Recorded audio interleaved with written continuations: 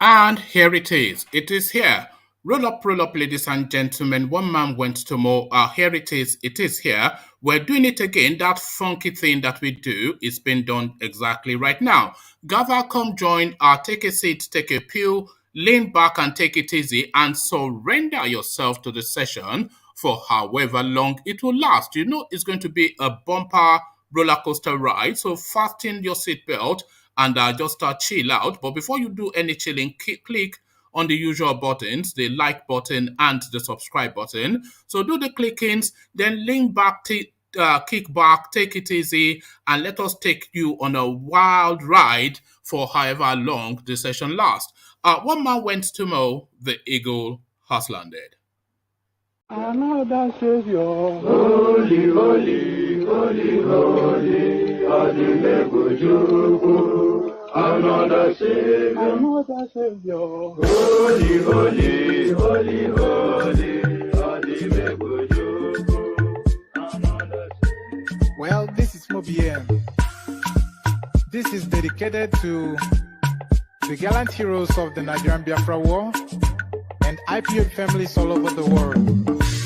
I remember the Nigerian Biafran War, in the thickness of the Biafra genocide. Hey, one man revived the vanishing hope to life. Let the great Biafran army do the fight, and they were singing out, holy, holy, holy, holy, is another Savior. They were singing out, holy, holy, holy, holy, is another Savior. Holy, holy, holy, holy, is another Savior. Many years after the genocide, whoa, yet another great leader has risen up now. Oh, and he's leading the Biafrans to victory. In your madika, yabika kokwanam no wow. Hey, anamekele mazuche mefo. Manemo, it's an honor having you on board. When I'm singing along, holy, holy, holy, holy, is another Savior. Gonna sing along, holy, holy, holy, holy, is another Savior. When I sing along, holy, holy, holy, holy, holy, holy, is another Savior. Getting moving right and getting moving faster now. Holy, holy, holy, holy, is another Savior. Holy, holy, getting moving right, moving faster, never freedom. Is another Savior. Yeah, for freedom. Holy, holy, holy, holy, Nnamdi Kanu is another Savior.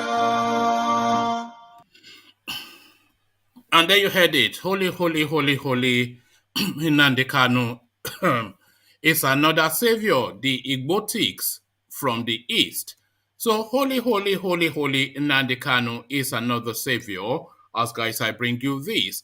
Ayu cautions Wike, Obaseki, other PDP leaders against attacking one another. So it's a free-for-all at the PDP at the moment, just all manners of invectives and abuse. Wike, as ever, at the lead, at the forefront of that, because of course, anytime that there's any kerfuffle, you can be sure that Wike is the first person throwing the first punch. Enough is enough of the waywardness. Ayu cautions Wike, Obaseki, other PDP leaders against attacking one another. So he cautions, but would they heed is the question. Breaking, Buni cancels APC NEC meeting slated for Thursday. So there it is right there. It never rains but it pours within the APC. It never rains, but it pours within the APC. APC crisis, Buhari backs Buni, threatens errant governors with DSS and police. Behave yourself or I will lock you all up is the instruction from the Aboki from Daura. APC crisis, Buhari backs Buni, threatens errant governors with SSS and police. So there it is right there. So the irony of this one is just the ridiculousness. This headline alone speaks to the entirety of what is the Nigerian narrative. Dubai-based Aisha Buhari promises better future for Nigerian women. So there it is right there. This woman that has lived in in Dubai for pretty much since 2015 till date, and she will live the rest of her life in that country because Nigeria has nothing to offer her and Dubai has everything to offer her. They have Arab affectations and aspirations. The Northerners and especially the Fulanis, they think that they're like demi Arabs and superior Africans. So all of that mixes to her moving to Dubai. Dubai-based Aisha Buhari promises better future for Nigeria. The irony is there, but the irony is that that irony will be lost on Aisha Buhari. PDP fails to decide on zoning. So that's it. Yeah, that's just it. 2023, PDP fails to decide on zoning. So quite what that means, we'll find out because I thought everybody was agreed that power should transit to the south. Federal government to challenge newly signed electoral act in court. So Abubakar Malami championing this space because the rigging element that they want to introduce to it was especially to serve Abubakar Malami, who wants to hold on to his position as Attorney General because he has committed so much atrocities that he's fearful that if he leaves that position, he loses the totality of his power, access to Aso Rock, and is exposed and a sitting duck. So he wants to hold on to that Minister of Justice and then through that get a ticket for Kebbi State. So he takes the immunity that he's enjoying as the Minister of Justice all the way through to State House in Kebbi State, where he will be for 8 years, and that would have been sufficient enough time to clear his atrocities. So that insertion that they wanted to insert into the newly signed electoral bill was actually essentially to help out Abubakar Malami, because as it stands now, he has to resign in order to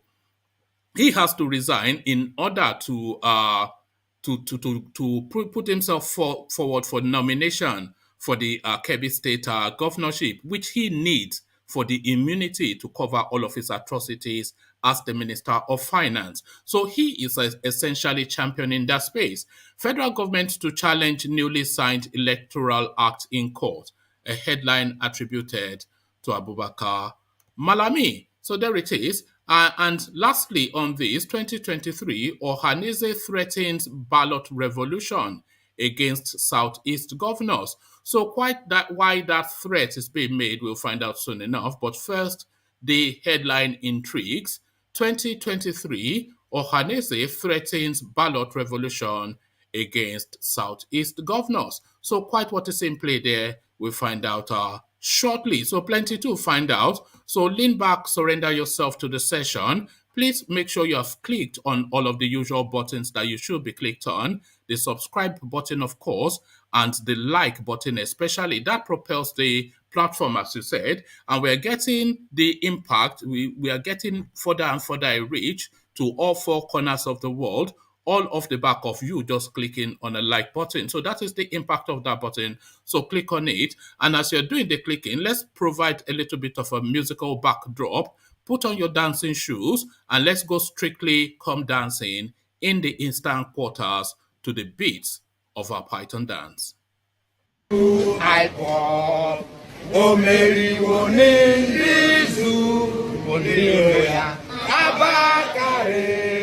Mama Dawora, Kuna Puri Meri Nandi, Nandi win the war. Python that's one, Python that's two, now Python that's a three. Una Buni Mary Nandi win the war. Python that's one, Python that's two, now Python that's a three. Una Buni Mary Nandi bu do I more. O Mary Buni Nizu Biroya Abakare Mamanda Ora. Una Buni Mary Nandi win the war. Python that's one, Python that's two, now Python that's a three.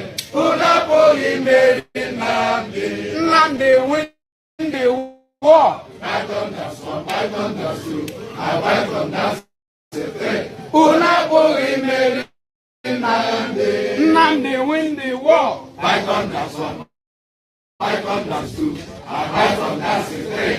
Una Buni Mary Nandi win the war. Python that's one, Python that's two, now Python that's a three. Una Buni Mary Nandi win the war. Python that's one, Python that's two, now Python that's a three. Una Buni Mary Nandi. And there you heard it, voices from the east. Nnamdi wins the war. So Nnamdi wins the war, the insistence in the east. So Nnamdi wins the war. As guys, I bring you this. Ayu cautions Wike, Obaseki, other PDP leaders against attacking one another. The national chairman of the People's Democratic Party PDP, Oyochia Ayu, has urged members of the party not to attack one another but unite ahead of the 2023 general election.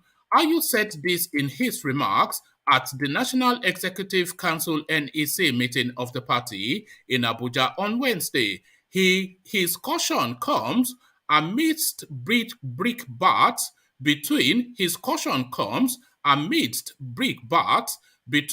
Rivers Governor Yemson Wike and his Edo State counterpart, Godwin Obaseki. Mr. Ayu called on PDP leaders and members to bury their differences and work together for the success of the party in the 2023 general elections. The national chairman advised members not to lose focus of where the party was coming from. I call on every member of this party to forget their differences. If there are differences, we must settle them in-house. No party member should attack another party member. If there are any issues, we have different organs of the party to resolve different issues. We will work tirelessly. We are talking to individual members who have differences amongst themselves, whether in the ward, local government, state, or national level, because such distraction must not be allowed to continue. Where there are problems, the National Working Committee and other leaders of national organs of the party will put heads together to resolve the differences. Nigerians should know the PDP is back. We will work as a team and they will see the results very soon. Nigeria should not lose hope. Hope is on the way and rescue is on the way. Only this party can rescue Nigeria, Mr. Ayu said. The chairman also urged members and leaders of the party to work with the National Working Committee, NWC, for PDP victory in the forthcoming governorship elections in Ekiti and Osun State. Mr. Ayu said that the elections were winnable if party members put aside their differences and work as a team. These elections are important for several reasons. First of all, they will give confidence back to our members. Secondly, it will signal to Nigerians that the PDP is determined to take power in 2023. It is important we unify the party. If we unify the party, we will win elections in the state. If we win election in the state chapters collectively, we will be able to put those votes together and definitely win the presidential elections, he said. The chairman of the PDP Governors Forum, Governor Aminu Tambuwal of Sokoto State, said for the party to win the 2023 general elections, it must not lose focus and its members must be united. Mr. Tambuwal pledged the support of the governors for the party leaders, especially in ensuring the PDP's success in the 2023 general election. So, words of caution from RU to his errant party members. Buni cancels APC NEC meeting slated for Thursday. The All Progressive Congress APC has cancelled the proposed Emergency National Executive Committee meeting scheduled for Thursday. The acting chairman of the caretaker committee and governor of Niger State, Abubakar Bello, had set out the notice of the meeting. The emergency meeting was supposed to ratify decisions taken in respect of the forthcoming national convention of the party. However, following the letter written by President Buhari, which directed Yobe State Governor Mia Malabuni to return as the chairman of the caretaker committee, the NEC meeting was subsequently cancelled. The National Secretary of the party, Senator John James, disclosed this in a statement issued on Wednesday. He said, as directed by the National Chairman of the All Progressive Congress APC Caretaker/Extraordinary Convention Planning Committee and Governor of Yobe State, Mia Malabuni, a purported emergency meeting of the party's National Executive Council, slated for Thursday, March the 26th, 2022, is hereby cancelled. The leadership of the party has commenced preparation for Thursday's meeting, and the NEC meeting has been set up before the president's letter came. However, the party would continue with its preparation for the National Convention scheduled to hold on March the 26th. So there you are. I think it's just tidying up really the mess that was made by Sani Bello. APC crisis. Buhari backs Buni, threatens errant governors with DSS and police. So I should probably have read this before the previous one, but there we are. Pardon me, let me take a sip of water.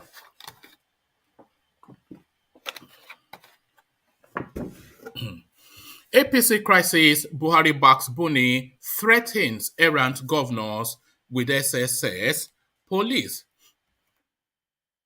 President Mohamed Buhari has called on governors of the All Progressive Congress APC to stop further utterances that lead to disunity ahead of the National Convention. A statement by the president's spokesman, Femi Adesina, on Wednesday in Abuja quoted a letter personally signed by the president addressed to Governor Atiku Bagadu of Kebbi State.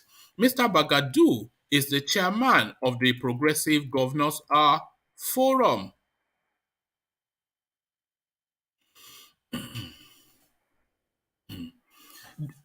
Excuse me.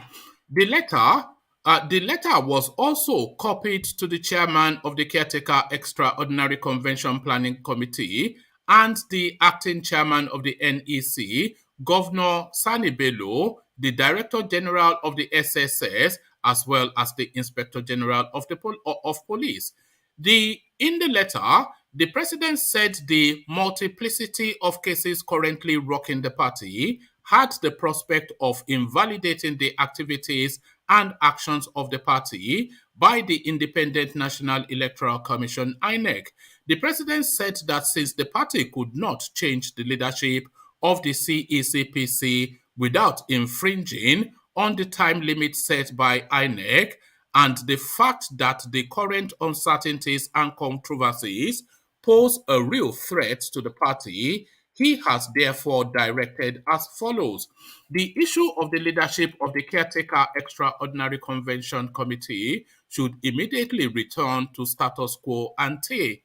All members of the Governors Forum and their followers should desist from any behavior or utterance that will likely lead to disunity in the ranks of the party and ultimately jeopardize the transition to the convention. The Mia Malabuni-led Caretaker Extraordinary Convention Committee should accordingly be allowed to proceed with all necessary preparation to hold the convention as planned unfailingly on March the 26th, 2022. The presidency also announced the meeting between the presidency also announced the meeting between the president and Mr. Buni in London via pictorial report. So there you have it. Malabuni has gone to strong arm Malam Buhari, and again he changes his mind. According to El Rufai, of course, Buhari authorized the sacking of Buni. Buni goes, and he was the last person to have spoken to him then. And then Buni goes to subsequently speak to him, and he changes his mind again. And this is how Nigeria has been governed for the last 6-7 years. Dubai-based Aisha Buhari promises better future for Nigerian women. Aisha, sorry, I'm just going to play you a little bit of music. Well, I need to have a sneeze. So let me play you a little bit of music as I have a sneeze. Another Savior, holy, holy, holy, holy, another Savior. Okay, so that was that. So where were we? Pardon me. Oh yeah. So there we are. We were with Mrs. Buhari. Dubai-based Aisha Buhari promises better future for Nigerian women. Aisha Buhari calls for paradigm shift in humanitarian and development aid to local communities. Nigeria's first lady. Oh my goodness me. So you see what made me laugh in a moment, but let me start it entirely all over again. Aisha Buhari calls for paradigm shift in humanitarian and development aid to local communities. Nigeria's First Lady, Dr. Aisha Buhari, so I'm not quite sure where she got her doctorate, whatever, because as far as I'm aware, Aisha Buhari only has some diploma in beauty studies. She's a beautician, so we're quite where she got her PhD from. Maybe that is what she's been doing in Dubai, studying hard for a PhD.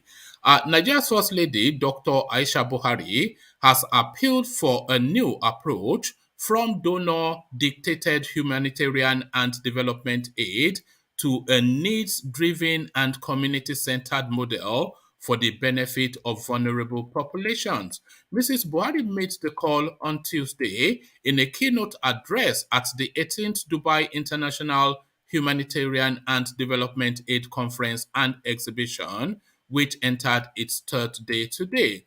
The annual event is the world's leading gathering of policymakers from various countries, United Nations agencies, and a variety of actors, including international non-governmental organizations and charities in the humanitarian sector. Entitled SDG 17, a hand-holding approach to partnership and sustainable development, the Nigerian experience of Aisha Buhari slash future, the Nigerian experience of Aisha Buhari slash Future Assured Foundation. The First Lady gave an insight into the huge success of our private pet project in collaboration with development partners across the world. She announced the achievement of life-changing milestones in the area of health education, women and youth empowerment for various social groups across Nigeria. Leaning on partnerships with governmental agencies, development partners, donors, and other actors, the Aisha Buhari Foundation has, over the years, touched the lives of multitude Nigerians through the provision of healthcare centers, schools, and income-generating activities. She disclosed. Mrs. Buhari further noted that the experience of a private-driven foundation over the past 6 years has significantly contributed to the realization of the SDG goals 3, 4, and 5, adding, this would have been impossible without the support of dependable partners in the peace and security, development, and humanitarian clusters. I, therefore, advocate for a paradigm shift from donor centered development aid to to a truly localized community-centered approach in building capacities for implementing humanitarian and development assistance. So the English is quite crisp and pungent. So clearly she has gone to take that PhD. So there it is. Should we really bother with the rest of it? It's just a total. Okay, let's just. I therefore Yes, it is pertinent to reflect more than ever before on the issues of accountability, transparency, and trust in humanitarian aid delivery, Mrs. Buhari concluded. This year's conference has drawn participants from across the globe, including the Director General, Islamic Affairs and Charity Activities Department of the UAE, the European Commission for Crisis Management, the Secretary General International Foundation of Red Cross and Red Crescent Societies, etc., etc. So that's the totality of it. Dubai-based Aisha Buhari insists on a better life for Nigerian people. So she wants to help out the foreigners in Nigeria. 2023, this is quite a short one. This is short and to the point. This next one. 2023, PDP fails to decide on zoning. So there it is. This is something that we touched on somewhat yesterday. The People's Democratic Party PDP has failed to resolve the contentious zoning of its 2023 presidential ticket. Instead, pardon me, Instead, the party has resolved to set up a 37-member committee to make recommendations on the way forward. Members of the committee will be nominated from each of the 36 states and the Federal Capital Territory. So there you have it now. They are going to have a whole raft of meetings only to decide to give the ticket to Atiku. We all know that is where they're headed. Federal government to challenge newly signed electoral act in court. Abubakar Malami looking to use federal might to defend his pecuniary interest. The federal government has said it is considering the options of going to court to resolve the electoral act impasse following the National Assembly's refusal to consider the request of President Buhari to delete Section 8412 of the Electoral Act 2022. The Attorney General of the Federation and Minister of Justice Abubakar Malami SAN made this position known on Wednesday after the weekly Federal Executive Council meeting presided over by Vice President Yemi Oshibanjo. Malami explained the responsibilities of the different arms of government as enshrined in the Constitution, saying whilst it is the responsibility of the legislators to legislate, the federal government will not hesitate to explore all the options available to it if it becomes vitally necessary. He, however, said the government was yet to take conclusive position. He, however, said the government was yet to take a conclusive position concerning what it will do on the matter. Malami's reaction followed the rejection of the National Assembly to expunge Section 8412 of the Electoral Act after the leadership of the two chambers assured the president that once he signed the act into law, the controversial clause would be deleted. The controversial clause restricts sitting cabinet members from contesting for elective offices without resigning. Raising his grounds, the president had said Section 8412 constitutes raising his grounds, the president had said Section 8412 constitutes a disenfranchisement of serving political office holders from voting or being voted for at conventions or congresses of any political party for the purpose of the nomination of candidates for any election in case where it holds. Let me take that again. Raising his grounds, the president had said Section 8412 constitutes a disenfranchisement of serving political office holders from voting or being voted for at conventions or congresses of any political party for the purpose of the nomination of candidates for any election in cases where it holds earlier than 30 days to the national election. However, the National Assembly unanimously rejected further alteration after the president had signed the bill into law. Malami said going to court is still an option for the government. Speaking on the extradition request by the United States government concerning embattled DCP Abakari, Malami ruled what he called misconception of the issue, whilst arguing that the request was still being processed by the authorities. He clarified that there exists a general misunderstanding created around the issue by the media. He implored the media to always endeavor to get a grip of the facts to avoid creating confusion. So that is even more confusing than before he was asked the question. So we land on this talking point. Ohaneze threatens ballot revolution against Southeast governors. So that is for 2023. The Ohaneze Youth Council, OYC, has charged Nigerian youth to use their voting strength to revolutionize the country during the 2023 general election. The national president of the council, Comrade Igboyaka, gave the charge in Owerri.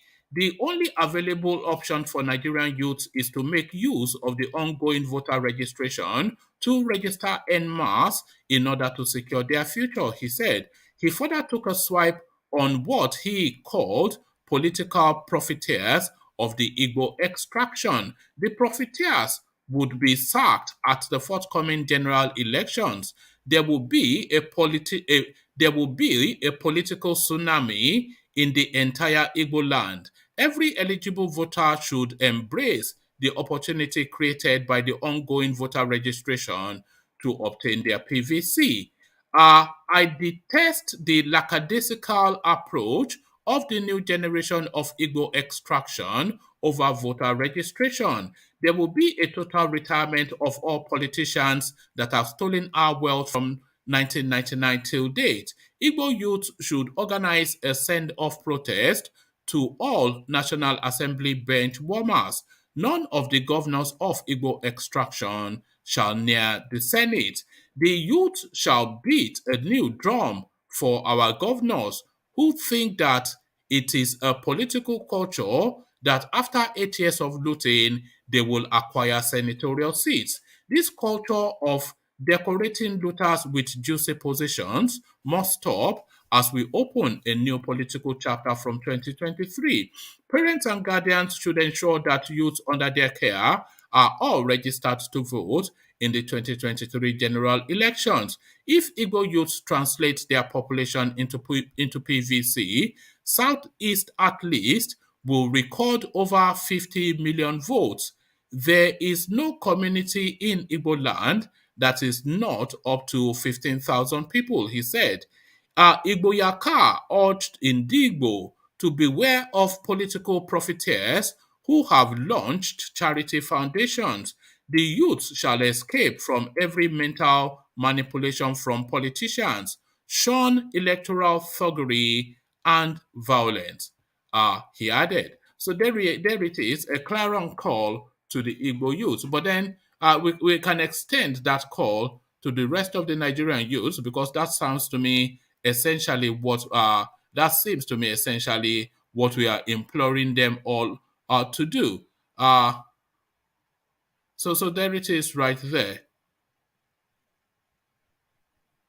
Okay, so there it is right there. So now let's come into the room to see who's available, and then we kick off the conversation. Ete, we see you, Ete of Africa. Charlie Boy, we see you. Thomas One Nigeria, we see you. The mighty Adanle Koko, we see you. Sam O, we see you. And who else do we see? Yes, and Obina, we see you. So So good to see you all, gentlemen. So let's go first to Obina, if it's available. So Obina, are you ready Yes. to go? Thank you.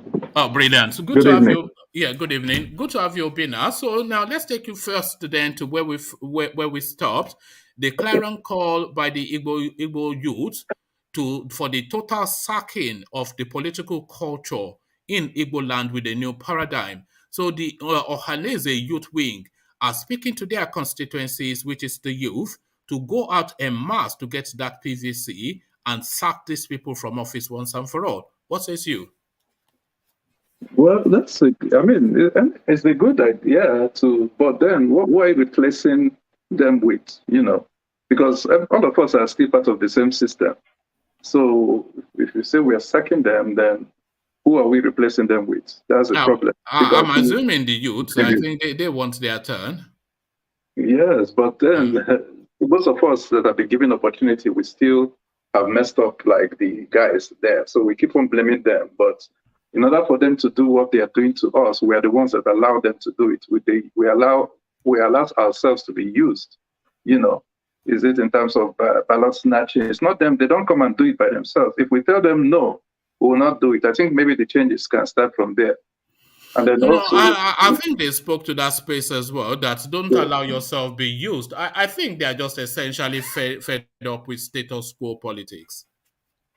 Yes. The thing is, it's okay to be fed up, but we also need to have an alternative that is different from what you're trying to remove. Otherwise, you're going from frying pan to fire, because most of the people that are still, all of us are from the same system.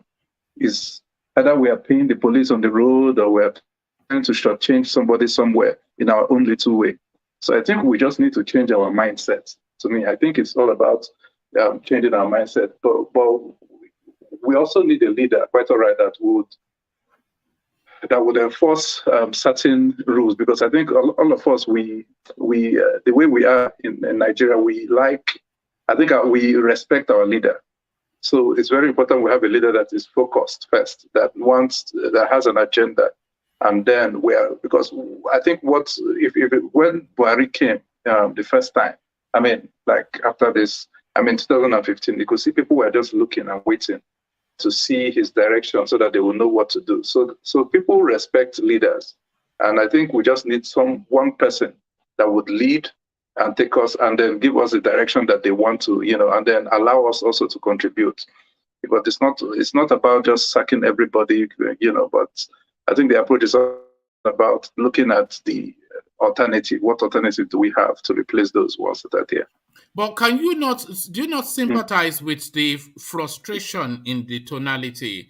Because he painted the bleak picture that is not only the southeastern space politics, but the politics of the Nigerian space. He talks about a politician that comes in as governor to loot a state for 8 solid years and then pack his immunity in the Senate, where he spends the rest of his life just enjoying the loot and looting some more. So this is the story, that this is what he wants to break. Yeah. So the thing is, there's no immunity actually in the Senate. So if people really want to go after these governors, or that end up there, they can, because they can still be like Odus Akala was being prosecuted. In fact, he had to go to jail briefly before he came out. There's one other senator, I think, is it Joshua Daria or somebody.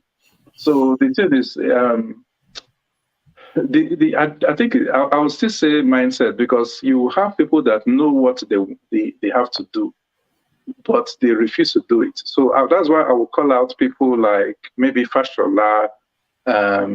I'll call out people like OP. I'll call out people like Udom Emmanuel, because there's something that they did during their time. I'm not even talking about achievement, but they try not to allow the spoils of the office influence them. They try to focus. They try not to be in the press. Those are people that when you ask them, why are you not in the press? They said if they do it, they would lose focus of why they're there. So I think it's funny actually. Fashola has about 3 portfolios or 2 in this, and you still don't see him in the press. He's never in the press. Yes, and I was even referring to his time as governor, but you don't see him, because these are guys that are focused on the task. Even there was a time they were trying to celebrate his birthday, And he was like, no, he doesn't want to do big celebration because very soon, when he leaves office, would this kind of celebration be happening? So people have taken, these are people that in the spoil of office, they have reality check.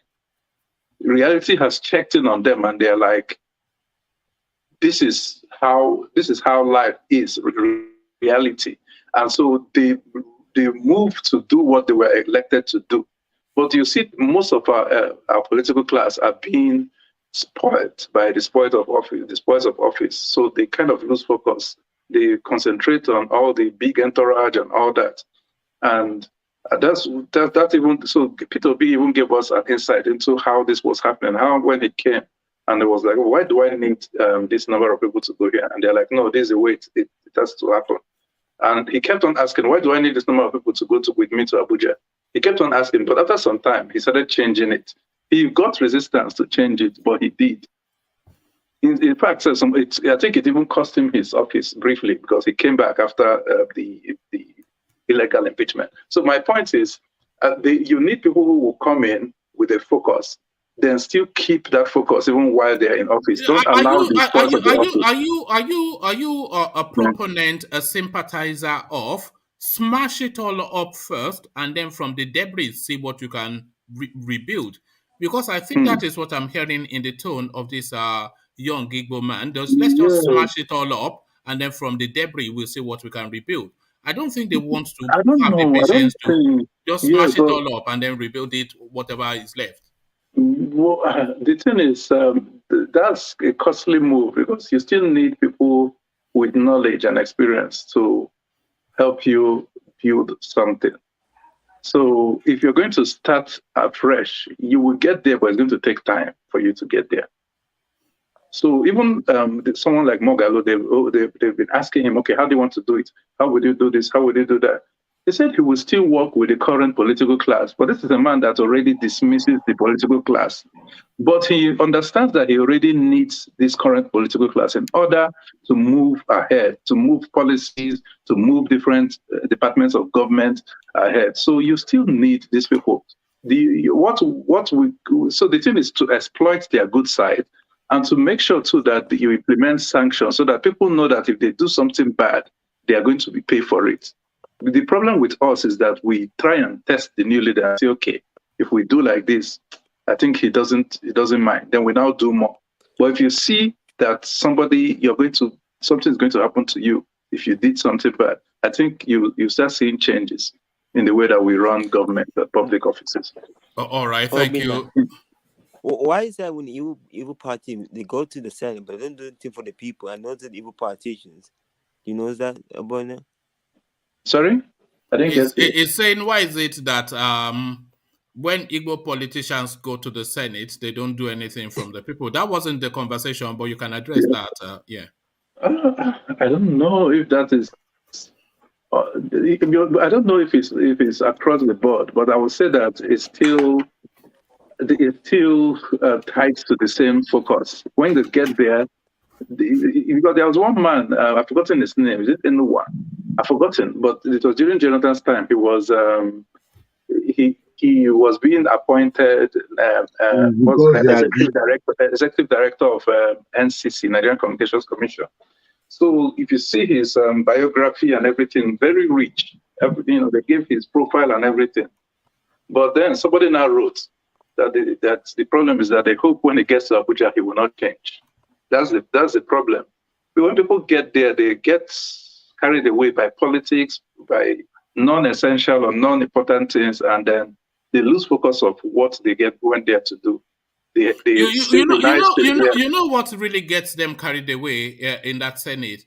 In that Senate, they have a lot of committees and subcommittees that are very lucrative to be on. So if you're on a committee within the oil sector or the security infrastructure sector, so those are the juicy committees, because then of course the people you are interrogating, they are spreading the dollars around. So as soon as they get into the, no matter how well intentioned you are, when you start to see the jostlings to get into committees, you start to jostle along them, and before you know it, you've forgotten. Yes, and then even the process that brings them into office too is very tedious and is money intense, like it involves a lot of money. So people find themselves trying to make up for maybe the borrowed funds, that the money that they've spent. So I think we first even need to start attacking the process that brings people into office. Start implementing sanction, like put a limit to how much you can spend for each office. I think it's there, but the problem is that it's not being utilized. But we need to start using those things in the provisions in the Constitution, so that people don't end up overspending and then trying to go back to now recoup what they've spent. All right, thank you, One thank man, you, one Obina. man. Yeah, hold I have on. a Let me. suggestion. Oh no, sorry. Let me No, just just push. quick one, No, please. thank you. Let me just push it on because it's too early. I want to get as many people in, and then before we open it to a free for all. But let me take you to another talking point. Okay. Obina. So it Okay. started off. It started off under Miriam Babangida, and every other first lady has propelled it in or put her own slant on it one way or the other. But now it's been internationalized. Better life for Nigerian women, Dubai style. So the Dubai-based Aisha Buhari now, she's telling us that she's promising a better future for the Nigerian woman. So this is a woman that's barely anytime she touches Nigeria, she holds her nose up. She can hardly breathe amongst the peasants that surrounds her because she's still used to the opulence of Dubai. So this woman that lives in Dubai now, promising a better life for the Nigerian person. Do you see the hypocrisy of this? This woman that couldn't even afford to barely 7 years ago. Yeah. Yes. It's well. I don't And know. and when did she become a doctor, by the way? Dr. Aisha Buhari. Maybe she got a honorary Yes, doctorate there it degree. is. Yeah, but she's not. It's still not allowed to use that anyway. But I don't know. These people, they have the right words to say, but they do less of what they talk about. That's the problem. It's more of talking and less of doing, and that's why I admire those people that are not. You don't see them in the media because they are doing a lot at the back. Those are the people that you know that they are doing something. Not all the people that are always in the media saying one thing or the other, and you're not seeing any corresponding action. Mm-mm. Yeah, we didn't elect people. Yeah. I am not averse to all these first ladies having all these pet projects, but I would really like it for them to have one single pet project, which one first lady starts, the next first lady carries on, and they continue to. Because what seems to be happening is there was a whole monument that was built by what's it called, to Kai something, Dua in Abuja, that is now contended, not fit for purpose. She said she was doing it for charity. The charity that Goodluck Jonathan's wife did, all abandoned. So they just come with this silly little thing. They use it to steal money. It's just let them just have one single story, and everyone that comes under that, coalesces under that story. What That's is all story. this nonsense that they keep doing, Obina? Yeah, so I think the best one of the best pet projects was by Miriam Babangida. I think Miriam Babangida. And yes, and I think that after then I've not seen anybody who. I think Titi Abubakar, Atiku's wife, also did good during her time. So I think it depends on because it's not an official office. It's not an office. There's no constitutional provision for that. It now depends on the person who is there to determine what they want, what they are passionate about, and then they follow through with it. But I agree that, yes, I mean, it's just, if they can maybe continue their pet project, especially if it's a successful project or if it's something that is really needed, then it will be a good idea for them to continue, or even the vice president's wife to continue. But at this time, it's kind of like left to them to determine what they want to do. All right. When you said there were some good things by Miriam Babangida, it put me to the thought there was actually a raft of fairly decent policies under the Babangida administration.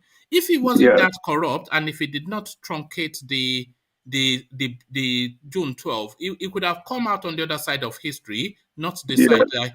Remember People's Bank? That was an excellent idea. If you, Yeah. I think you put Taichola Yeah, in charge of that. Rakina is one of the smartest people that Yeah. we And have. the Yeah, two-party system that he created, that still subsists yes. and is the best fit for the Nigerian space. Because whatever your political alignment is, either of those two parties should be able to accommodate for it. So a lot of structures. He built Abuja. He built Yeah. Third Mainland Bridge. He did a lot. He did, yes. It's just that the thing with us is that once you do one bad thing, or maybe, I'm not saying that he did only one bad thing because it could be many, but what I'm saying is, let's say out of 100%, 20% is bad. That 20% is the one that is going to be magnified. Nobody will see the other good things you did because they will feel like. Remember, Yeah. he did Beko Ransom Kuti, the Minister of Health. He Yeah. picked the best people for the best sports. Yes. Babangida is a great man.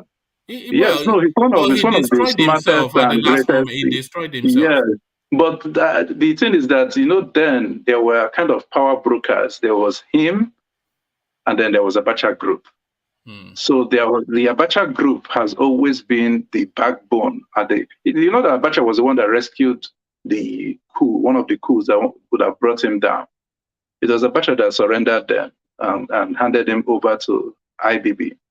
So Abacha would have just taken over if he wanted to, But so I think it was kind of him respecting and wanting to respect his friend, or I believe they had some kind of arrangement.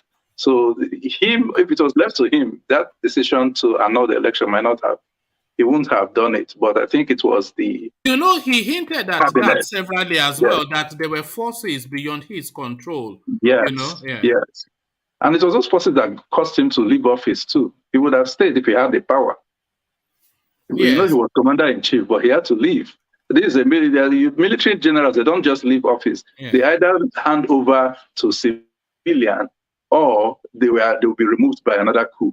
But this one just handed over, like he had to leave and just set up an interim government, and then so it was because of those pressures. So because he tells the story, but I feel like he had good ideas, but he allowed he was influenced by. Babangida is one of those people that people are, at least myself, I am somewhat conflicted about.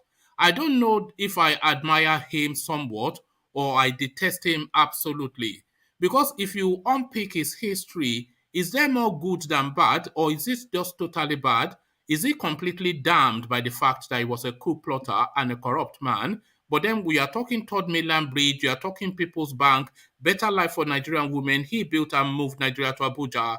All of these things, you cannot not credit him for that. He did those. Mm-hmm.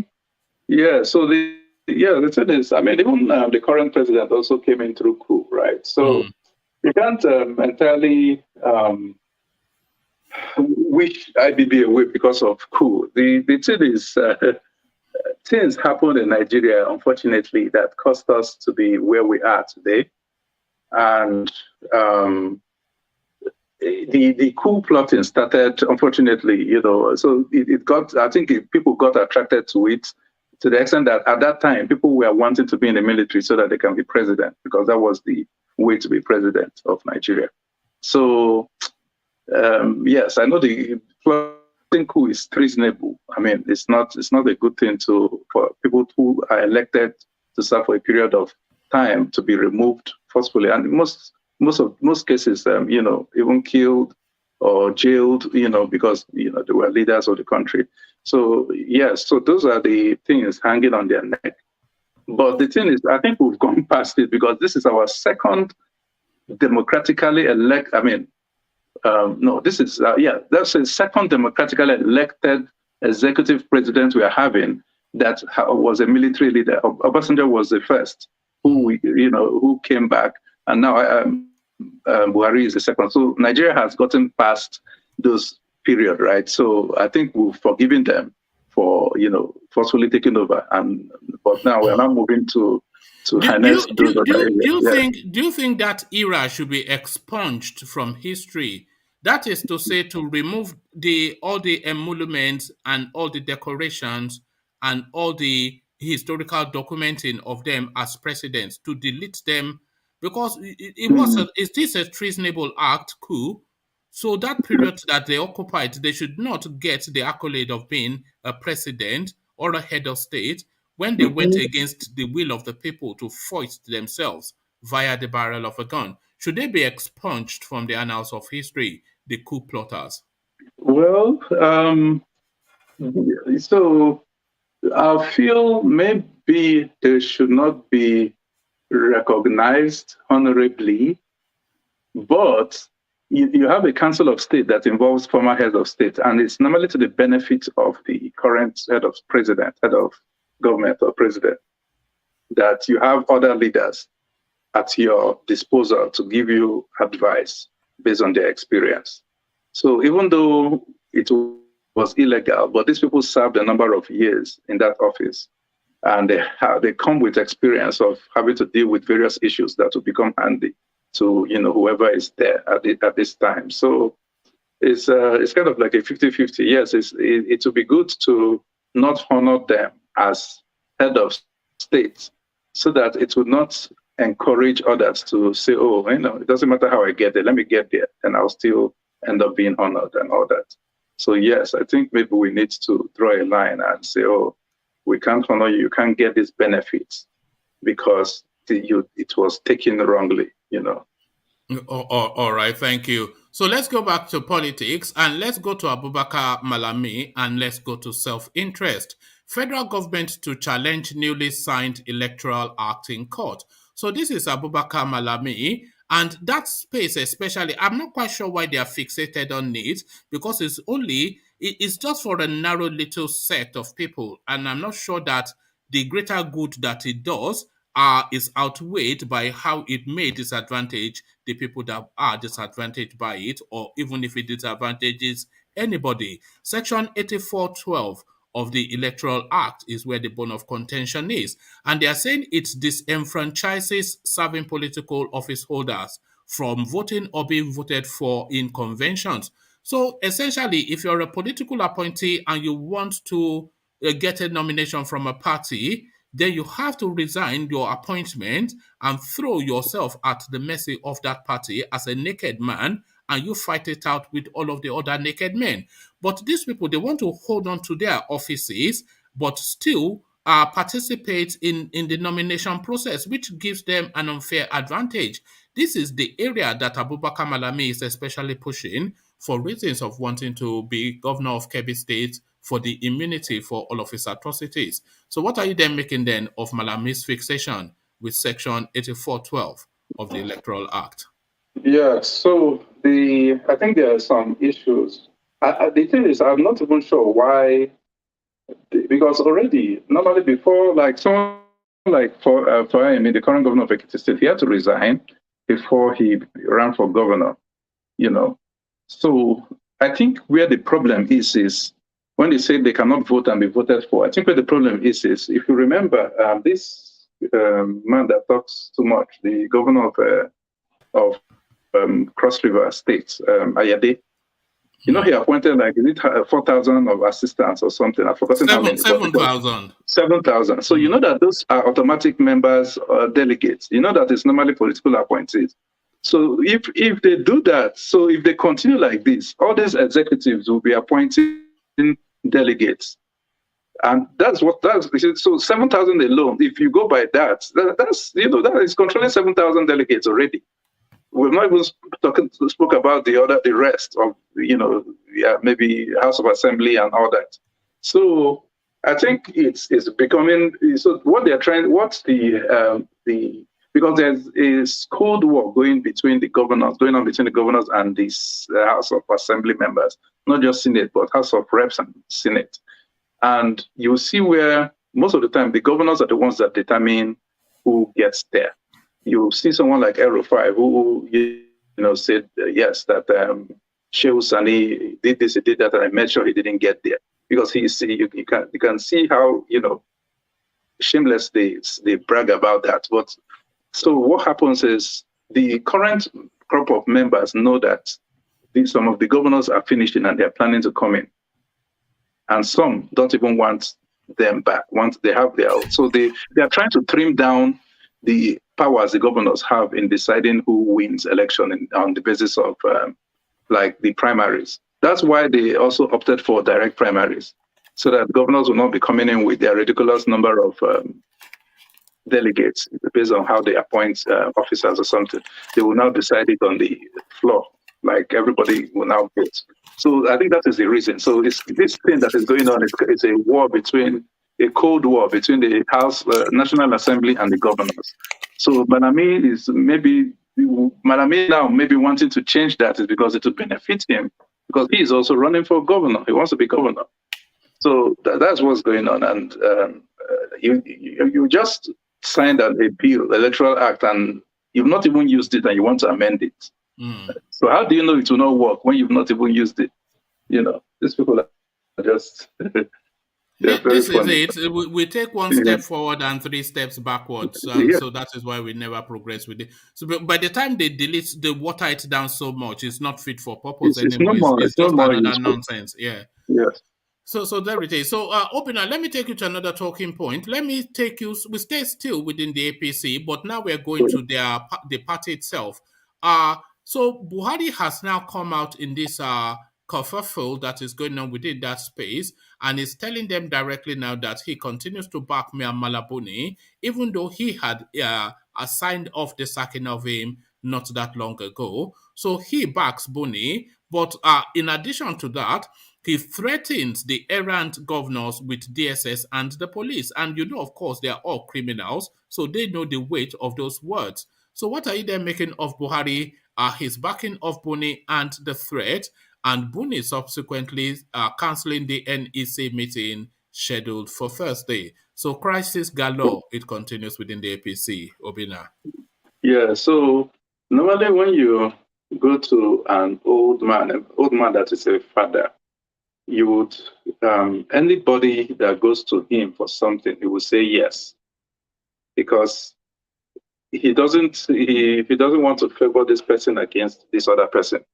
So this one goes and says, oh, let's remove Mayor Balawuli. This one goes and says, no, let's keep him. So they just continue throwing his name into the whole thing. The man does not really have an interest. Again, if you look at his body language, you will tell that he's not interested. They just need to sort out themselves. So there's just power brokers in the party that are playing it and trying to outwit each other. The division is very clear now. So the fact is, I know in the previous your previous go live, or the previous session, I mentioned that only the National Executive Committee or the convention can actually change officers, unless they said Mayor Malabuni actually gave a written order. But those are the only institutions available or responsible for changing officers of the party. So the National Working Committee can act on behalf of the National Executive Committee or Council, but it has to be with the Mayor Malabuni as the person presiding, not somebody just summoning up a NWC and then saying, oh, they've changed their leader. You can't, it doesn't work like that. And that's why if they go with the way that we're going right now, the APC will end up with lawsuits that would invalidate any election that they potentially win. So the best way first, the INEC has a procedure. If you want to call for a NEC meeting, there's a procedure, there's a period of time that you have to give INEC. You have to notify INEC. And the person who will sign will be the chairman and the secretary of the party. So as far as INEC is concerned, the chairman and secretary is Mayor Balabuni and the other person. So any other person that signs on his behalf, they will not recognize it. So already, they can't even, if they want to change him, yes, they can. But Mayor Balabuni has to send a notice, unless there's a court maybe judgment, just like it happened with Oshomole, where there was a court judgment restraining him from acting as chairman. In that case, then the next person in line will now be the person, and that was why it went back. It went down to the assistant secretary or something, or last time before these guys came in. But so there's a procedure for changing leadership. It's either the National Executive Committee, which acts on behalf of the convention or the convention. So if they fulfill all that, then yes. But at this time, it's very late for them to have done that. Even as you can't change him. You can't change the leadership at this time. You're about to have a convention less than how many weeks, and you're changing the chairman. I mean, I don't get why. Why can't you allow him to be there and then you do? Oh, okay, maybe it was. I'm thinking it's the same situation. Reason why Wiki had to make sure Secondus leave, because whoever presides over the convention will have a large influence on what will take place there. So that's why they're trying to get him out. But I think the power brokers are very strong from both sides. So, but at this time, I don't think they can succeed in removing him. The way they can do it, remove him completely, is at the convention. But Buhari did insist that that convention must take place. So whatever politicking you want to politics it towards there. But on that date, that convention must take place, and the party moves on. So this just internal wrangling but the internal wrangling of the APC, of course, it presents a golden opportunity for the PDP. But the PDP, they continue to implode. So you see an open goal and you kick it over the bar. Yemsen Wike, of course, he's never far from the controversies. Obaseki, also an Edo man, you know how they like a good scrap there. The Oyecha Ayu is now calling them to caution, to pack in the wayward ways. So what are you making then of these somewhat missing golden opportunities that the PDP are determined to miss? Okay, so yes, so the national convention that they are about to hold, it's the thing is So first of all, let's even go to PDP side. This is supposed to even be a great opportunity for PDP. It's because right now PDP is supposed to be waiting for people to fall out. If you notice, during the last administration, APC was just in the wings waiting. And once PDP imploded, they just picked up people and they just arranged themselves, peacefully. So it looks like people can only be peaceful when they don't have power. But right now, even PDP, in its not having power, it's already about to implode, because someone like Wike is actually the one causing a lot of issues, there. So the thing is, if you want to take advantage of what's the going on in APC, then you have to be yourself organized so that you're ready to take over, whatever structures that APC would lose. But hopefully, maybe, I don't know how they're going to go about, their party. But right now, I'm not seeing how PDP is able to take advantage of this yet, because they are also having some kind of cold war amongst themselves. But the APC, before they even go for a convention, they're supposed to, just like PDP. You see how PDP, before they went for a convention, they already decided who will occupy which office. Because, see, the people who make decisions at the convention are actually the same people, the same power brokers, the governors, ministers, senators. They all make, so what they did was sit down and decide, okay, we'll leave this one for you, but we'll take this one, like that. They all peacefully went to the convention, and I think only 2 or 3 offices were open for contest. But the most important ones that would have caused problems were already settled. So they came out, very successful and victorious. That's what the APC is supposed to have done. Even if you want people to contest, but there should still be some kind of consensus around certain things. Maybe certain offices, if you talk to the contestant for the chairman and they still want to stand down, you can talk and talk and talk. Maybe there were 10 of them, but you trim them down to 5 or 7. It's not everybody that will agree to step down. Then yes, the rest will now, slug it out. Then when you go to the convention, make sure it's also open. Like, let people see that if they lose an election, it was fair. It wasn't an issue of, I was, shortchanged, this didn't happen. No, let it be that they were part of the process, so that they would be able to support the party. Because if you rig somebody into an office and the other person knows that he was cheated or she was cheated, they're not going to work for the party. They will leave the party and work for the opposition. It's normally a given. So that's the thing. Both parties need to be ready to stop all this their politics that they're playing of ego. They should focus on what they need to deliver, to the masses, and sort themselves out. You can't be, insulting yourselves in public. You have avenues to reach each other directly, or through a third party, maybe through a third person, like your national chairman or somebody that that person respects. You can iron out differences. Not everything that we have to be hearing. If you're angry with this person, we'll hear it in public. I feel the PDP, they are somewhat sluggish, and they are not seizing the moment. They are sluggish. They are slow to move because they're still undecided on the zoning. This is still a space that they are fighting over, and they are even fighting internally. So as the APC is hemorrhaging, what they should be doing is to present a well-organized and a structured, well put together party. So they're not presenting themselves as the opposite of what is going on in the APC. That is my issue. They are just say, is it this bad one or this? This bad. Yes, because now one.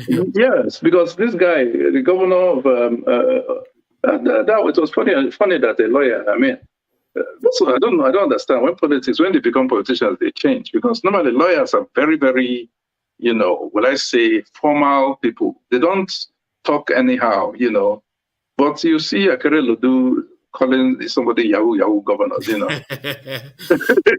the funniest thing that I've ever had. Yes, and then after that, this is a very seasoned man. It's not a senior guy. Advocate, He's a senior advocate. He's a seasoned guy. It's not, even without being a governor, this man is a high class guy. But then you will be wondering, Wike was not throwing jabs as deputy governor and then the governor. So in my mind, I'm like, okay, see these guys that made this comment. You as a party would have come out and seized the opportunity and say, you see the kind of party we are trying to, that you've trusted with your leadership. But look at us here. We have respect, we have decorum, but no, you present the same kind of option. So at that point, so my problem is the parties are not even taking advantage of the other parties' weaknesses, or, they're just doing the same thing. And so that's why the issue of third force is coming up, but I'm not sure how far that will go, but it's kind of just the same situation. Do you think the third force narrative, do you think it started too late? Do you think it's too late into the game? Yes, it is, because why I said it, in politics, it might not be late too, but why I say it's late in terms of like forming political party. So now the option they have is to adopt a political party that exists. So, but you see, this kind of things it's organization. If you wanted a third force, then you start from the beginning to organize right from time and win people's hearts. And it takes time to go across the country to affect people, not just by talking, but by doing. So if you form a third force or a political structure or some kind of force, maybe you would start trying to, the way to get to people's heart is actually to address the issues that people are facing. So maybe float a community bank that will give loan or do something. Those are the kind of things that when you do it, then you win people's hearts. When the time for election comes, to be like, okay, this person was there for me, will be there for the person. And if this person could do this, or if these people could do this, without an office, then how much more when they're given the opportunity? But it's not towards election that you now remember, because you see that the PDP is trying to zone it out of, or the things are not really working in your favor, then you're not trying to do third force because you're just looking for a different platform to run. It sounds like opportunism, doesn't it? More of opportunism to me. That's what I'm saying. It's not really genuine. I'm not seeing genuine people, like people who maybe have some kind of passion, or you see people maybe reaching out or wanting to help people. These are the people we need to see doing the third force. Then we will know that, yes. But when you're, maybe we know that you always wanted to be president, and the situation in the party doesn't look like it's going to go your way. And if you go to another party, your opponents are also there. So then you don't want to form a third force. That one is more of an opportunity for me. All right, thank you, Obina. Yes. So thank you, Obina. So Obina opens things up for us. So we go on from Obina to Thomas. So Thomas, Thomas, to you. Now, Thomas, let us start you off at the Abubakar Malami space. Federal government to challenge newly signed Electoral Act in court. So Abubakar Malami wanting to use the federal might for his own self-interest, because as we know, he intends towards politics for the immunity that it will provide for him. So what are you then making then of this threat of the federal government to sue the Senate? Oh, good day, everyone. Good day, woman. Oh, woman, it's the bill is all right, but Abubakar Malami, you know him now. Maybe he has not been confirmed. Maybe he's trying to go for the governor of his state, in Kelly. So that is why he's trying to fight on that note. But it's just crazy to me. They will pass a bill that will really help the society, help the party, help everyone, help the citizen. And some people will be in one corner trying to kick against it. Because this bill is very good, because you can't be a political appointee and you are still vying for an office. If you are a political appointee, you will use all your might. The financial, everything is there for you to use to vie for a office. But if you get out of that your position, at least you are neutral. Then you can go for what you want to go for. But if you are in there, I remember the last time you said you disagree with they cannot vote. I don't know the one you disagree with. You said you love they can't vote. No, they cannot be voted for, but you love they can vote. Even the both sides is not good. I love the both sides. You can't vote and you cannot be voted for, because when you are in the office, you have the power, you have the federal might, you have the state might, you have everything in your possession, in financial aspect, in everything. You know people. You can use the government money, you can use the government apparatus, you can use the government, everything is on your side. But if you get out of the office, you resign your position, then you can vie for office. But no, Abubakar Malami now, anything that doesn't favor him and it's his followers or its cabals, they will love to kick against it. So I know they will not win in court, because I know the House of the Rep or maybe the Senate, they will kick against it. I want him to go to court, to go to court, and so that they can clarify that in court once and for all. And what I wanted to ask you in the first place is that, Thomas, have you seen? Yes, please. He might win in court, because that's He might win in court. He might win in court, yeah. That's an infringement of his right, the Constitution, because you have the right to vote and to be voted for. That's your fundamental right that the Constitution gives to you. So anything contrary to it might be thrown out of court. No, the electoral bill is not contrary to that, is it? Yeah, it's because listen. Yeah, well, on this your platform, yeah, I've said it before that I wanted them to resign. I support that what the electoral law says. But if you listen to experts, if you listen to lawyers, they will tell you that electoral, just like the Constitution, is flawed in many ways. There's a lot of flaws in it that would always bring up a lot of litigation. In fact, after election or even going into election. So one of them is this what we're just talking about. This people who are in the appointment that needs to get out of appointment. I mean, resign first and get. But other thing you need to see is this, that like some other lawyer said, is that if in a situation, because we'll be talking about the three ways people can get elected. I mean, when they are doing their primaries, I mean, direct primaries, indirect primaries, and is it a consensus? Yeah. So if you decide to go through consensus, then you imagine that most of these political appointees, they are the one representing their own ward. are the one who has the power to vote. So when you go into a convention whereby maybe there are about 500 people that are supposed to vote. No, they are not representing their ward. Some of them are representing their ward. Yeah, some of them are how so? They are not elected go and find members out. of. Go and find out. Let's not debate that here. I don't want to debate that with you right now.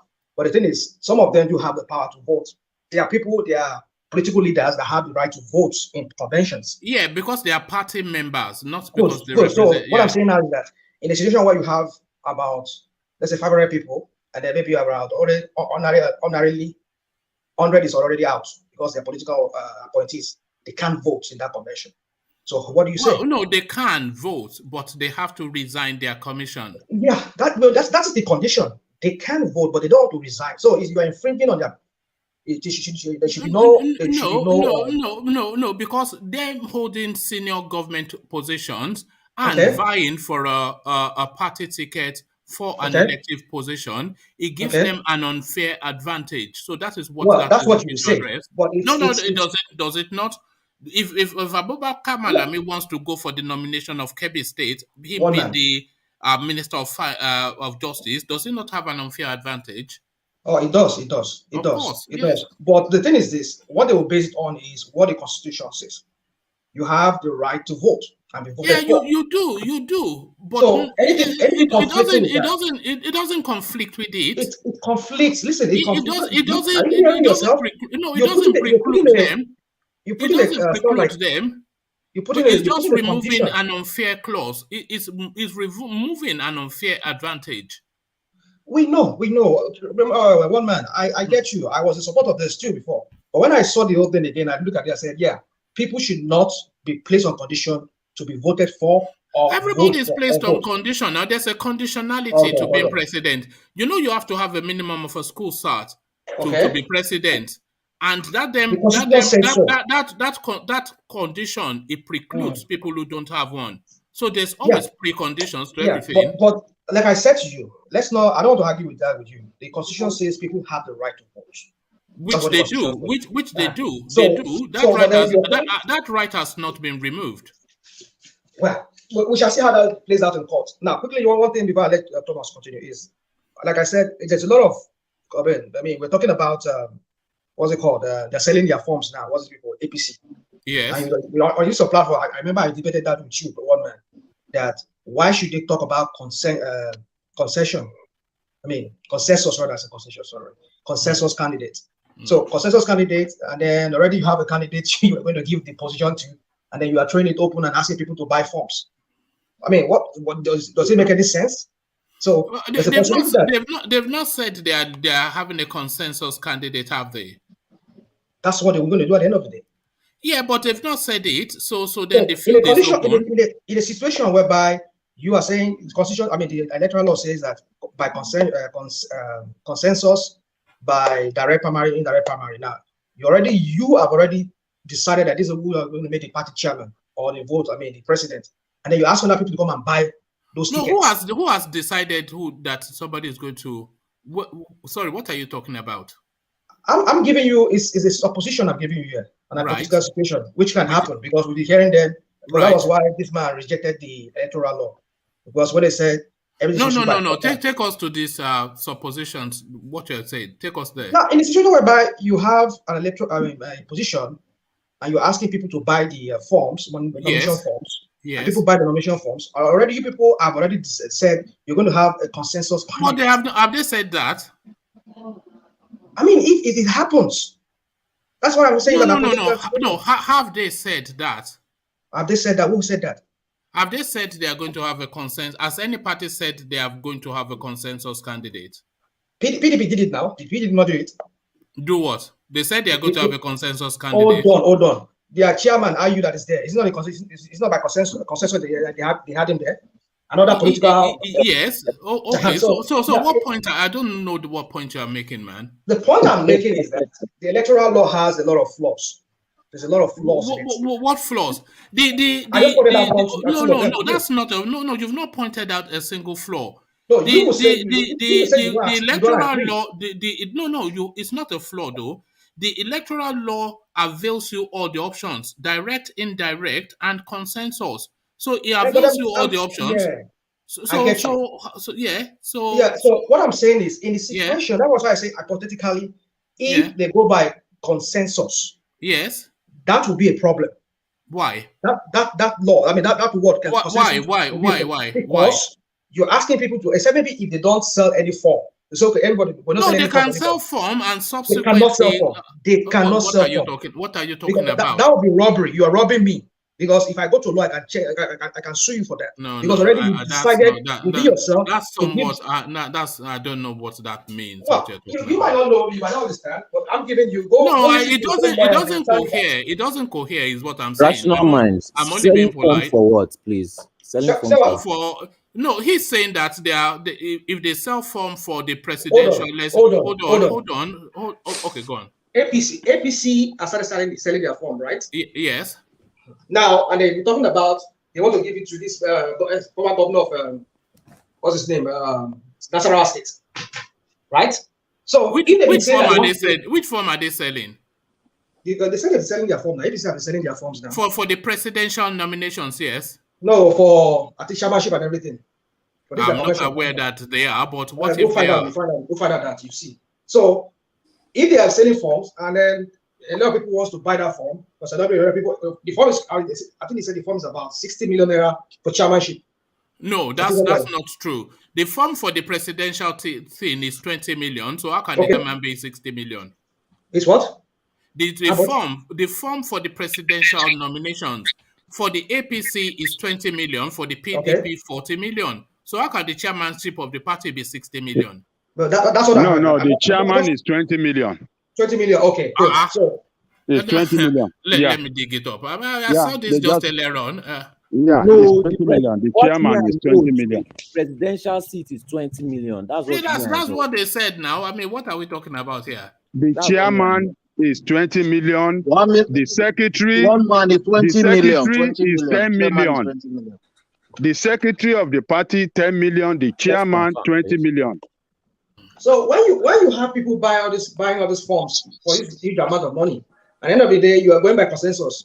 You say, okay, everybody go and step aside. I already collected my money from me.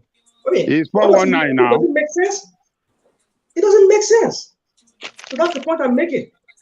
Rational mind. Who said they are having consensus candidates? Have they ever said that? I don't know what rational mind is talking about. Did I just give an example of PDP? Nobody has never said that they are having consensus candidates. Nobody said that what? They are having consensus candidates. Haven't you heard what APC said they're going to do? They said they're going to give it to this Nasarawa State governor. That's the preferred candidate. Let's even go with what you are saying. Let's even go with what you are saying. If you are sorry, who is playing the music? You get me copyright struck, whoever that was. But let's even go with what you are saying. If they have said they are going to give it to somebody and they are selling the form still, then whoever buys the form, he's buying it as his own. Buyer beware, caveat emptor, as they say. So buyer beware. If they've already made it clear that they're giving to one person and you still go on to buy the form, then you cannot say you were unwitting, because if you rational mind know, then the man buying the form must know. So I mean, I don't know where you're leading. You're the one making the caveat now. No, but also, no. So I think, when you say that there's a consensus, it means that even the people that are contesting have agreed. Do you understand? The consensus has a requirement, even by INEC. You can't say there was a consensus when the major players have not agreed on that consensus. So the major players are the people who are contesting. So I mean, the point is this: what was consensus? I don't know. So consensus means consensus. No, because I know that consensus is even in party primaries is allowed. So consensus means that they've sat down and agreed that it's going to be this person, and the agreement is with the stakeholders. It's not just one few power brokers, but everybody who is involved, and it involves the people who are running for that office. The point I'm making is that electoral law over micromanage many things. Yeah. In what way? No, in what way? It micromanage. Well, I'm just giving you two of them. You haven't. You haven't given us anything. You have you would say To you, it doesn't make sense to you. No, it doesn't. It doesn't make sense to you. But no. You're saying they put in consensus, indirect and direct, which avails all the opportunities. If they are going for a consensus, as Obina has already explained, that is a broad conceding of a space to somebody. So everybody participates in that. So nobody is disenfranchised. And if you are saying that the section 8412 that is in contention, it doesn't preclude anybody from either vying for a post or voting in that post. What it's saying is that you cannot have the advantage of the weight of the state apparatus to politic at your domestic party politics, which seems to me inherently sensible. So there's no conflict there. In fact, it sanitizes the space. One man. Well, I know so that Thomas was the one talking here before I came in. But all I'm just trying to make you understand is you've not made any point. Though. That's what I want you to be clear. This is how you have this man. This is how you have this.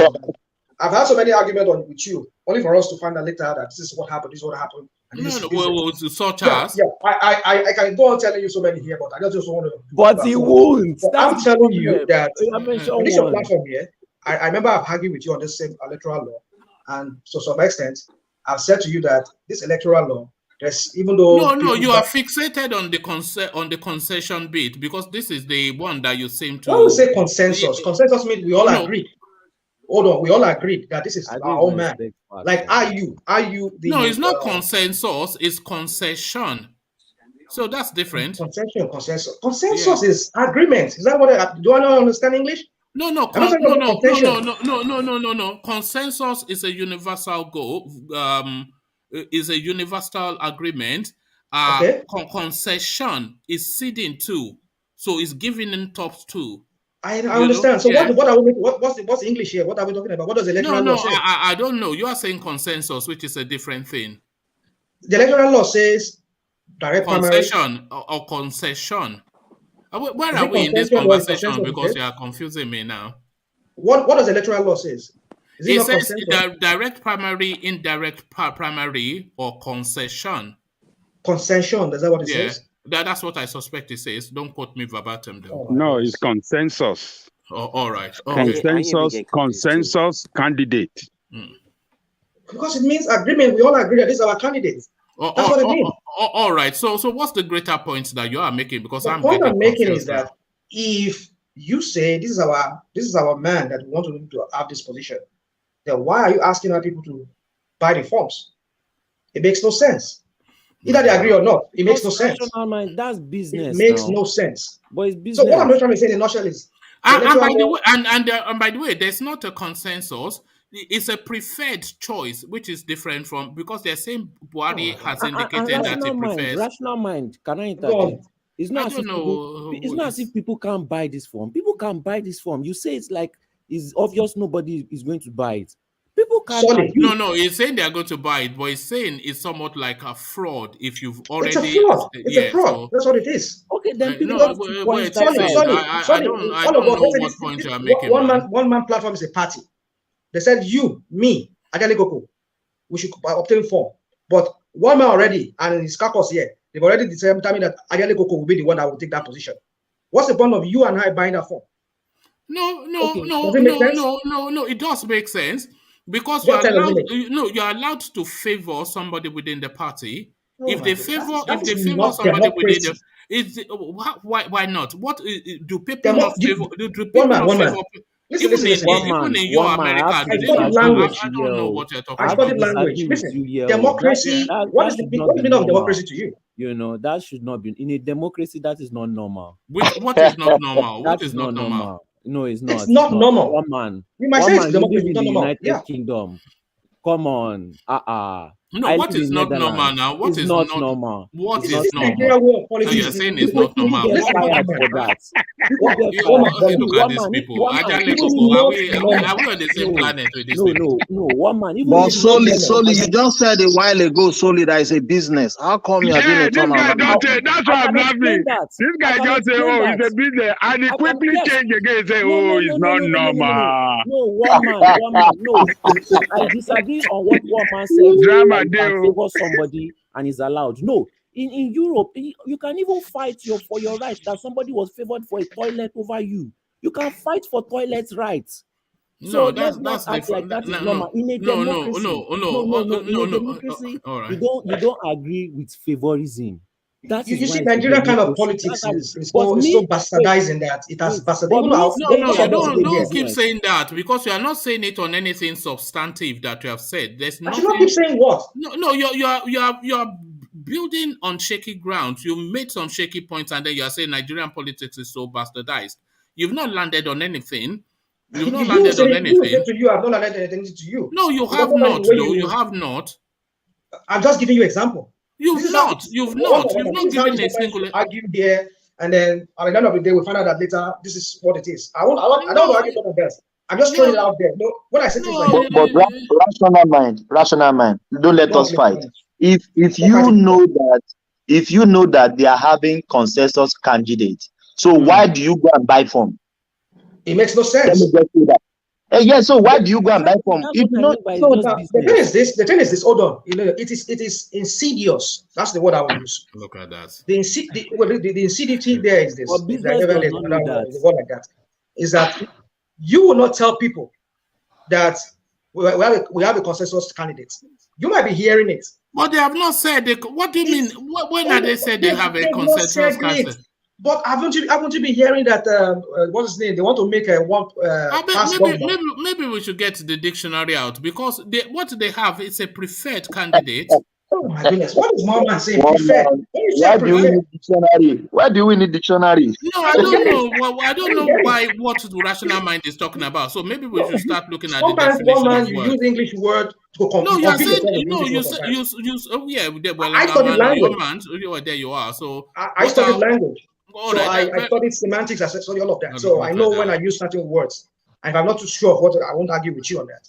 All right. So what I'm trying to is when you say something is preferred, okay, you preferred Agaligoko. The other people preferred Agaligoko. Right. And then you all come to an agreement that that's our candidate, isn't it? And then me and Solly were left out because we're not given a fair chance because you already have your mind made up. So you may say it's consensus, you might say it's whatever, you might say it's preferred or anything you call it, but that is not. Hold on, Solly, please. What you call it is important, rational mind, and that is why I am fixating on the wording of it. They don't have a consensus candidate. They don't, because a consensus candidate would be to say that the majority of the party agrees that this is their candidate. That is a consensus. But what they have is a preferred candidate, and that can you let me land, please? Okay, go on. What they have is a preferred candidate. A consensus candidate will be like wholly the party agrees that this is who we want. But a preferred candidate is that this is my individual choice or this is our individual choice. So that governor that you're talking about, that is who Buhari says he prefers. The governors actually don't agree with that, and they are pushing against him, that they don't prefer him. So that's somebody's preference, which is entitled to, as a party member, to have a candidate and to promote that interest. So that is still within the realms of politics. So that is a preferred candidate, not a consensus candidate. Rational mind. 1 minute. Rational mind. Technically, one man is right because we flogged this topic before. You see, the preferred candidate, like he said, and the consensus, like you are saying, that consensus, all stakeholders forced together, whether they like it or not, have agreed that this person is what they want to pick. They want to pick solely to represent them. Why the preferred candidate individually, one man can say he preferred this, you can say he preferred that. Can I interject 1 minute? Can I interject 1 minute? Let's have from Solly first, and then we have from Ajale Koko. Rational mind. And don't look at my point of view as harsh, but think about it this way. If I came in as a youth and I saw all this kind of preferential problems, and I had the money to buy forms, which I know these youths, they have the money to buy form, they can afford it. They spend that money in club in one night, so they can buy form. And I just want to point out the laziness of the youth. If a youth should come there, buy form, and sees that they already have preferential, you know, Don't call it preferential. It is consensus. Okay, consensus. There's no word preferential. No, I just want to put it at the point of view anybody can see what I mean. Consensus, preferential, you know that they shall have chosen who they want. Politicking is now fighting for yourself. You know that you are going to do better for the people. You have to fight your way to gain favor from who is choosing who. You may now pull out one candidate and replace yourself with that. Is that not politicking? Why do we complain about the problems like it's a stone wall and we don't even try to fight it by using our common sense, by actually politicking, finding a way how to play the game? Do you know why the North is arrogant? Because they've beaten us. Whether you like it or not, you can feel that they are dumb, but they've beaten us. They are better at politics than us. So why can't we try? That's how I just see it, though. It may sound harsh, but you know. Oh, all right, let's hear from Ajale Koko. Yeah. Ajale Koko. Yeah. Okay. I think both one man and rational mind are kind of, they just don't understand each other. But what rational mind is saying is clear to me. And everything looks like they are going towards the direction of consensus candidate. That is what it is in APC today, because they are saying everybody, if you listen to Buhari, what do you call Rufai? Rufai was saying that the next chairman, they are giving the president that option to choose whoever he wants as the chairman of the party. And that is the person they want to work with. So, and that means that nobody is going to oppose the president's choice as per the chairman of the party. So that statement by itself tells us that they are moving towards consensus candidate. So rational mind is telling us that, having known that, why are you now saying you want to sell form to people? That is fraud. Because what do you call him? This Cardinal short man, I've confirmed it in the recent interview that they want to honor the chairman, the president, because he's the father of all, to choose his preferred choice. Whoever that is preferred choice is what they're gonna go with. So why are they not? All right, I'm not aware that Rufai ever said that. You can I listened to the interview from the beginning to the end. That's fine. If you listen to it, then you listen to it. But I'm not aware that Rufai said that. He said that. I don't know whether you watch it, but if you watch it, that is what he said. Because that guy, maybe Okinbaloya, whoever that was interviewing, was putting it to him, who is going to be their next chairman. So he is saying that they are leaving that for the president. They want to honor the president. Whoever that is president choice is what they're going to go with. So they are moving towards the direction of consensus. Why do they want to sell form again? Ajani Koko, can I ask you a question? And the name is popping up already. According to Rational Man, everybody is hearing that name. That the president is preferred candidate is so person.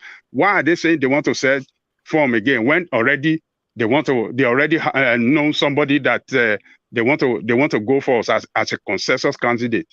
So it's not a preferred choice, as you are saying, one man. It looked like a preferred somebody that they want to know. But the president's choice is going to be the consensus candidate, is the person that everybody will rally around and nobody will oppose him. So rational mind is right. You too, you are right to some extent, but it's just the English word that you are competing with each other. consensus. That's fine. I'm not aware that Erufai is saying that they are considering the space to Russia I think that guy is Adamu. They are trying to. Yeah, is it Adamu or Abdullahi Adamu or Adamu Abdullahi?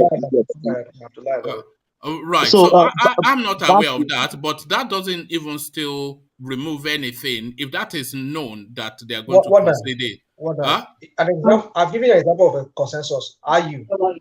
Was a consensus candidate? All right. All right. Let's just let's abandon that and get back to, because I'm not really sure where. Yes. So back to Thomas. Me, yeah. To me, I disagree with rational mind that they have been infringing on the rights of the people if they are telling them not to vote or to vote for. The National Assembly that brings that law, they know what they are doing, because they will have gauged it that if we do this, are we going to be infringing on the rights of the people if they said you cannot vote or you cannot be voted for? I think they could have measured that before they bring this law. So, and this law, I think, is the right way to go, one man. So let's just move on. Okay, let me take you to the space. Ohaneze threatened ballot revolution against Southeast governors. So the youth wing now are saying they are intent on flushing out all the traditional politicians, a plague on all their houses. So what are you then making of that stance by the youth in the East? Are you there? One man, you see, everybody agree with me on the commentary section that I'm right. No, Jafar agrees with you. Jafar is not everybody. Mike too. Mike said so too. Who is Mike? Mike is a yam. The same thing I was telling you. The same thing I was telling you in the morning, or when was that? Maybe yesterday, that the president of the United States, they always come out every year to perform a medical check on him, and the White House physician will come to address the nation, the state of health of the president. You are saying, oh, where you have not, that never happened. Look, Jafar always agrees with you. And Sony was laughing and was shaking his ass like Koko is not saying the truth. What you people don't know, just say you don't know it. Listen to people that know and agree with somebody that knows. Hold on, Solly, you have to hold on. You just keep talking. I said I wasn't aware that El Rufai said that, so that's what I said. You know, that's not to say he did not say it, but I am not aware. So there are things that I'm not aware of, but I'm not going to take it verbatim until I become aware. So there it is. One man, please. When we talk with authority. We just don't make up things. One man, you have to say when I talk, are you? One man, you know why you agree. One man. One man, you know why you agree. Rational mind in that. One man, the reason you agree is because Ajale Koko and Mike, there are two parallel lines in this platform. You know that. So for Mike to agree with him, this is a different. To align with him, meaning there's an atom of truth in it. It's a different Mike, not Mike Olawale. Oh, okay, it's a different Mike. Okay. Yes. Back to sometimes I wondered if these youths are lamenting. Have the youths went there to buy form to win an election? Oh yes, you have said it. How can they? Can they? They can. They spend that money in club in one night. Yes, let me tell you. Let me tell you what all these guys are. They spend that money in club in one night. They spend 5 times that money in club in one night. And they do this every week. Hold on. Every week for months. So don't say they don't have the money. What kind of youth are those people you're talking about? These are probably Yahoo make their money legitimately. If that's what you want to ask. These are probably Yahoo boys. Okay, that's how your mindset is now. That's why what is the mindset? No, because of poverty, you stay around poverty, kind of, all this kind of thing. You don't know that there are plenty of people making. Who are the people going to politics? When I said, who is talking about people in politics? I'm talking about youth. The way your mind ran there, it shows where you have been thinking. Instead of you to open your mind to plenty possibilities, there are white people in millions making this money. But the moment is a Nigerian is something, just because you don't want to work hard and get it yourself. So where your mindset is going is not where my mindset is going. I agree with what Thomas said. They have the money to buy. Thomas said? What are you talking about? If I was to work with what Thomas said, Thomas is saying that young people going into politics and buying the forms. I mean, how can they buy a form? What was your first response? Where are they going to get the money to buy it? Yeah, where are they going to get like that? Wasn't it like that? Where are they going to get the money? You are trying to. They are youths that have the money. They are youths that have the money. Okay, let them support them. Let them support them. But let them support those who want to buy politics. They don't want to get into politics. That's the problem that we have. But then, is it everybody that can afford it? Youth. They don't Sorry. Let me ask you a question. Now, those people, some youth have that money, they can spend it. Yes. Okay. You and I, let's say I'm just an ordinary youth in the street of Lagos, but who is politically conscious and who wants to turn the society around. And maybe I don't even have the. I haven't even make my submission. Okay. You guys just grab it. Go on, please. Go on. Continue. Yeah. Go on. Let me not take your spirit. Just go on, please. Go. Mind your point. So what I'm saying is, this youth we are talking about, do they have PVC? Are they buying for any office? Are they throwing their heart into the ring? I'm not seeing that in any way. So if they are saying they are flushing all these old cargoes away, I'm not seeing that. And I said it before, maybe like 3 sections ago. I said the youth and the elite and average educated person is in Nigeria are the problem of Nigeria. And I made mention of my own family. I have 2 elder ones and 2 junior ones, which are eligible. And I still have close family, extended family. I've never seen any one of them voting in an election. Elite and the average educated person in Nigeria, they are the problem of Nigeria. The people that vote in Nigeria are the Asilans, the carpenter, the Yalatas, the Yelewedus, the Yaunirus. At least I'm 40 plus now. I've never voted. This is what this guy is sensitizing people to, though. He's rallying the youth in the southeast to go and make sure they get their PVC. And he's even speaking to their parents and guardians to encourage them to have that PVC, to have a youth flush out of traditional politicians in the southeast. But one man, southeast now, they don't have anything. They don't want to be in Nigeria. They are not in. They are in Nigeria now, and the Ohanese narrative is different from the IPOB narrative. Thomas, don't go there. They almost finished me this morning. Don't go there. I listened to you. Yes, I listened to the first section. One man. Thomas says something now. Yeah. Now, do you know that INEC has PVCs of people who they don't even know their whereabouts? They have almost millions of that. And this is the reason. Let me give you the reason here. This is the reason, like what Thomas was saying. If you find out very well, maybe your cousin or the people you're mentioning, they registered for their PVC, but they could not get it. Maybe for some reasons. Maybe they had to go to the local government where they say they're sharing it. And they went there, they say they closed or they're not there, or maybe they can't find it somehow. So, but then another reason is this. You know that anywhere you have your PVC, like for example, now my PVC now, if I have to vote in Nigeria now, I have to go back to my old residence area where I got the PVC. I can't vote in another place. I have to use it in that same place to vote. So the point is this.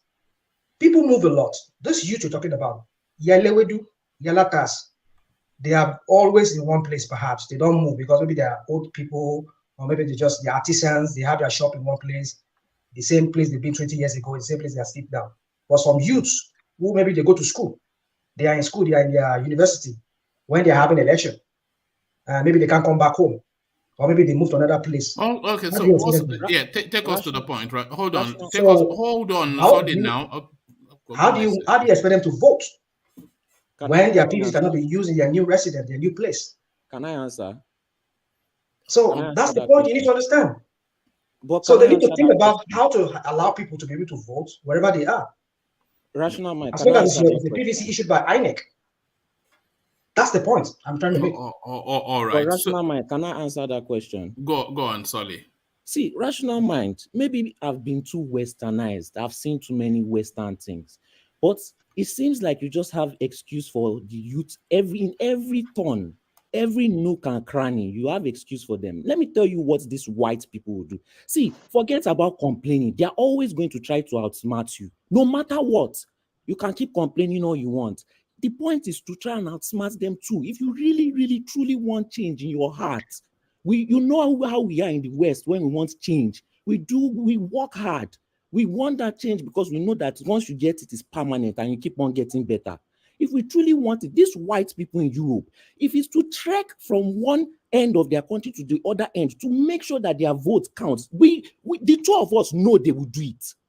No excuse. And nobody will tell them to do it. All of them will do it because they know it's the right, because they want change. So you keep making excuse that somebody is in Ojota and their voting center is in Ikeja and this one is... If these white people will do it, they will do it. They will do what? What point are you making? They will go through all these excuses. If their voting center is if where they stay is in Ikeja and their voting center is in Abuja, once these people go to the Abuja, they will do it. No. What rational mind is proposing is hold on. Is not making excuses. It's proposing a better way of doing things. Yes, but it's saying, can you listen? It's saying since the card is already registered to the person with INEC, they should be able to use that card to vote wherever they may be. So their location is not important.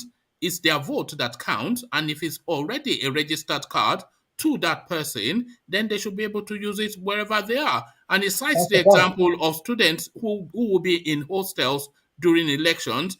Somebody schools in Unzuka and he lives in Akure.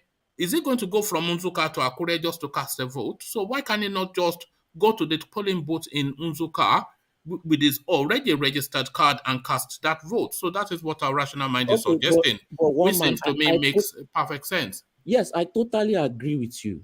But I have another question. We both know that they are not going to do that anytime soon, and the election is fast coming. Are we going to wait for them to do it, or are we going to just do what it takes now to get it done? Exactly. If you truly want change, you will do what it takes to get it done. You are not going to... You will complain, yes, but don't sit down and wait. They will not give you a fighting chance. Stop expecting it. No. Hold on. You have to identify faults in the system so that fault can be addressed. But once these faults, they stagnate. They don't stagnate. Do they not just pass an electoral bill now for even greater transparency in elections? After how many years of fighting? Well, there you are. But it has to. The narrative has to be propelled. Waiting. They don't have to wait and wait because this is a quick fix. It makes infinite sense what rational mind is saying. It seems to me to get that quick fix. Can I interject? Yeah, come in. Do you know why they made it so that you can only vote when you registered? Because we all know there are some cases of people registering for their voters card 3 times and even having 3 voters card, because the system in Nigeria doesn't have the right database to be able to know who is even the Nigerian. They don't even know. So we that are saying that you can vote anywhere will still be the same people coming to shout and say Fulani is voting in our village.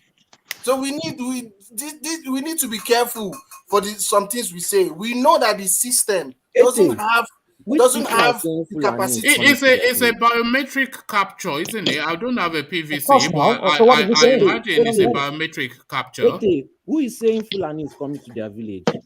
Nobody is saying Fulani is coming to our village now, but it will be a narrative in the future. We all know these things. We all know how people like ethnic stuff in Nigeria. And I said it this morning and I was attacked.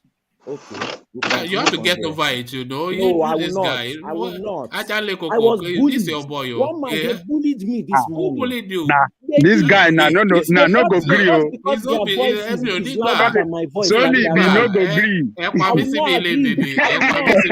Because they know that this is not how they live in the Western world. And they just, it was just like a guy, you know. Man up. What's going on? I mean, you are here on the international platform, like you're talking like this. I mean, you're not a baby now. You're a man. Okay, so I shouldn't voice my complaint. You have thick skin. Don't go after him because he won't let you have it. I not go gree solely. I not go gree. Because their voice was louder than mine, they thought they were right. Well, voice. Increase the volume of the voice too. So if everybody shout on you, shout on them. We should be shouting like jungle animals. I'm not asking you to shout, but what I'm just saying. All right. You are taking us down a cul-de-sac. So let's get back. Yeah, let's move on. Nigerians don't vote. I'm saying this. You know the fact. Nigerians don't vote until we get a tangible penalty for not voting. The elite and the educated average man will not come out and vote. In Australia, if you don't vote, you'll be fine. Maybe you need to say that Southerners don't vote, not Nigerians. I'm saying Nigeria categorically. What do you mean? The people in the north vote overwhelmingly. They always come out to vote. Boom. Are they not Nigerians? Yeah. The Southern are they not Nigerians? No. Be specific of Nigerians that don't vote. You have to be specific of the region that don't vote. Don't say that you Southerner and middle class Nigerians, those are the people that doesn't vote. All the literate, they vote. They vote. I agree with you, but until we have a penalty for not voting, since we not go right, you can imagine Nigeria is over 200. No, you can't compel people to vote. What are you talking about penalty? Ajali, why not? Why not compel people to vote? Where is that done in the world? In Australia, if you don't vote, you will be fined. They will what? They will find you. They will find you if you don't vote. Some countries they find their yes, that's what happened here. A fine is good, actually. You will get a fine if you don't vote. So it's compelled people. Sorry. People should not be compelled to vote. No, I don't. That doesn't sound right to me. That is the law. That is the law. Yeah. A fine would be good. That is the law. Yeah. If you don't vote, I know, but I'm saying is it doesn't make sense to compel people to vote. We are facing the Nigerian system. We have to mold laws to our system too. So if people are not voting, you can imagine we have over 220 million people in Nigeria, and Buhari got 15 million votes. 50 million votes bring Buhari to power. And we have almost up to 100 million eligible voters in Nigeria. What of the rest 18 million people who are supposed to vote and choose their leader? And this is this same elite and the average educated man in Nigeria. So if the Neze is saying this, they haven't done this in the past, and I'm not seeing them doing it come 2023. I am not seeing them doing it because they are not even politicking in that direction. That is my submission, woman. Thomas, I have a friend who was an electoral umpire, electoral observer in the north. He's a Nigerian, but this is what he said. With the north, when it comes to this northern narrative of they come out and vote, they vote a lot. No, that narrative it's not all true. The thing is this: you see, in the West, I say in the West, in the South, they make us to go through some kind of rigor. Even though I'm not saying it's always that case in all polling booths, but for the most part, they make you go through the rigors of having to thumbprint and do this and that. But in the North, they don't vote, and they have underage voters. They don't even validate them. That's what I heard. It's all propaganda, though. It could be. But what I'm trying to say is that is what an electoral observer, a friend of mine, said he saw. So the point is this whole point, the point of people from the south, it's the same plague that is plaguing us in the south that's plaguing them in the north. But the thing is that they just falsify figures from there, and then they just make it look like a lot of people voted. I think at least we've seen images, we've seen videos of people in the north where they were just in this one room, just topping. So what are we talking about? I'm not saying they're not doing it in the south too, but you see, there's a lot of things wrong with Nigeria. You can't just sit down here and talking about it like as if it's just. All right. Let's get back to Thomas. Thomas, round off your thoughts on that space, and then we'll move on. Yeah. Yes. So until the youth and the elite and the average educated person in Nigeria come out and vote their people and even involve in electoral, get your form, involve in political party. I've said this times without number. Go and flood the main political party, two main political parties. If you can't do that, find a third force that you can see. At least if you pick PDP, APC, you can still say maybe Labour Party or the nearest party to these two parties, so we can make a change. If you don't do that, there is no headway. Come 2023, the same old people will still come 2030, come 2027, come 2031 or 2032. That is my position, woman. All right, thank you, Thomas. So, Thomas, let's go on from you and let's go to Ete. So, Ete, are you still there? But I think Ete might be cooking because we could hear rattlings of pots and pans just now. So, let's go there instead. Yes, I am. Are you cooking or are you ready for us? Are you there, Ete? Yes, I am. All right. He's cooking a dick icon. He's cooking a dick icon. Can you cook even, Ete? Definitely. You don't sound like somebody that can cook. You sound like an mommy. Look at mommy. Okay, so let's go to the politics of it. Federal government to challenge newly signed electoral acting court. This is what Abubakar Malami informs the nation via a television studio interview. But this particular thing that they are fixated on, it only really impacts on just a small section of people. Section 8412, which is what they are contending, that you cannot hold an appointee office and also be on a ballot for a nomination for an elective position. So, what's your stance on that, Ete? Basically, Malami is going after his interest. But I feel the law should remain and it should not be changed because we all know it's an added advantage. If he vies for any position, holding the position he has, he's going to use it to crush his opponent, which we all know how Nigerian politics is. So if they want to contest, they should resign. It's as simple as ABC. Resign and go and contest for what you want to contest for. It's very simple.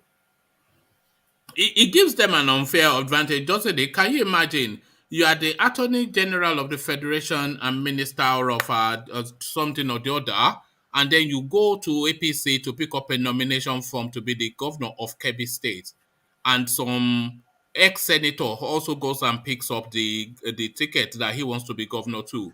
You already have the weight of the Federation at your behest. You have the apparatus of governance, and he's just a private man wanting to contend. So that's just an unfair advantage, isn't it? Yes, It's just very unfair, and nobody should support that because you can't be in those positions and say you want to contest, because if you're in those positions and you're contesting, it's obvious you're going to win. It's obvious because you have the tools to rig. You have all it takes to rig the election. So you should go and sit down. All right, thank you. PDP fails to PDP 2023. PDP fails to decide on zoning.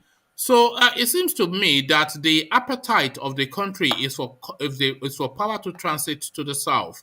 We had all 16 governors from the south issue communiques 3 times to say that no matter what, that power must come back to the South, because that is the unspoken agreement that holds the country. It may not be law, but it is something that is widely held as a belief that power stays in one section and comes back to the other. But PDP, they are saying they are undecided for reasons, of course, of Atiku Abubakar, who sees this as his last opportunity and is throwing everything that he has at it. One man's ambition to override the faith of 220 million people. What are you then making then of this indecision in the PDP? You see, if PDP gives Atiku the presidency, definitely they are going to lose. So if they are serious about coming back to Nigeria, they should zone it to the South. If they are serious, because we all know right now, most people in the South, the people that vote in the South, they don't want to hear anything Fulani and anything not. We all know this for a fact. So, and to quench the narrative that is going on now, it's definitely going to come to the South. If Atiku wants to run by force, he can run on a solo platform. He has the right to still contest to be the president and look for his vote elsewhere. He should leave PDP alone, and PDP should better zone it to the east. Because if they don't zone it to the east, you were doing so well. What do you mean zone it to the east? Look at they must zone it to the east. Are we back there again? Loyal to them. The East have been loyal to them. They've been loyal to them.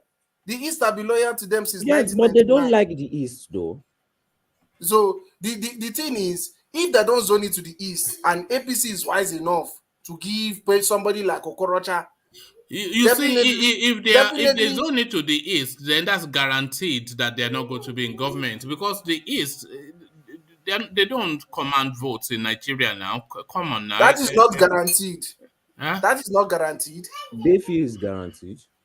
That's not guaranteed. If they give it to a credible candidate in the East, he can win. All he needs to do is to find a good vice from the North. Once he finds a good vice on the North that can pull crowd, he will win. It's politics. God. Because the Southwest is divided already. How so? How are they divided? The Southwest is not straight APC like the East. Right. The East is straight PDP. Come rain, come sun, come shine. PDP is getting their constant vote from there. Even the South. Is that not all the more reason not to give it to the East? Because you are preaching to the converted if they are already guaranteed the East. So why don't then they take the tickets to where they are not as strong? That is what I'm saying. I'm saying that if they don't give it to the East, and APC is wise enough to bring in an Eastern person to join their party, PDP has lost the East forever. But APC is never going to be part of the APC now. APC is never going to give it to an Eastern now. You know that. That is not certain. That is not certain. Yeah, we don't know. Nobody knows for sure who will be the candidate to represent each party right now. Nobody knows for sure. We don't know what is happening behind closed doors. We can be surprised. I think we have a good. I don't think we're going to be caught off guard by whoever gets the ticket. You know, it's not going to be some obscure names. It's going to be names that are already in a public discussion.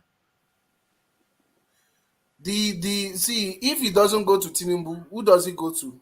There's Oshibanjo, there's a Oshibanjo have already come out to say it's not contested. Yeah, but it's been coy now. That's politics now. He said he has not said he wants to contest, which is to say that it's not being categorical yet. The truth and you know why people use spokespersons, by the way, when they make public statements?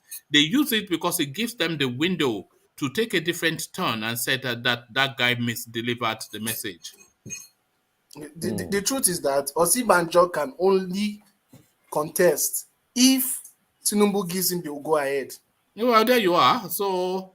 But there is still a long way to an Easterner in the APC. Who is the Easterner? Okorocha Abi Beriberisim? We have Okorocha, they have Kalu. Ojekado, look at that. One man. Even you will not vote for Ojekado. Even you will not vote for Ojekado. I mean, come on. One man. You know, so there's no chance. No chance. This thing that you said. But Okorocha has a chance anyway. Is it not? If he's serious. Okorocha has a chance if he's serious. You know that the EFCC seized his properties recently, Okorocha. Although we know EFCC's propaganda. Everybody in this country knows that EFCC's propaganda. But Ita, where's Okorocha from? What did you say? Imo State. Where is Okorocha from? Was he from Imo State? Yeah. But he was born in the north? He was born in the north. Yes. All right.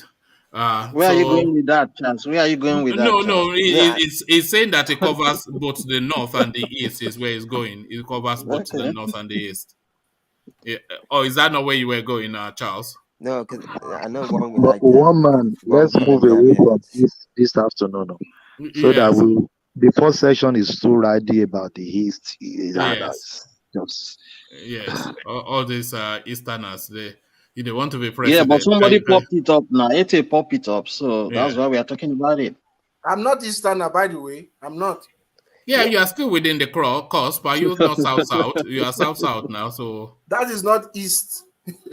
You know the rules already. If you are not Yoruba or Hausa, then you are Igbo. Those are the rules. Yeah. You know the rules now. I'm more Igbo. What tribe are you from? What tribe are you from? Are you from Ije? Ije? Ijo, not Ije. Look at this American guy. What are you doing now? All right. So let me take you to another talking point. APC crisis. Buhari backs Buni, threatens errant governors with DSS and the police. So it came and went, and nothing really seemed to have happened. They did all of this grandstanding and posturing, went round, they stormed the secretariat with a battalion, and then they went round the media houses to try and seize hold of the space. But Miyamalo Abuni just got on a plane to speak to the Aboki from Daura, and back he is under siege. So Buhari tells them that, look, this guy continues, and if you step out of line, I will jail you, which is essentially what he's saying. So he's saying Buni comes back, but he's also insistent that the convention holds on the 26th. So you have a chairman that nobody wants, you have a convention that people are still speculating would not hold, and you have a president who goes with whoever speaks with him, the latest. So welcome to the world of APC. What are you making then of our Buhari's stance and this new directive? You see, we all know that Buhari is APC. We know that Buhari is APC. What he says, they will do. So when those set of governors came out to bring their own candidates, I was watching to see if Buhari supported it. And when he didn't support it, I knew that something was going to come up. I knew that all this one that they were fooling the secretariat and all that, something was going to come up. And it has. And Buni is back there. So the thing is, I just pity the people in APC because I see APC dying when Buhari goes. And probably they come up with another party and form another alliance. Because that's the problem about a party that has a one strong man. Because Buhari is the strong man in APC. What he says is yes. Once he said no, is no. Nobody opposes him. That is not democracy. That is not. But so I feel that, to me, APC is not a party for a long term. APC is not a party for a long term. Isn't Tinubu strong for APC? Exactly. Tinubu, is it strong for APC? They don't want Tinubu to get the ticket. They are scheming. How do you know, though? They are scheming. It's obvious that they are scheming. They will always scheme. Scheming is normal. It's part of the game. It's not an easy thing to get. Or if Tinubu gets it, they have to drag him. Whoever gets, he will go through the hoops to get it. So they are going to sweat him to get it. And this is the sweating now. That's not to say he will get it, But you know, it will really take an act of treachery for them not to give it to him. The only thing, what will work best for them, the neatest way to do it is to persuade him to back out. But for him to go Yes. to the last minute and they not give it to him, it is just a bad look. It doesn't look good for them. It If just he speaks backs of out, as Chris said, treachery. Yeah, it if he speaks of treachery on the part of those people, you know. But if they can persuade him to back out, then that will be the best thing for all of them. You see, when Buhari came out 2015 and they formed the APC, it was obvious that I was going to get the ticket. Right now, it's not obvious that Tinubu is going to get the ticket. It's not obvious that Buhari will get the ticket. Buhari has been chasing that ticket since 1999. So it's the culmination of all of that politics that landed him in 2015. You know, it wasn't just that he turned up and he picked it up. So he went. Remember when this guy was crying on television, crying tears. Buhari, you remember he paid his dues, and this is what Tinubu is paying now if he gets it. So he went through, they brutalized and traumatized him before he got it in 2014, you know, or whenever he got it. Yeah. Okay, let's say Tinubu gets it, and 8 years passes by. What is then next for APC? Then they give it to Imalam. Yeah. They give it to Imalam, and it then belongs to Imalam. Yes, and then he gets it for another 8 years. It's not going to work like that. No, the Easterners are not in. Well, let me break some news to you, Ete, and this bay. Are you sitting down because this is somewhat traumatic news? You know, the Easterners, they are not in play in Nigerian politics. They are not. The power will transit from Yoruba hand to the north and then back from the north to Yoruba land. You know, so that's just the way politics is calibrated in Nigeria. Then if the Easterners are not in, like they are not in. So are you aware of that, though? Are you aware of that? I'm not aware of that. You are not aware that. You are not aware of that. One man, can I say something to you? This guy. But one man, people will come from you now. They will come from you. Errant is vying for a governorship. A former deputy senate president going to fight for governorship in Enugu. How does that sound to you? Is that real? I mean, does that make you? I mean, is that someone who has been in national limelight? Who's that? Who's that? Abaribe? Ekweremadu. Yes, there it is. So they know their level. Look at Soludo, who's going to Anambra. Look at Abaribe, who's going to Abia. Look at Ekeribadu, who's going to Enugu. So that's it now. The national space is between the Yorubas and the Malams. The truth is, if the presidency keep on rotating from north to west, then there's no future for Nigeria. Thank you. Come on. What has changed? Has that not always been the case? For Nigeria. So that has always been the case now. Yes. So and what has not always been policy? When has it not always been the case? Why must it be the end of Nigeria? Obasanjo, Shonekon, you know, these kind of names. These are the names that are. And then you have the North, they'll come in with their guns, and then the Yorubas will rescue it back in democracy. This is the Nigerian politics. One man. Let me say this: you were asking Ete, does he know the reality of that?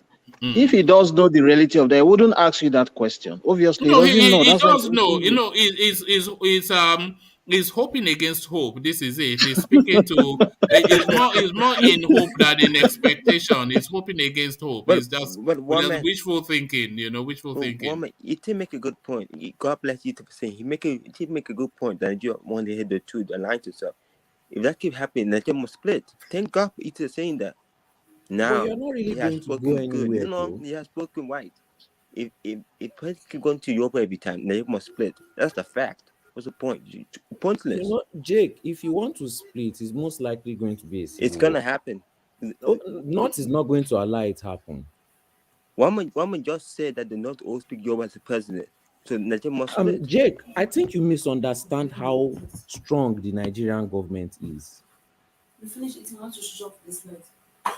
But so you know, you can't force a tribe to be in a country where they don't like them. They can. They've been doing it successfully for a long time. How long can a tribe say this? For the tribe, you don't give the presidency. You don't be fairness. You want You one like have this for to what? politic. You can't keep This is complaining bullcrap. all the And time. besides, we've even had an Igbo president, which was Goodluck Jonathan. So we Goodluck Jonathan is not Igbo. Yeah, not he Igbo. is Igbo. He is But He's not Oh Igbo. man. He's in terms Igbo. of Come on, sentimentality, Goodluck is Jonathan Igbo. is Come on, is come Ijaw. on. Bayelsa is not an Overnight, Igbo one state. man, you are shifting the goalposts. You want to shift the Is it not? goalposts. Is it not Bayelsa is not an Igbo Azikwe? state. But you Where is see, Azikwe from? They, Is it not? they call him Ebele, no? Otuoke is an Igbo. Hold on, they gave him Ebele. Is it not Ebele they call him? Goodluck Jonathan Ebele. you see, Is that not so? Yes, sorry, an no, Igbo What they man call now. him? What's the meaning of Ebele? See, I am Or saying the Ebere truth. You see, in this Igbo? issue I have with Nigeria. This issue I have people. This issue with Nigeria. People They share just don't want to similar hear the names truth. doesn't mean they're from the same tribe. You say what? Don't want to hear the but truth. Ete, you know People what we share mean similar now. names But Ete, you doesn't know mean they're what from we the same tribe. mean. You see, Ete, but you know what we mean. But You according understand? But you know what we according to mean. your Biafra narrative, it's part of the Biafra kingdom now, is it not? Have it? So No, it's not more part of the Biafra kingdom. It's not part That's of. just Oh right. Oh look at that. So and this one is where the What Ojoro Kimbara starts. was and that that? has been This is the where the Biafra Ojoro see, starts. the problem with Biafra. You see, he left by himself. Oh, I think yeah. the wife was. We could hear the wife telling him off in the background. So No, Madam has Nigeria dragged has him. happened to him, one man. Nigeria has happened to him. Madam has dragged him off the internet. That stop talking yam on the internet. So But come the back. thing I'm saying is the truth. You guys don't want to hear it. I know you guys don't want to hear it, but it shall Okay, come. go on. If What we keep truth are forcing you? a tribe every time, keep the tribe, something's gonna happen. Eventually, that country gonna split. It's gonna happen soon. Can't. Oh. You even say one. You still know OP go right, but you even said it in this platform. The country must split. It's pointless. It's useless. Now you know why. Now you know why the East and the Delta are mad. Now you know why. You just answered the question. All right. Thank you. Thank God. May God bless the East. May God bless them for saying the truth. All right. Thank you, Charles. So let's go on from Charles. Let's go to rational mind. Let's go to rational mind. So rational mind to you. If you want to pick it up from where Ete left off. I'm not even sure what he was talking about. Yeah, it was speaking to the Buni case. So Rational mind, I think so your system is you feeding are back. recording or something or using. You mean mine? Yes. You hearing the hoofing sound? No, we can hear the feedback. Yeah, feedback. No. All right. Okay. Do you still hear it? Because I muted myself. Yeah, it's still there. Okay, no problem, because I need to run right now too. So let me just let you guys continue. All right. Thank you, Rational Man. Okay, let's go then to Ajan Lekoko. So hopefully Ajan Lekoko is with us. So Ajan Lekoko, are you still there? Okay, one man, what's up? All right, brilliant. Ajan Lekoko, I was taking Rational Mind to the space. APC crisis, Buhari backs Buni, threatens errant governors with DSS. So this is the latest development within the APC space. It's still no clearer than it was any clearer before, which was just as clear as mud. So what they told us originally, just to go back to the build-up to it, what they told us originally was the Buhari sanctioned the sacking of this guy.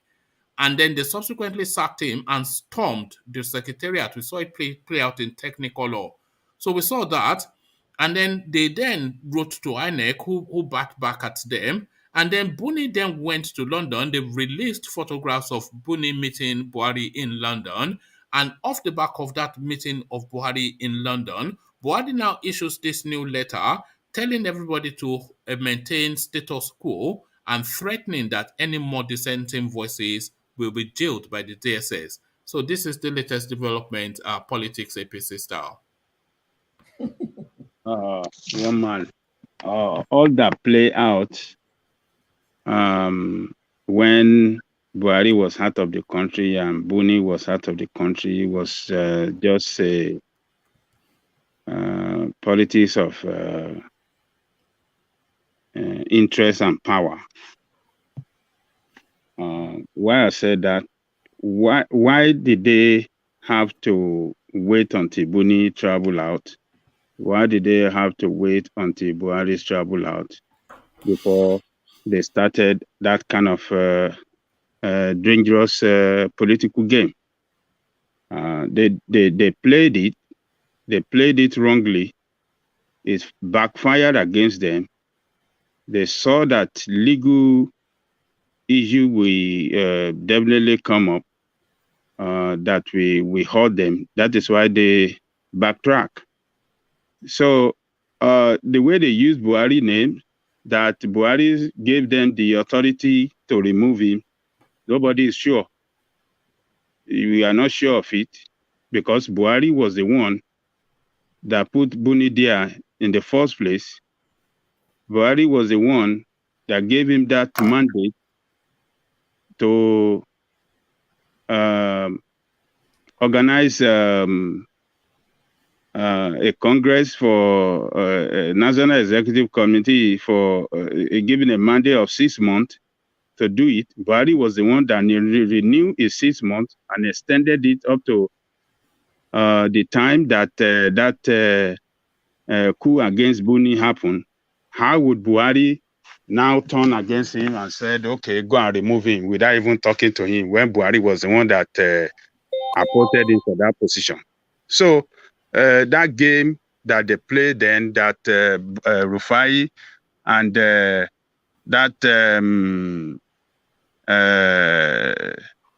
governor from Mundo, that Oli from Mundo, Akeredolu, that Oli, that appointed his own son to be in charge of monitoring of all the contracts in the state, calling others Yahoo governor. Who is more Yahoo? Is it not the real Yahoo governor in the whole of Nigeria? Somebody that appointed his own son to be in charge of contract monitoring in the state. What does that tell you? So all that played out then was a politics of interest and power. Some people were trying to control the structure of the party so that they can use that to propel their own political ambition. But they are lucky that INEC saved them by refusing to honor the new chairman, the new interim chairman. If INEC has honored that person and stamp him and let him go and organize their Congress, they would have lost their presidential bid at the law court, because there would have been if their candidate win, they will end up in the court, and PDP will have a case of illegality against them, that their candidate is illegal, the process he went through is illegal, and they will have won. Because what the law, the constitution of their party says that if they have to change the chairman of the party, they have to give him 7 days notice. But in the case of Buni, nobody gave him 7 days notice. Some people just came up overnight while he was outside the country and just planned coup against him and just said, he's no more the chairman, this is a new chairman. So, but Adele Koko, how are we sure that it's Buhari that gave the directive to remove? That is what we are saying. That's what I'm saying. That who is sure? Why did they have to wait till Buhari left for London? Why did they have to wait till Buni went out as well for medical tourism in UAE before they took that action? So. Remember, even the guy, the Bello, he said he's acting for Buni. That's what the guy said when they interview him. Yeah, he just said that. He just said that just to deceive the people. He wasn't acting in any capacity. What he said now is playing out, isn't it? No, that is not what is playing out. It's because it's because INEC rejected them. INEC said they didn't recognize him, and they knew that law case is going to come up against his candidature, and that's why they retract their step and accepted Malabuni to take over his position again. So they are lucky that INEC saved them. So for the president, can I quickly ask this question? Rational mind, make yourself. Yeah, I just want to ask a question real quick. Am I still echoing? You are still echoing. Let me just ask this question. Is it true that Buhari said he's going to jail the governors? They have immunity. He can't do that. The same immunity he has. I don't know. Maybe it's one man that is coloring it like that, though. I don't know. You know, one man normally embellish sometimes, add some things. One man, did Buhari say he's going to jail the governors? Well, no, not verbatim, but he threatened them with the DSS. So so that's essential. Yeah. Because they have immunity. The Constitution gives them immunity, like just the same way he enjoys immunity. So what's the point? Well, if it throws the state apparatus at them, well, it threatens them. What the thing actually said was he wrote this letter to caution them, and he copied in the police and the DSS, and so which essentially is signaling that threat. Guy is a despot. You cannot threaten a sitting governor who has immunity. The Constitution gives them immunity, just the same way he has immunity. So threatening them, you see that guy. Well, let me just let it go. I mean, I let it go. Continue. So, Buhari now asking them to accept Malabuni back, or Buhari supporting Malabuni to take over his position is the right thing to do. Whether they like it or not, they need to work with Buni. They need to sit down with him, and they need to work together and see how they can organize their Congress and let it through successfully. That's the way out. So Buhari has done well by not doing anything against Malabuni. He doesn't have to even do anything because Malabuni is the one that appointed him in the first place. Although he cited the INEC timetable constraints as the reason why he's asking people to maintain status quo. Well, what is the problem with them? They didn't know that before. You see, all that is playing out within their party just tell us that these people are not organized. They are not matured.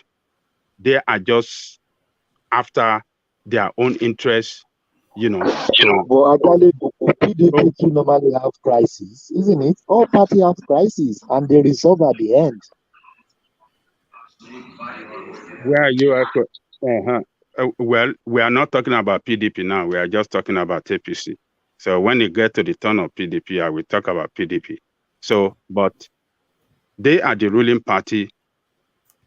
They should have handled it behind the door maturely, like matured men in the governance of the state, but they acted so unorganized, so irresponsible, and exposed themselves, calling themselves names, Yahoo governors. Some people are calling all this nonsense. So it's just shameful that these are the people that we have in position of authority in Nigeria. It doesn't, if not for greed for power and control, they wouldn't behave like this. It's a thing they can sit down together without anybody know. The leaders will sit down, they will share the position among themselves across the state, and then go back home and tell their supporters. The supporters back home doesn't care. It's whatever they tell them that they do.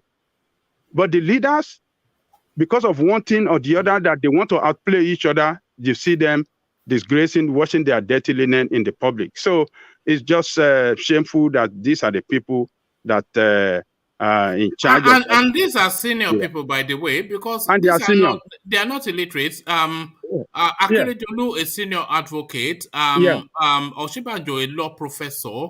Fashola, a senior advocate.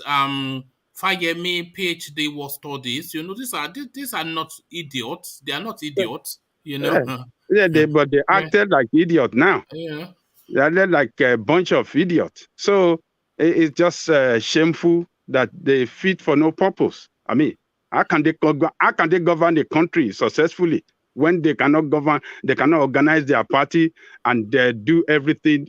That's just a party, political party, not the country. But does that not speak to how the country has been run for the last 6 years? What we're seeing is just some mutated calamities, scattergun, you know, bolo yami sort of. Every time.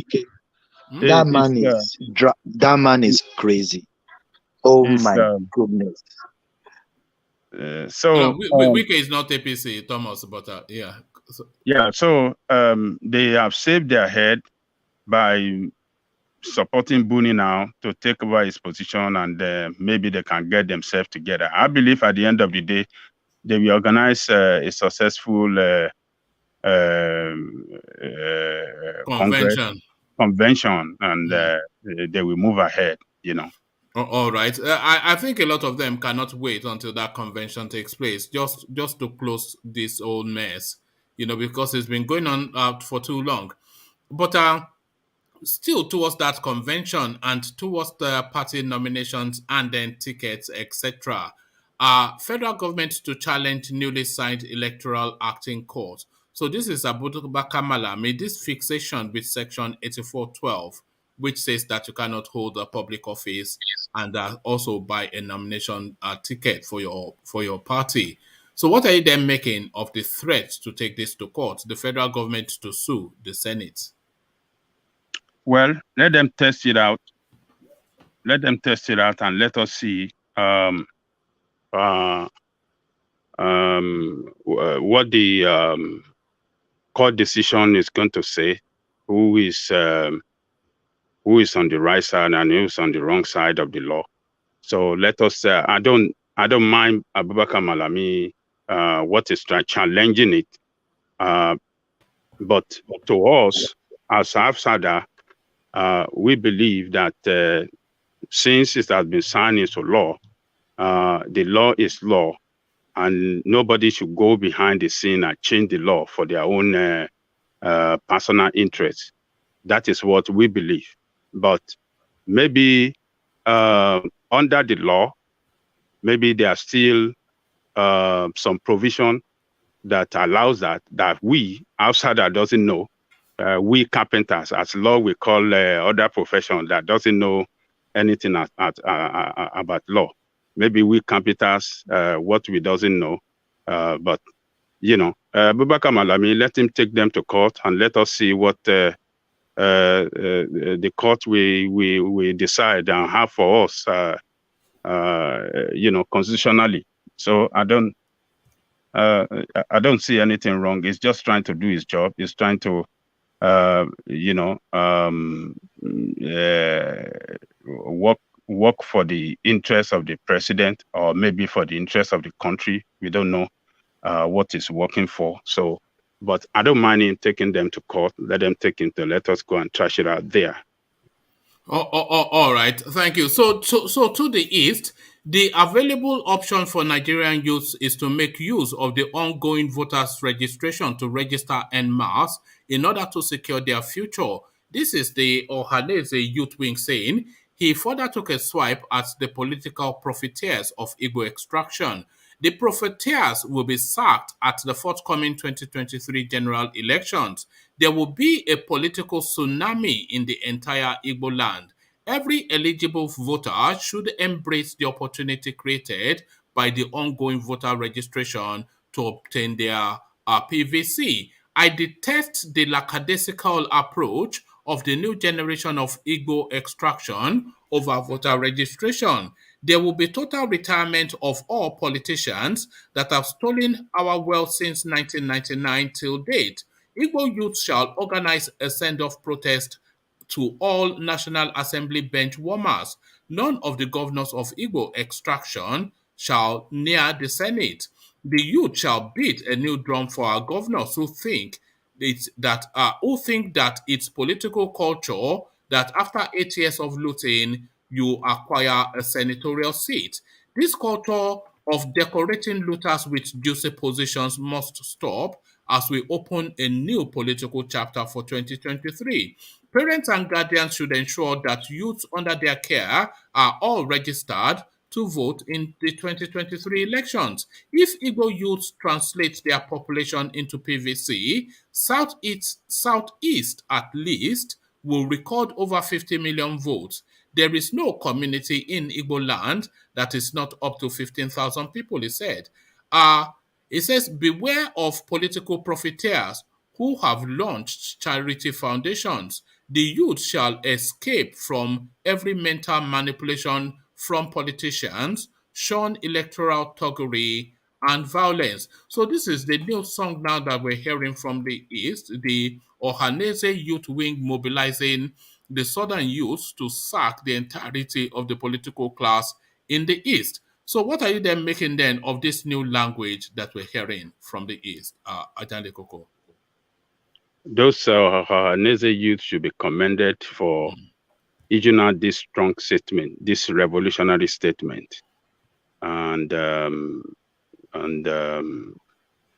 is a clarion call to all the youth in the East that, look, this is the way Nigeria is right now. You are the future of the East. Let us not follow all these old people that have destroyed this country. Let us take a new course, and we can do it. That is the message that those guys are telling the youth in the East. So it's a revolutionary statement, a revolutionary move that other youth in other parts of Nigeria should emulate. They are the youth wing of Ohanese in the East. So what these guys are saying now, they are kicking against the interests of their seniors. That the senior Ohanese might be partying and dining with the politician, the current politician they have in that space, but they want to take a different route. They want to change them. They want to take them out of the political space because they fit for no purpose. They have not done anything for the advancement of the Eastern Quarter. So let us take them. So if the youth in other part of the country can come out with this statement and they start banging it hard, maybe we could see that change that we've been calling for in that country. So what they have in the pipeline, their plan, we don't know it, but they have taken a good step in the right direction that everybody should commend them. The youth must form a union. They must form a bloc to kick these old crappy people in that position. All these politicians in place now, they are not there for the interest of the people. They are not there for the interest of the youth. They are not there for the interest of anybody, but only for the interest of themselves, their family, their political associate, and their political cronies. That's it. So, Ohanese youth, they have started something that other youth, Arewa youth. Is this not what you have been calling for? This is what you have been calling for, isn't it, Ajanle Koko? Yes, this is what we need to do. What they have in plan, they don't have to reveal it now, but they're gonna shake them. That's what they are saying. They will shake them at the end of the day, then they will send them packing. So they are calling on all parents, make sure your children get their PVC so that they be ready to vote and change the political direction of this country. I commend those guys. They are my guy. I commend them. I commend them too, and I'm surprised that is actually coming from that space, and delighted too. Because we often say, maybe I often say that they don't politic, but this is politics now in its purest form. They've identified the numbers, that they have the weight of number in that demography, and they are speaking to themselves that let us go and take these things from these old fuddy-duddies. So that's exactly what we want to see. So it's not just shouting. This is real politics now. So they are sending signals even to the parents to say, look, make sure that your children, they are empowered, and that empowerment is that voter card. And they are then pointing the youth in the direction of the vote, that the vote is not necessarily for candidate X, Y, or Z, but against candidate ABC. We want these traditional people that have held us hostage for so long. We want them out of place, and then we want to seize charge of our own destiny. So how that plays out in the East, we will pay attention to that, but certainly the language you want to hear, and you especially the language you have been promoting. That's a good move by them, and it's worthy to be emulated by, across the country. Do you think Yoruba people will do this, or they are so busy just munching amala and waiting if for they people like, to go? they can just keep on doing their mess. If they don't want to get it right, let them. Because Yoruba people are a bit dumb sometimes. They're just so dumb. Let them continue their dummy act and continue following Tinubu, jumping on all these people that doesn't care for them, and continue to praise them, continue to praise their oppressors, while their oppressor continue to oppress them, and they continue to praise them. But does it surprise you that that language is coming out of the East? Because that is their language. It's always been a revolutionary space, the East, and they've always had that capacity to go outside of the paradigm to try and change things. So they are saying, if you don't give us Biafra, we will take Nigeria from you. This is what they are saying. Yes, that's what they are saying. If you don't give us Biafra, we will take Nigeria from you. Yes. But Koko, are you seeing any change? Are you seeing any change? Change what? Change what are you talking about? I said, are you seeing any change? It's not about talking, Ajale Koko. You understand what I'm saying? It's not about talking. It's about going out there. They are not playing the politics in the past.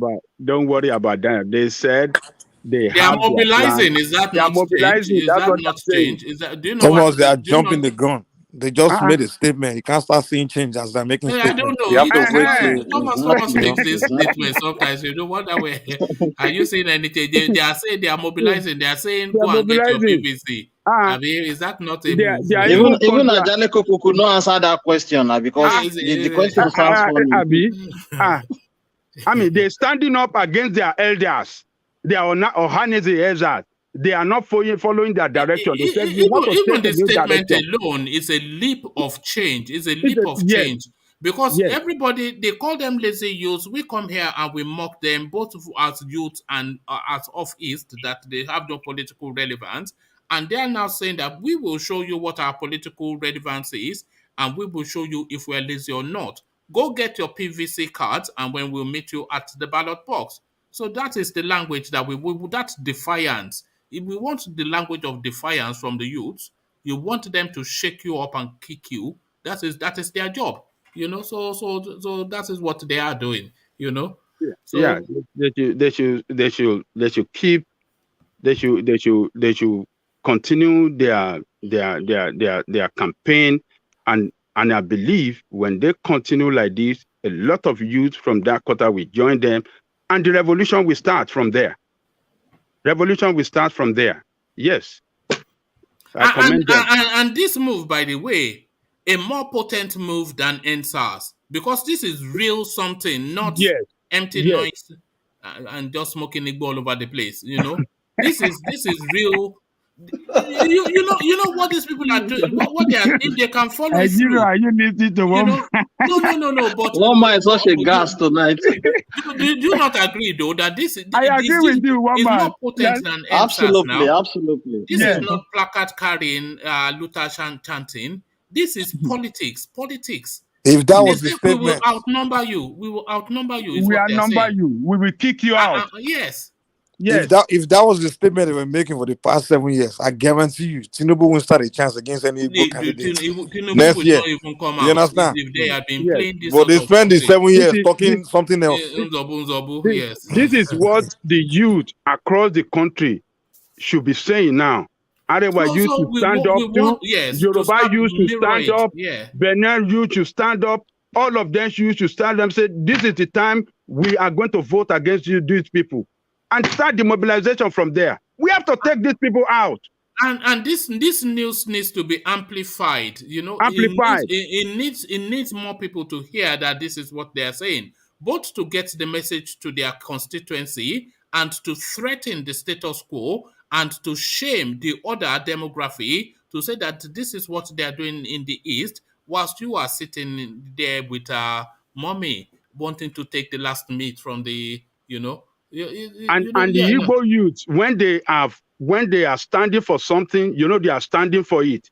They are the most They don't run organized away. though, because they all have unions, and you know they are the most organized people in Nigeria. They are the Igbos, because they always have a group link to themselves somehow. Maybe their community group, maybe their unions. You know, they do a lot of union. You know, so yeah, they're very organized. So if they can follow One man. Am I daydreaming? How do you mean? Am I daydreaming? They said it. You're Now. just giving them accolade tonight. That's good. That's very What do you mean? good. I give them accolades all the time now, except when they are yam heads, you know. When they are yam, yeah. You know, we speak to the facts. We don't, you know, it's no, you know, nobody's against anybody. You know that. So no, yeah, well done to the Easterners, but let's hope they hold the space so that they can shut people like Mike up at least, who comes here. Yeah, because the knocking has been too much. Mike always come here to knock them on their head, so they decided to stand Mike up. even commending them now. Yes, you see. So it's nothing personal. That's what you have to understand. So one man, if you can try something, if you can look up the Johannes youth, if there's a way you can email the leader of it, let us bring him on this show. Let us ask questions. Let us showcase this thing. This is what we want. Yes, his name is quite a difficult Ogwayaka. If there's a way you can get his email him, tell him we want it to come and speak to us. We'll let him come and speak to the world. What they want, and let us amplify this thing. No, because this sort of thing is when they are calling you lazy youth and you are just sitting down and there, just sitting down here, and smoking Igbo will be online. Solely will be crying, Ovie will be smoking Igbo, and Mike will be abusing everybody that here in America. Forget all of that. Yeah, forget all of that. You know, these are real. These are the youths that we are proud of. Not so Mike, the Igbo youth have proved you wrong now. You see, they're proving you wrong now. I know you will respond. When you do something that makes sense, I will tell you doing something that makes sense. When you are doing something that's senseless, I will tell you are doing something that's senseless. When you are spending 7 years, see, when Buhari won the election, now 2015, I was the guy telling people that the next president will be Igbo man. You understand? But these people spent that 7 years insulting me. Me that was ready to vote for them in 2015. Now, I don't know if they can pay me enough money to even vote for an Igbo man. They spent this is their chance. They fuck it up, man. That stupid INAs, you need to invite them here, like Ajale Koko said. How can you allow Nnamdi Kanu to sabotage your opportunity to become? I mean, this guy screwed them up, man. They spent 7 years insulting everybody, insulting people's traditional rulers. Yes, in fact, that guy, if there's ever an anti-Igbo person, is that Nnamdi Kanu.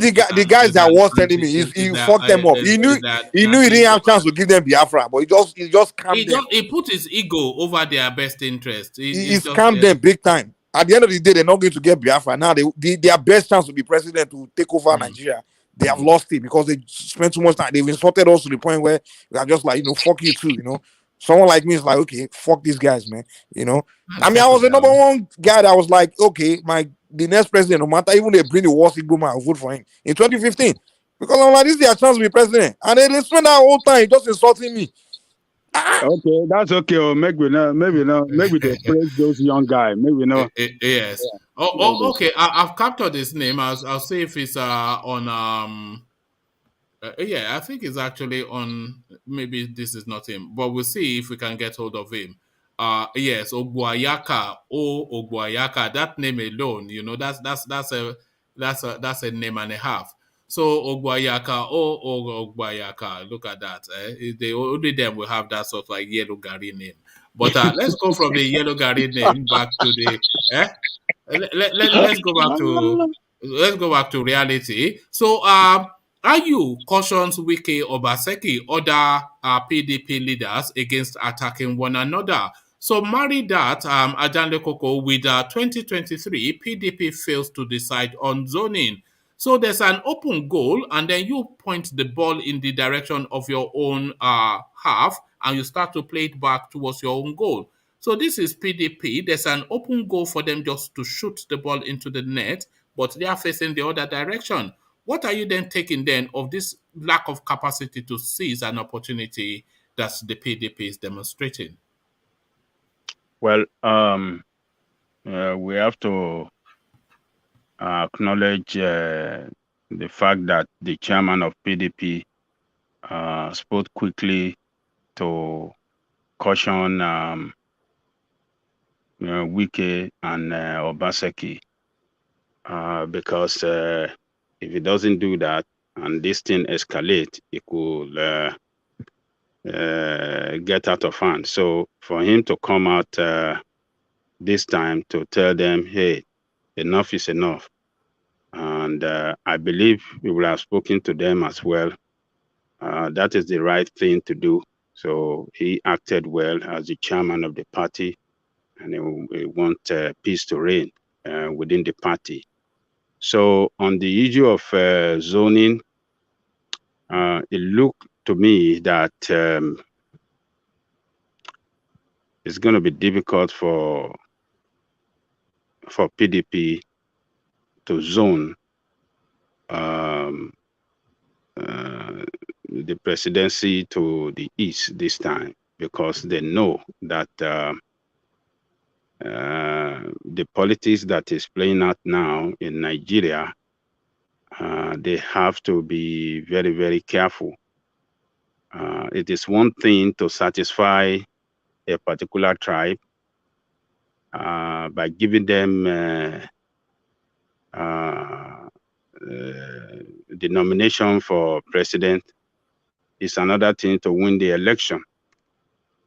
If we look at the political problem in Nigeria right now, the perception that an average Abuja man will look at an Igbo candidate with Biafra narrative, to me, I think it's going to be very hard for an Igbo candidate to win election in the north right now. An Igbo man could win in the future. We need an Igbo man to walk to. Well, man, why do you always highlight all this rubbish, man? Come on now. I highlight everything now. Mike, well, take it easy now. Whenever I want hype, you'll be mention my name. You always highlight it. Which level now? You see, yeah, I'm just showing you that you have a long way to come back from. You see. They are taking those kind of people seriously. After the idiot say anything nice, after I say something nice about them, you see, so they are telling you they've still not forgiven you, that you have to try harder. Who's interested in the house? One man, you are a racist. You are a racist. A racist? Am I not the same race as you? One race is a yam head. So the Biafran narrative, I think, will be a big problem for Igbo candidate in the north right now. So if we don't want to deceive ourselves, it is time to just cool it down for now and work for the future. The person I believe that can rattle APC in the north right now, today, is Atiku. When we look at APC, it looked very good for Tinubu. It looked like he will emerge, or let me say he might emerge because he's the strongest candidate in that party now, except we are deceiving ourselves. That man is the strongest candidate in APC. As of today, we don't know what can happen tomorrow. But if you want to use the position of today to judge for tomorrow, if they choose him as the candidate and they have a northerner as the vice president, a northern person from PDP has stand a better chance to get northern vote. And we know quite well that the East and the South are traditional PDP regions in Nigeria. PDP always win there. So APC have no grades, not strong in those two regions. So let's give West to Tinubu, but the North, somebody have to capture that vote for PDP.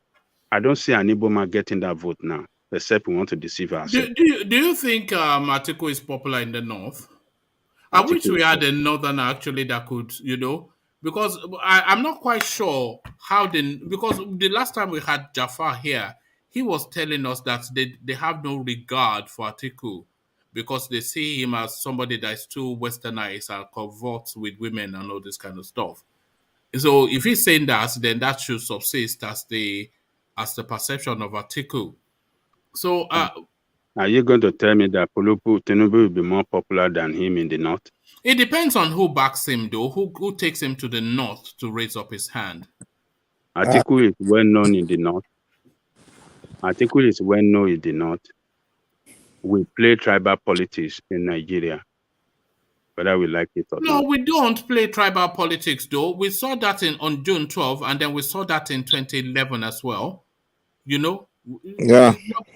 We saw that on June 12, Abiola, and then we saw that 2011. Tinubu will take Buhari's vote, so Atiku don't stand a chance against Tinubu. Yes, and if Ganduje, Buhari, they all take him to the North and say this is who we Buhari want. voters will vote for Tinubu. That's one thing I know for sure.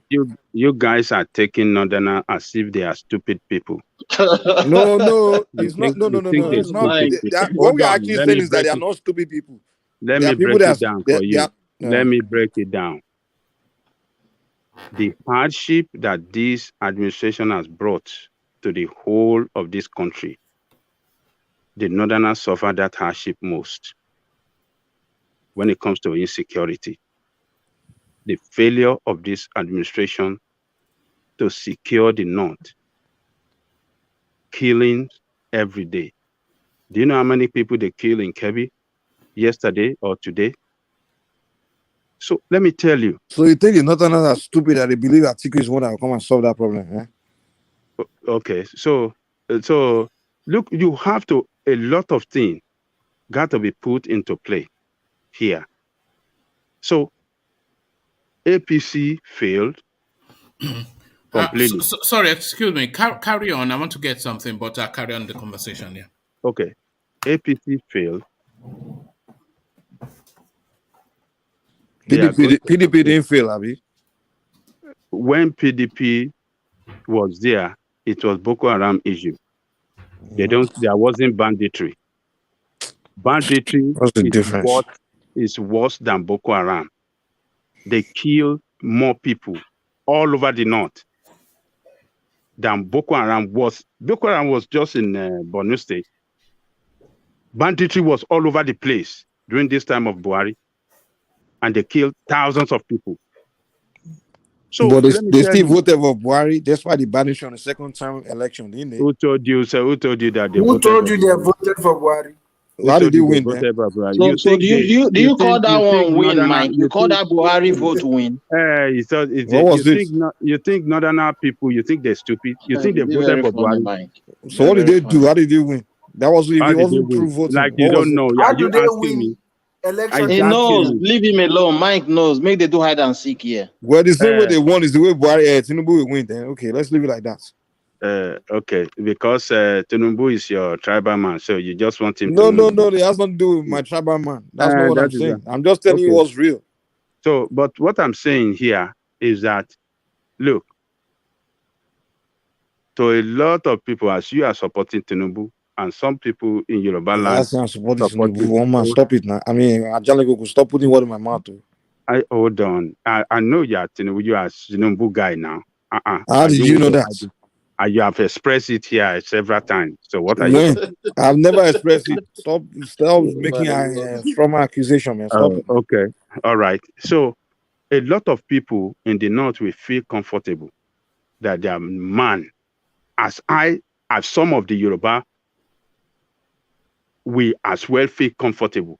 As some people, some Igbos, as well we feel comfortable if it's an Igbo man there. I want you to think like that, in that direction. Think in that direction. A lot of Northerners will feel comfortable with that, oh, Atiku our man, than the Yoruba man. You can support him. If you are PDP, will you advise PDP to bring back Atiku? Will you advise Atiku will not win election for them? Okay, so tell me who can win election. They will vote for Fulani after all these Fulani things. Tell me who will win election for PDP. Tell me one name. Why can't we be in the south? They should bring someone from the south. He has to be somebody from the southeast or can't you just listen to me? Haven't you been listening to me since I've been talking? I told you that it is one thing to choose somebody from a particular region in the south. It is another one thing to win election. It is to win election that matters. It is not just to choose somebody. How do you want to win now? I haven't seen the sharp division, tribal division, the political tribal division in our politics in Nigeria today. How do you win an election? How do you win that northern vote? It is what how is matters. Atiku going to win in the southeast and southwest? It will win south. It will win in south. Forget about southwest. Yeah, I know that one for sure. Forget about that one. But southeast, forget about southwest, southeast. It should pick an Igbo man as vice president. It doesn't matter, man. You think Kanu IPOB will allow people in the southeast go on the ballot box and be voting for a Fulani man when they are a Fulani man lock their supreme leader in prison? Is it only all the sit at home that's been going on? So you haven't been paying attention. You think it's an insult to that sit at home that they've been doing every Monday? That a Fulani man lock their supreme leader in prison. Don't let us go there. Now they will go and vote for a Fulani man to be president. That is not the topic of discussion here. We are not talking about. That's a fact. That's what's happening. That's what's on ground. We have to deal with the reality. That is not a reality. We are talking about people, how they can win election. That is what we are talking here. Atiku can win election like that. So, if you think, mention who can win from PDP other than Atiku. Wike stand a bigger chance. Someone like Wike, someone like even this one don't know any Wike or David that basket man will win it. He cannot win beyond the river. Let him step out of a day after he leaves that office. They will stone him in that river state.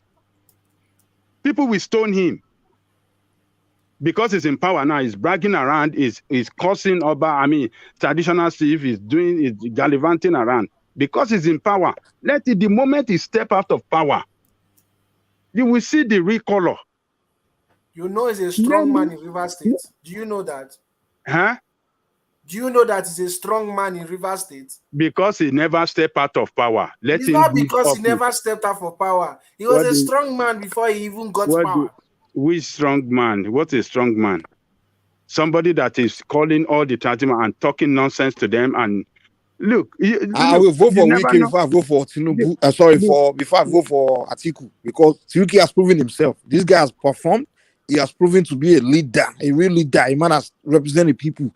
They have stood up against the federal government. He has proven himself to be a northern vote. Can we win northern vote? Yes. The Northerners don't have anything against Wike now. What do you have against him? How many Oh, northern okay. states are we talking about? How many northern states? You don't know how many states in the north? He can win Benue. He can win Taraba. He can win Kwara. How many He can votes they win come from? those He will How even many win votes Southwest. they? How many votes they come from Taraba State? We are talking about the core north. When you are talking about Kaduna, How many Katsina, states is the Sokoto, core those north? are the ones that carried big votes from the north.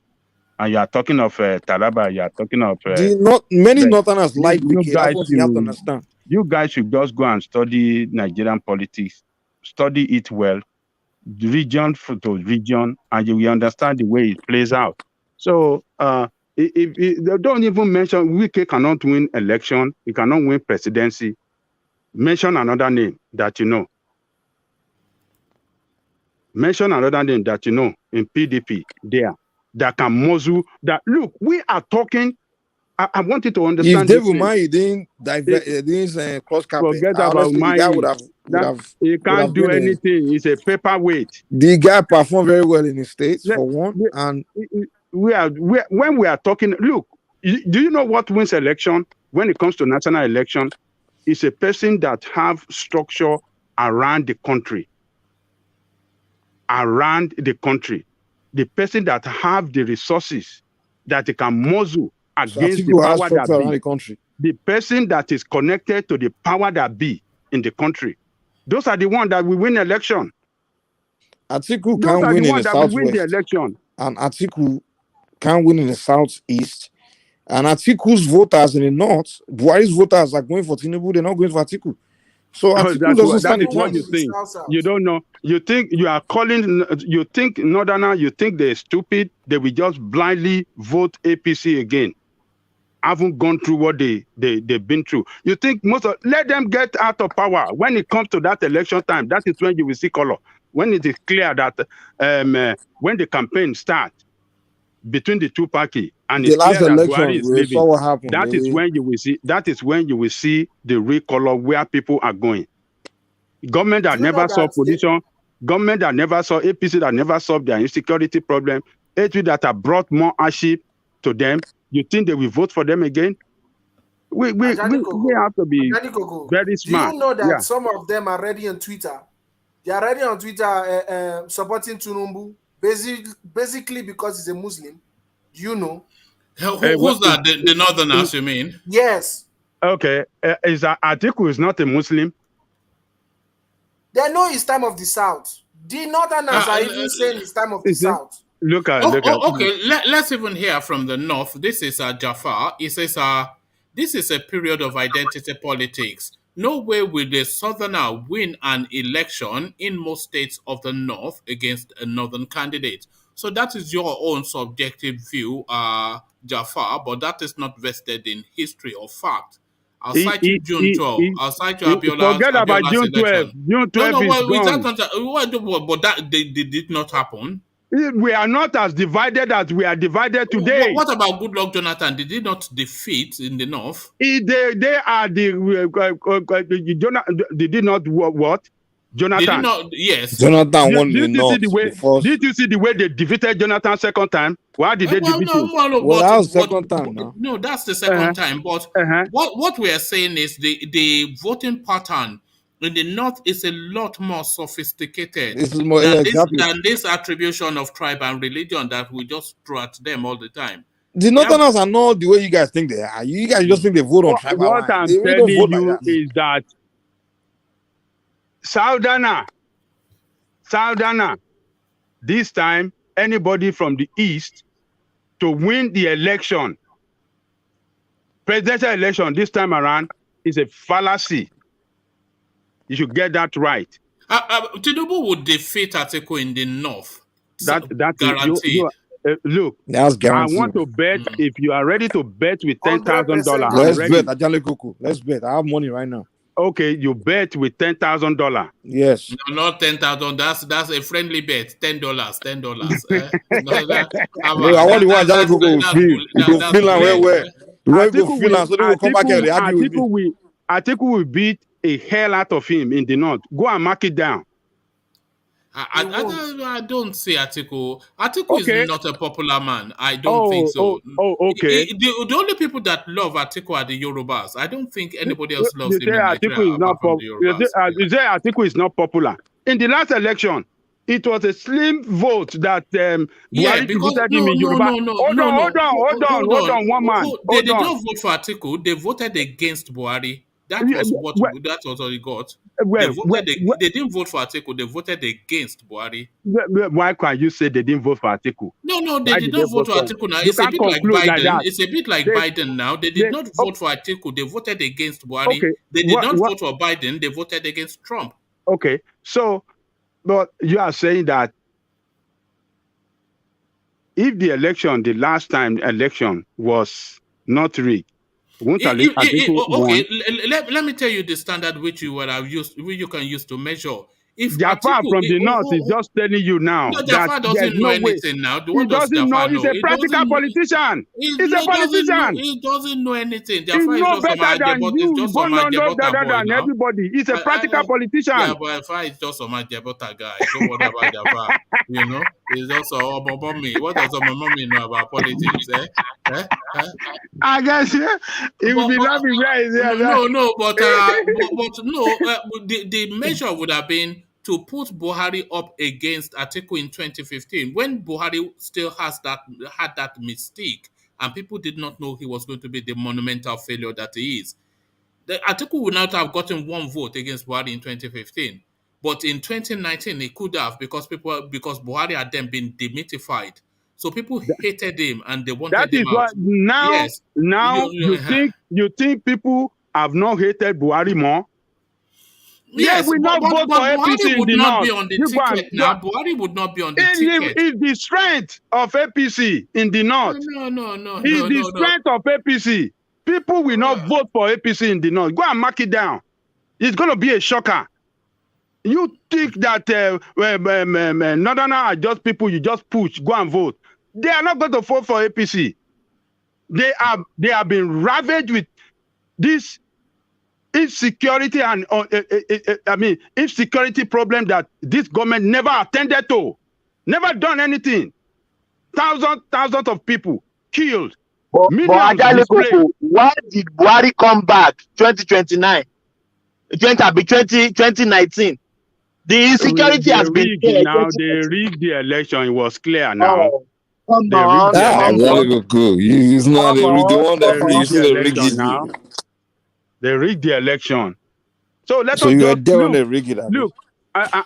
Our brother from the east, they have to see a way of sacrificing maybe 4 years or next year so that they can integrate well with the northerner politically, and then use that to attain the position of power. That is the best way. And that is their route to power, by the way, the East. So, and you know, your route to power is never the Yoruba people. If you want power, you're not going to get it through the Yorubas, because you have to go and form your relationship with the North. That is what you have to go and do. But if you are saying let's come together and chase them out, that's not happening. So you have to go and form a relationship with the North. This time, they need a strong northern candidate to be their presidential candidate, and they are devised, and they can ride on the back of that person to the corridor to power as the vice president, use that position to connect, form a strong relationship politically with the northern people, and then be ready after that guy, so that when the power shifts to the south, to now say, we want to contest. And by then, yes, that candidate will have been well known by everybody over there, will have connected well with power that be across the country, and they will have a better chance, to win the president. But now, with the Biafran narrative, they will use that to kill that southerner. No, that's Biafra narrative. It has destroyed any possibility for any Igbo person. They will just use that Biafra narrative to kill that. This is why I'm saying the real anti-Igbo person is Nnamdi Kanu. The real anti-Igbo person, because it's destroyed. That guy screwed them up. Yeah. No, I don't want to go there. I don't want to agree with you guys. He was just doing what what would he you But that's a say? believed. fact, man. He was just doing what he He was believed that is good. he was But leading with his ego, and it destroyed their space. well, He may have done the right thing, but he did it wrong anyway, time. That He was the didn't wrong do the timing. right thing, and he did it The badly. wrong He did the time. wrong thing badly. That's just the thing. yeah. You know that ship has sailed already now. I mean, we've gone through the Biafran narrative already now at a heavy cost now. So what was he doing with that guy? It was just a silliness. That's something he should have done in the 90s. Like the You know? 90s or the early 2000s when Nigeria, where everybody was, that was the time to do that kind of stuff. But not when it's democracy, when it's politics. You now screw your region with that kind of stuff. The timing was wrong. The old agitation thing, I'm not against it, but the timing was just wrong politically. I'm somewhat against it only because they've already attempted Biafra, and the numbers, even people quickly know the numbers, it's almost genocidal numbers that was lost to that space. So they should not have done it again. But that's just it. And the price now they are paying it. They are paying But the the time price they in should have done it politics. was during that Abacha region when Yoruba people No, were it should not have done it at all. What's the point again? What's the point of doing it again when it failed so monumentally the last time? During that military era, the whole Nigeria was fed up with the military. The South were agitating, Yorubas were agitating. They were quiet. That was the time they should have done Biafra. You came out and joined us. Remember when the South were sick of Nigeria? They were all carrying arms. That was when the Igbo was supposed to join them and do Biafra and whatever. They would have easily convinced them. And when the Yorubas were doing the old June 12th, that was when they were supposed to be doing Biafra. But not when everybody has died down with their own agitation. Now you're coming out with Biafra. When the timing was dead wrong. They didn't know the right time to do what they need to do. They don't know how to calculate. That's their problem. One man, that's my position. They just, PDP right now, I don't think zoning to the east will give them, even the politician in the east, you can see them lying low in the PDP. They know the game better. They know what the, like Mike Obi and all of them. Do you see them shouting for presidency? They know it is not a good time for them, that they cannot win this time. They just have to go behind a strong candidate. If the name that we're hearing are names like Oji Kalu, then you know that no. That one is in APC. That one is in APC now. You see, So Agalo Gogo, when are they going to get it? Never. When are they going? They are never going to get it now. Never. No, they will surely. Hold on. 2033, they will get it. 2033. End this Nigeria now. Never say never. What if they're not going to get it for the next 16 years? And by then, things will have changed. 8 years. 8 years at most. 8 years. If the Yorubas come in now, the North will let Igbo go after. Forget about Yoruba. Yoruba cannot win. Forget about that Yoruba candidate. In 2023. Yeah, Tinubu cannot win. Just forget about that. All right. They can't win. Their APC cannot win. If PDP get themselves right, if they come out with a strong candidate, Atiku and Obi, they repeat it again, they will win the presidency. And after Atiku, then that might give them a window. If Atiku wins, it might give them a window. Yeah, that's what I'm saying. I'll tell you what, you're wrong.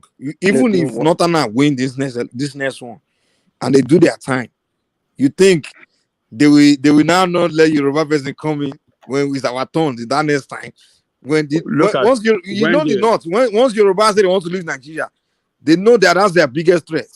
No, it's more difficult for them to stop Yoruba from leaving Nigeria. If Atiku Peter Obi win the presidency, Atiku will give it to Peter Obi when he leaves. That's what. Yeah. No.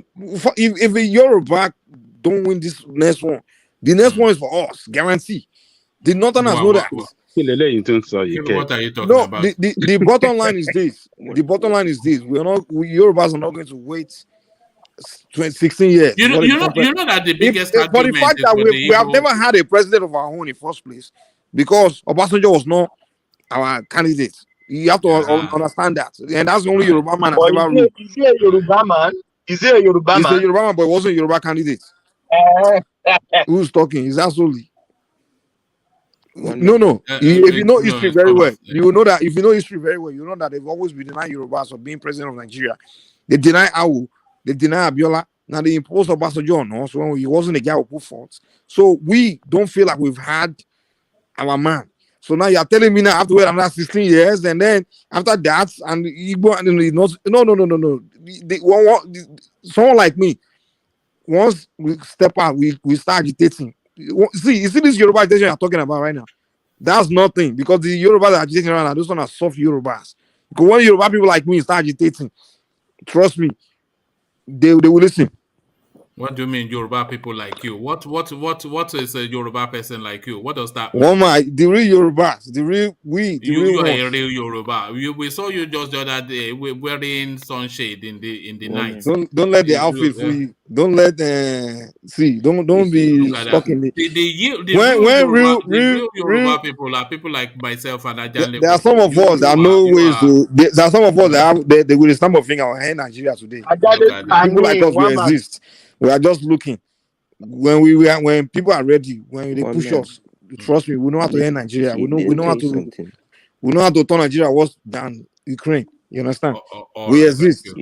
All right. Let's hear from Charles. Let's hear from Charles who wants to come. The reason why they're not scared, that evil people believe they're not gonna fail. That's a fact. That's what they're scared of, the evils.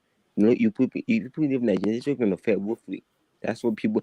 That's what other type of scared of the evil. Scared of them. They're not. No. That's the truth. Charles. If the Igbos leave Nigeria, Nigeria will not fail, and nobody's scared of the Igbos. There's no reason to be. Fact, there's no reason for anybody to be scared of. Why would they be? What would be the reason for it? I'm sorry to say it, but that's the truth. But what would be the reason for it? Why would anybody be afraid of the Igbos? Igbo create most of the development in Nigeria. That's a fact. How so? Name one development. Igbo have connection everywhere. So Nigeria, they're not scared of Igbo. I know that they're scared of the Igbo. Why would they be? They have no reason to be now. Why would they be scared of the Igbos? Why? That's a fact. If they're scared, they know if Igbo people leave, they're just gonna fail. Bet me when I say that. Bet me $100 when I say this. Charles, if anybody leaves Nigeria, Nigeria will fail because it then ceases to be a country.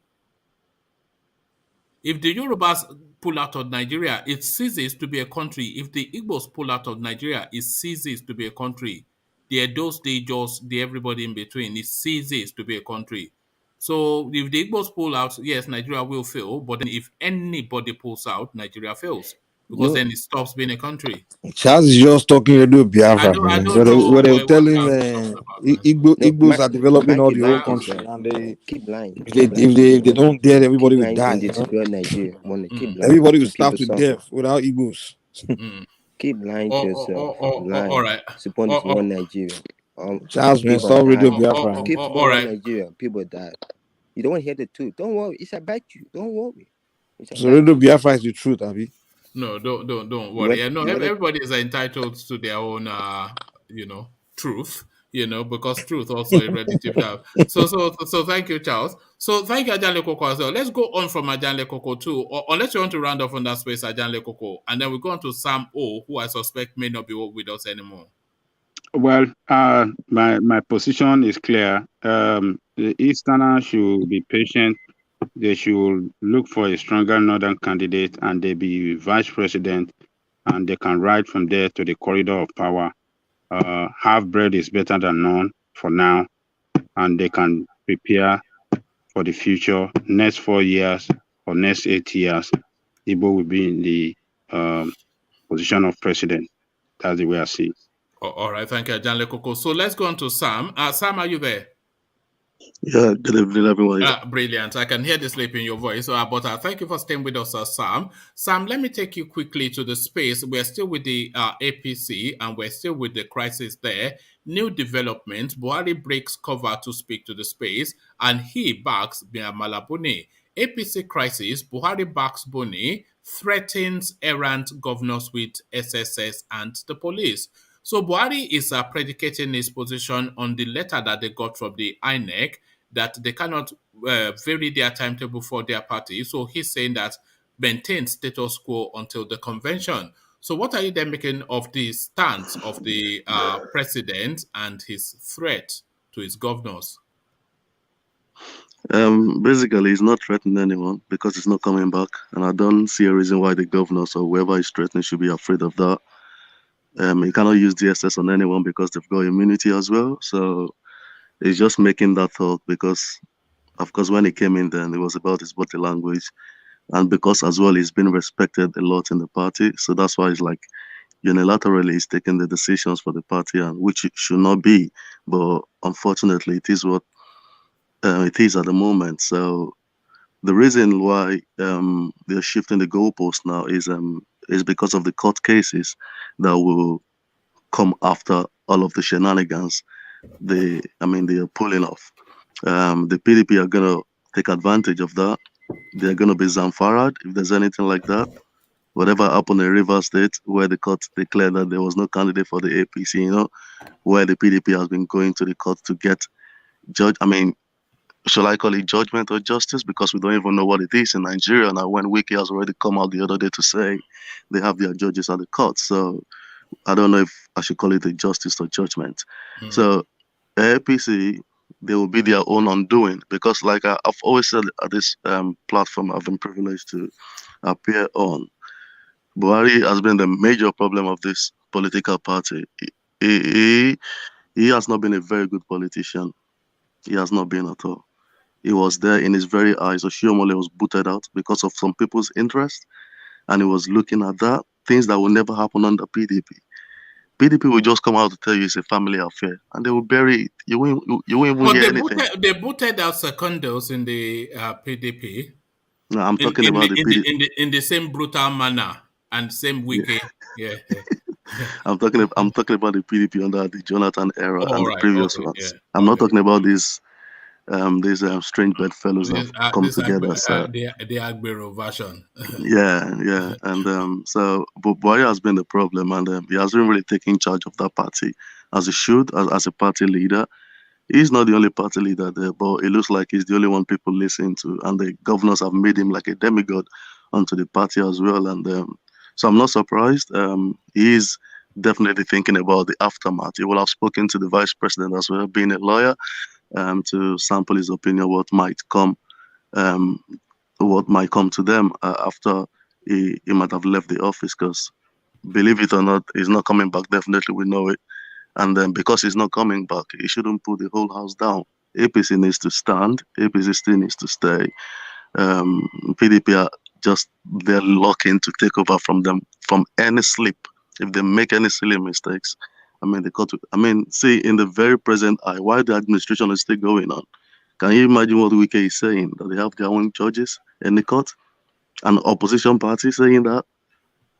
So it's terrible. What Buhari has reduced the party to, and by extension Nigeria.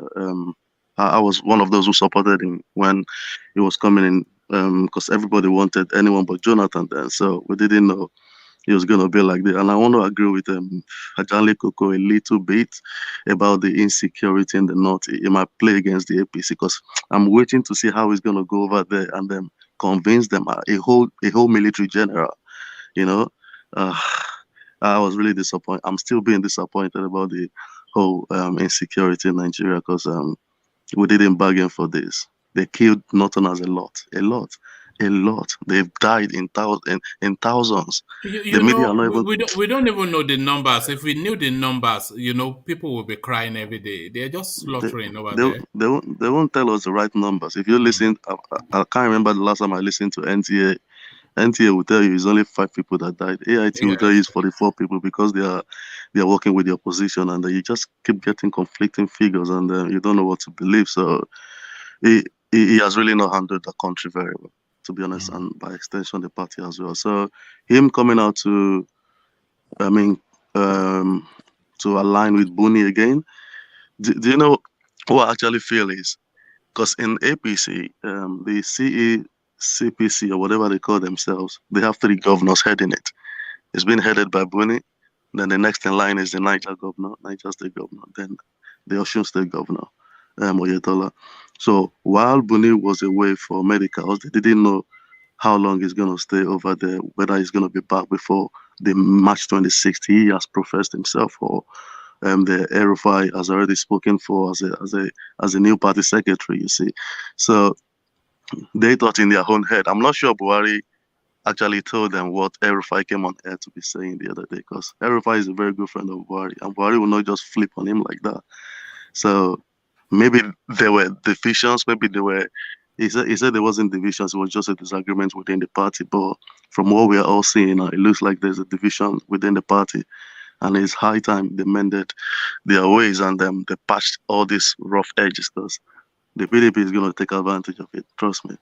So now Buhari has flipped to say Buni should take over. I saw the leaked letter he wrote to the Governors Forum leader in the north, I think Bagudu or Baguru, I can't remember his name. I saw that on Channels TV last night. So, yeah, I mean, asking them that the convention should happen. Definitely, he's for that. And I think Buni himself didn't cover himself in glory, because when he mentioned on the 26th of March, just 1 month further down the line from February 26th, you're setting up a zonal what's it called, for the party to have their zonal congresses, and then you're setting up 1,800 delegate member to come for the convention. That would be, it has a recipe for chaos and anarchy, you know. And I don't even know where the party will start from. If you have your convention in a month's time and you don't even have subcommittees for your convention, then there's a recipe for disaster, you see.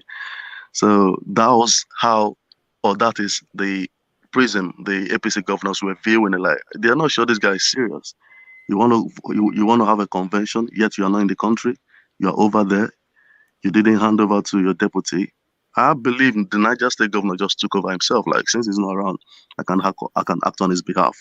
But now they've gone back to the president as their demigod to turn things around for them, because I mean, the PDP is just waiting. It's going to be a banana slip for them if they make any silly. What do you think is actually in play here? Because all these machinations that we're seeing, what do you think is actually underpinning it? Is it essentially, are they looking to retain power in the north? Are they looking to sideline Tinubu, which they almost certainly are? Are they looking to present some sort of a joker? What do you think? What do you think they are playing at? No, it's about interest. Some of the governors have their own preferred candidates to be put forward, but their candidate may not be strong enough, may not have the capacity to win the election. Okay, if they agree with the power brokers in APC, okay, fine. If we have a consensus candidate, or we have someone to put forward, whether by direct primaries or indirect primaries, whatever, they want to be the one to decide who should be the vice president from amongst them. Okay, whether it's from the north or whatever permutations works out. So it's about their interest. They're looking for someone to work out what is going to be in their own benefit as well. Some of them, it's just like you've tasted blood before. You don't want to go back to not tasting blood. They have been in politics. If they are out of politics, some of them cannot survive outside of this politics they're doing. They are career politicians. Yeah, they want to be ministers. Some of them want to go to Senate. You see what is playing out in the Northwest between Kwankwaso and Tambuwal at the zonal level, because they're both from the Northwest. So Tambuwal is arrogating to himself as the leader from that zone because he's a sitting governor.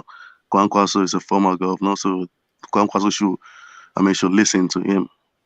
But on the balance of things, Kwankwaso has some clout in the Northwest, believe it or not. He's got the Kwankwasiya manner following him up and down, the red cap. So I think that's the reason why he's trying to join the NNP, something they just formed. I watched this interview with Femi Okumi, the guy from Channels, the other day. And Kwankwaso said he's still one leg in PDP and the other leg in the new party they are trying to form. So it's about their interest. And based on the zones where Nigeria has been, how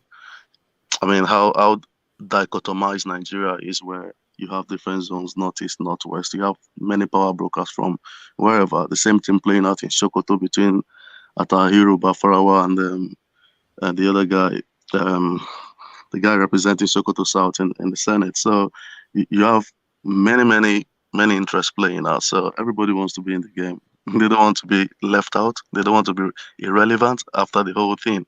You see, nobody knows who the president will be.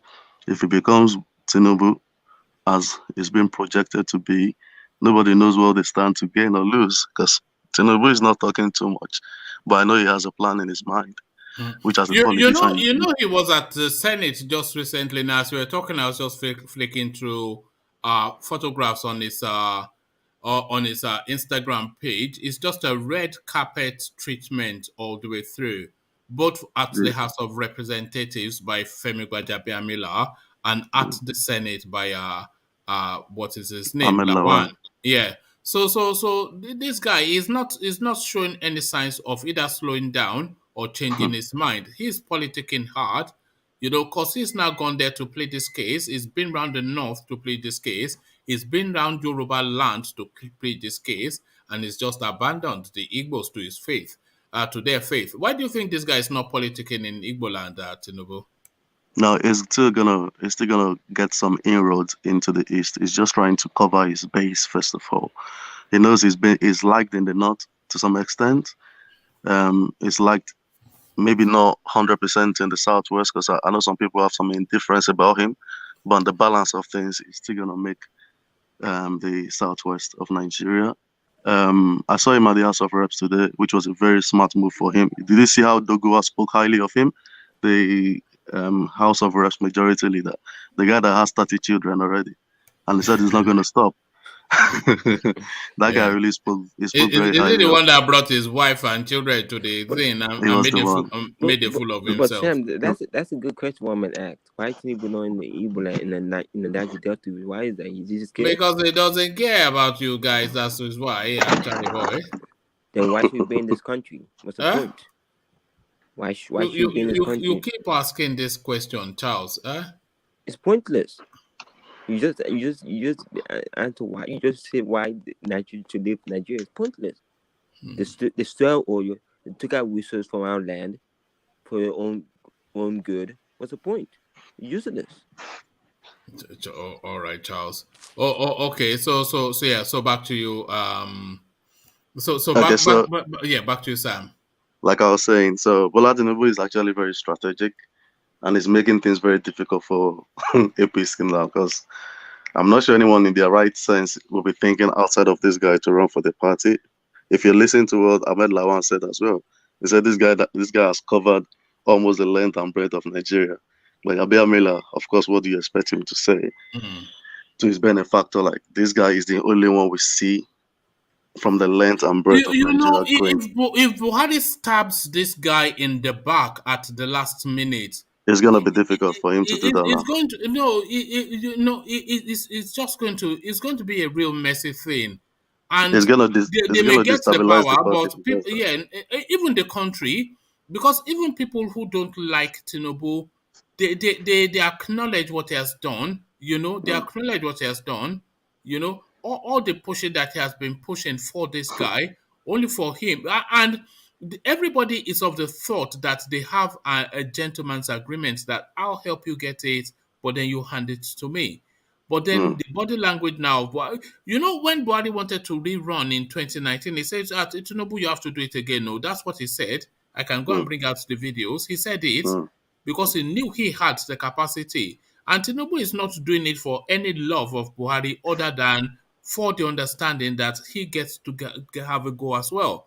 So having now satiated himself, he now just wants to walk away to Daura and just no. It's not going to happen. You scratch my back, I scratch your back. It's not done now. It's not a good look, you know. No, it won't do that. To be honest, the way I see Bola Tinubu, because if he's not convinced in himself, do you know he will not be doing what he's doing? Yeah. I saw him today sitting down, holding the microphone, and his hand was shaking, like he's got some tremor in his hands. I'm not going to deny that fact, though he's my own candidate for the election. So it's not aging younger. It's getting older, you see. But do you know what he said there? That struck me. He said, all the time. Let me make this statement, sir. I'll let you come in five seconds. He said something to them at the House of Reps. He said, now they are attacking me that I'm sick, that I am senile, that I can't think, that I've got mental problem. He said, this work is not, I'm not doing any bricklaying work. I'm not carrying pong. I'm not carrying cement and blocks. It's the mental work. It touches brain like, say, it's the head work. And all of them gave him an applause for that. Say, he's ready for it. If he's not convinced, he will not start going up and down. It cost him so much money, flying private jet up and down, you see. So it's serious. It's serious. APC is in problem because if they have any other candidate, they need to perish that. But it does have to come out at some point to address where those concerns are. The concerns are largely about his health, and it's about how you manage it now. It's about how you, not even his health, but how he manages the information. He has to come and address it to say that this is what is going on, even if he makes up a story. Backed it up with our medical people to say, look, this is why my hand shakes. But he has to address it though, because people keep pointing in that direction. So he cannot just ignore. Whether it's Parkinson or not. Who's that? Those are his haters now. No, is that you, Ete? That's me. That's Parkinson. Is that Ete or Ote? Should I change your name to Ote? Are you Ete or Ote? Are you Olote? Ote don't do this guy. It's Parkinson. Ete's candidate is weaker now, so I'm not surprised. Ajale Koko was going to come in now. Let him speak. Yeah, Ajale Koko. Yeah, sorry, you wanted to. One man. He have to address his health problem. And that health problem is a concern to a lot of people. We don't want a president that we get there in 6 months, he won't be able to function, and he has to be going to London every two weeks or every five months. And especially not off the back of Buhari. No, we are in a crisis. We want somebody that is healthy and not. He's not healthy, man. His hand shakes all the time. Look at him. If you watch Tinubu, anytime he raises his hand up, you will see that tremor. Shaking very bad. No, somebody with Parkinson or a nervous system or this nerve system, or how do you call it? He cannot do the job well. He can be saying this, it's a mental job, it's not body. No, it is for both body and mental. That job has to be a job that you are strongly committed to, and you must be healthy.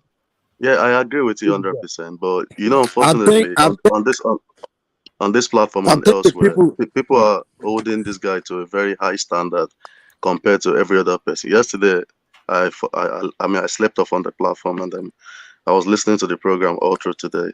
So I remember you mentioned my name. I was far gone asleep. Yes, that's where people happens. Sorry about that.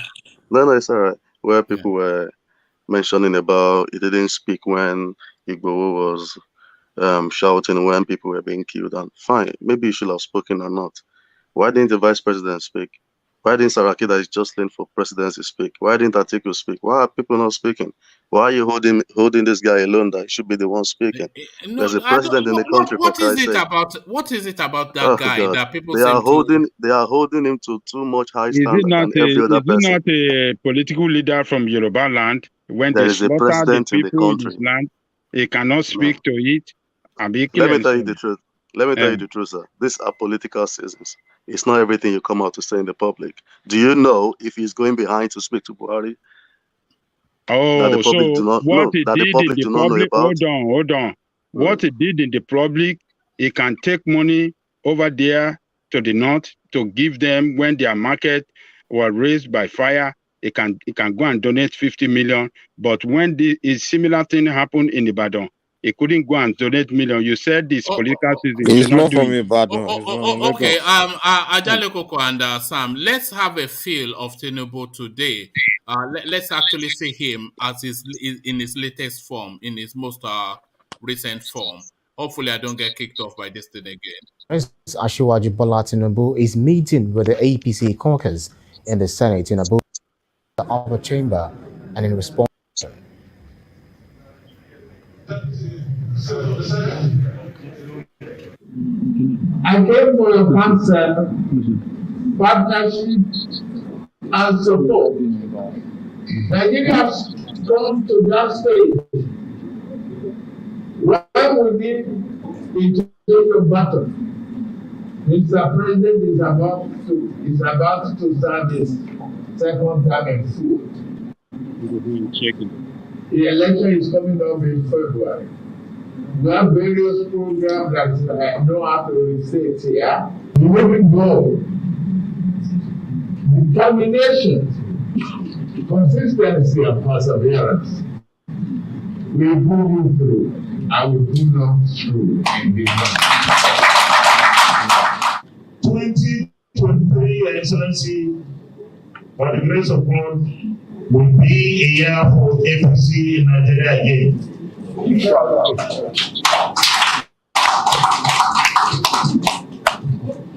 Most of the challenges that we face today in our country are challenges that have international dimension. And that is not to say that we are running away from our responsibilities.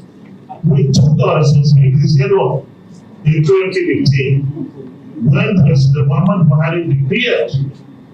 And I'm very sure that given the kind. Okay, one man is out. Oh no. Okay, so that was Tinubu in the houses in the assembly. So it seemed reasonably well presented to me. We did see his hand shake somewhat. No, he was shaking because I don't know what your screen was showing to you. You know, he's supporter. No. I said that. I said we did see his hand shake. Oh, somewhat. I thought we didn't. Oh, okay. No. I said we did see his hands shake somewhat, but altogether he presented reasonably well. He was assertive. He was confident. You know, he looked like he controlled. Does he not look like a sick man? Not to me. Not to you because you're his boy. What do you mean I'm his boy? Look at this guy now. Okay. You want to nail one man every time. Look at this guy now. I'm not his boy. Well, I'm not saying we have to be fair. We have to be fair now. Should we not be fair, Ete? You look sick. You know you look sick. No, I don't know that. But one thing we have to agree with, whether we like it or not, this guy is carrying out his campaign effectively. You know, to address for all his what do you call it, the Senate and the rep. You know, took his campaign there, and everybody, you know, was there present. It shows that the majority have already accepted him as a leader in that party and in his pursuit for presidency. So he's doing his job well. We have to acknowledge that, but the health problems still remain, and we have to address that one as well. You see, we have to understand one thing. Like, a president in office is not really the one doing most of the job. It's the ministers, people that surround the president, are the one that actually doing the work. Yeah. That's one thing I'm not so concerned about.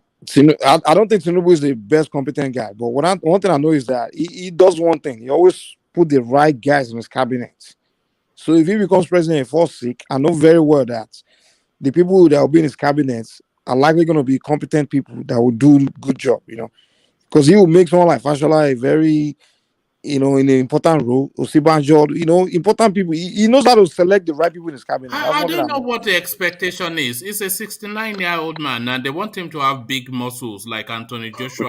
He's not Anthony Joshua now. 69 is football. One man. It's not Anthony Even Biden Joshua, right now. Biden is finished. It's just the people in his cabinet are doing the work.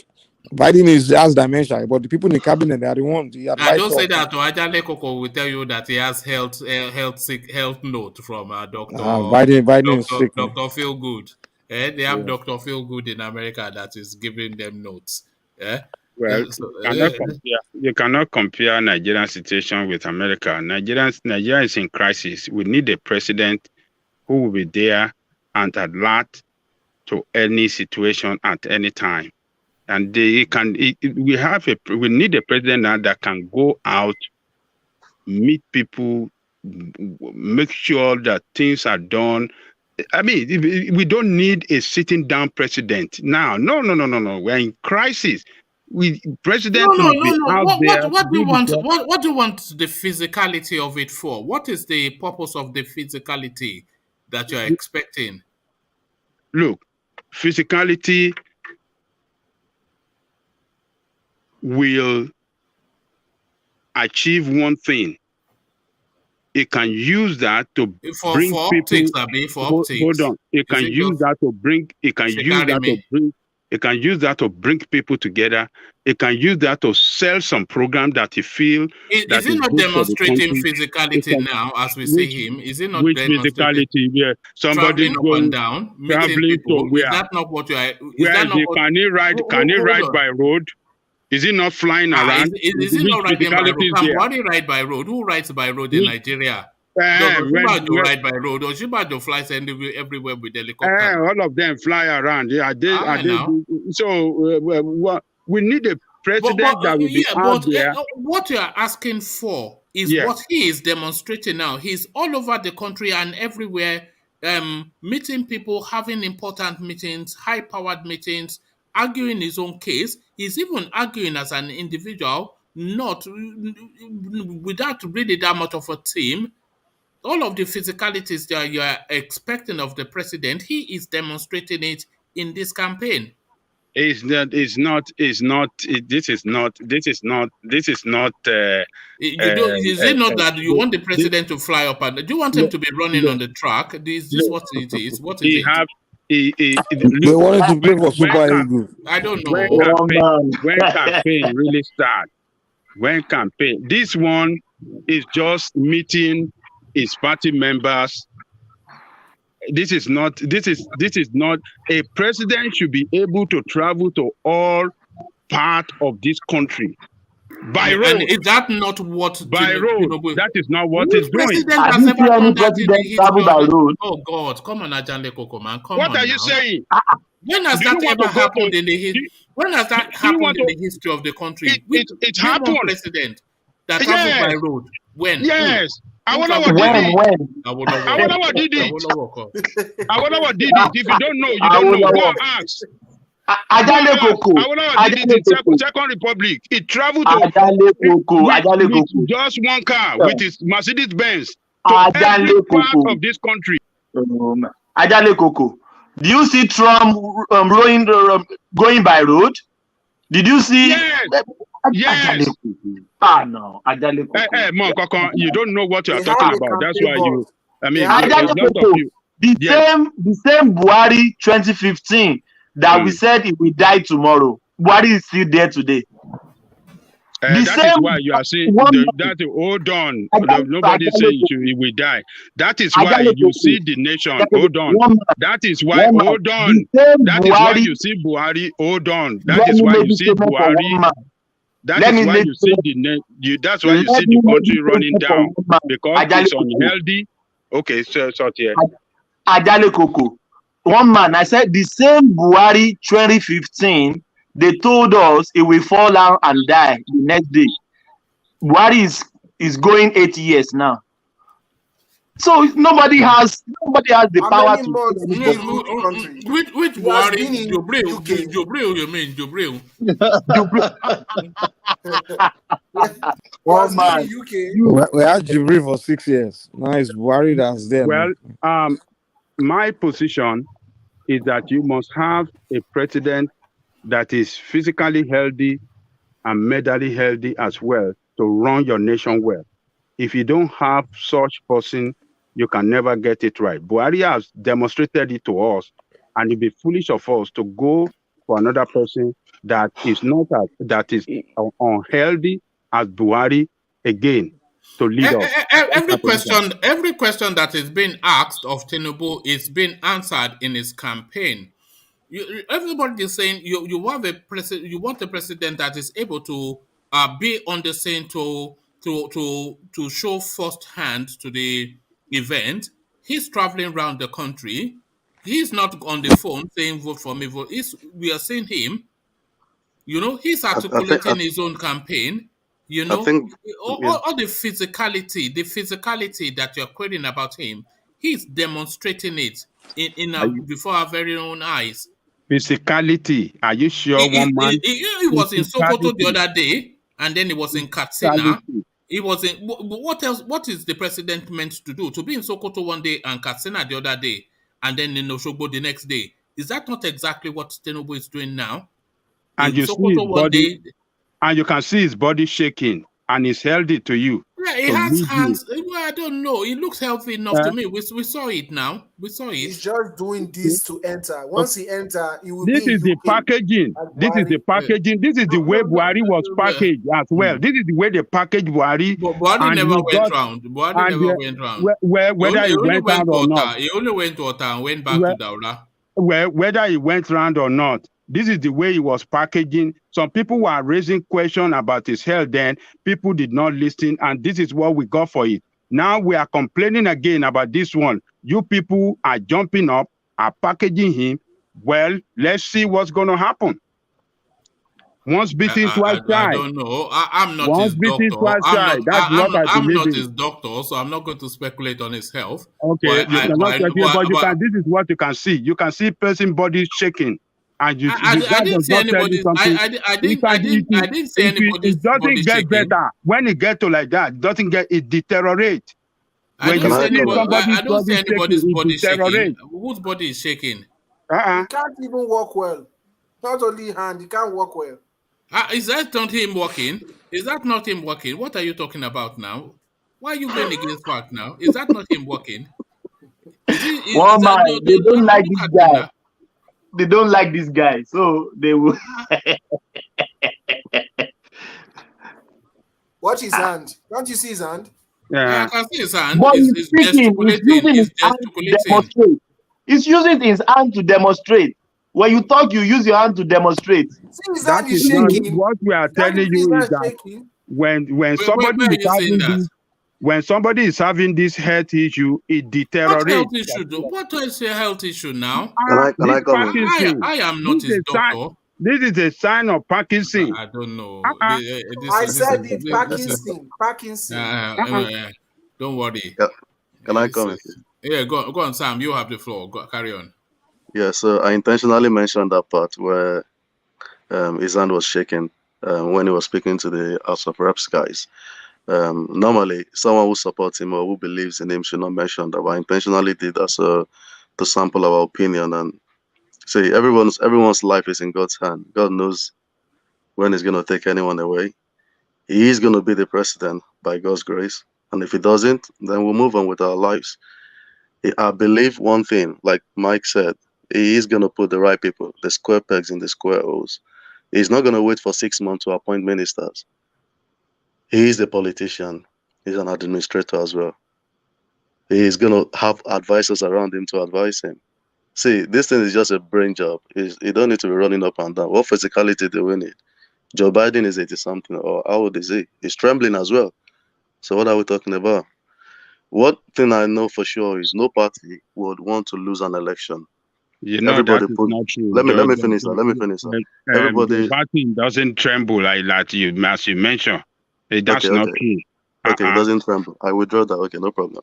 So one thing is everybody will put their best foot forward. APC would not want to lose an election. If PDP wants to lose an election, let them give it to an Igbo person. Before 3 p.m. that day, the election is over. What it is the only person that will give APC a run for their money is Atiku. Yeah, fine. It's the time for the youth. It's the time for someone younger. But in the Nigeria of today, like Ajale Kukurayli said, I wasn't even expecting all what you said tonight. I agree with you 100%. It's not the time for that. Whoever is going to win the election for them, who is that strong person that's got the capacity, like I always mentioned, capacity to deliver?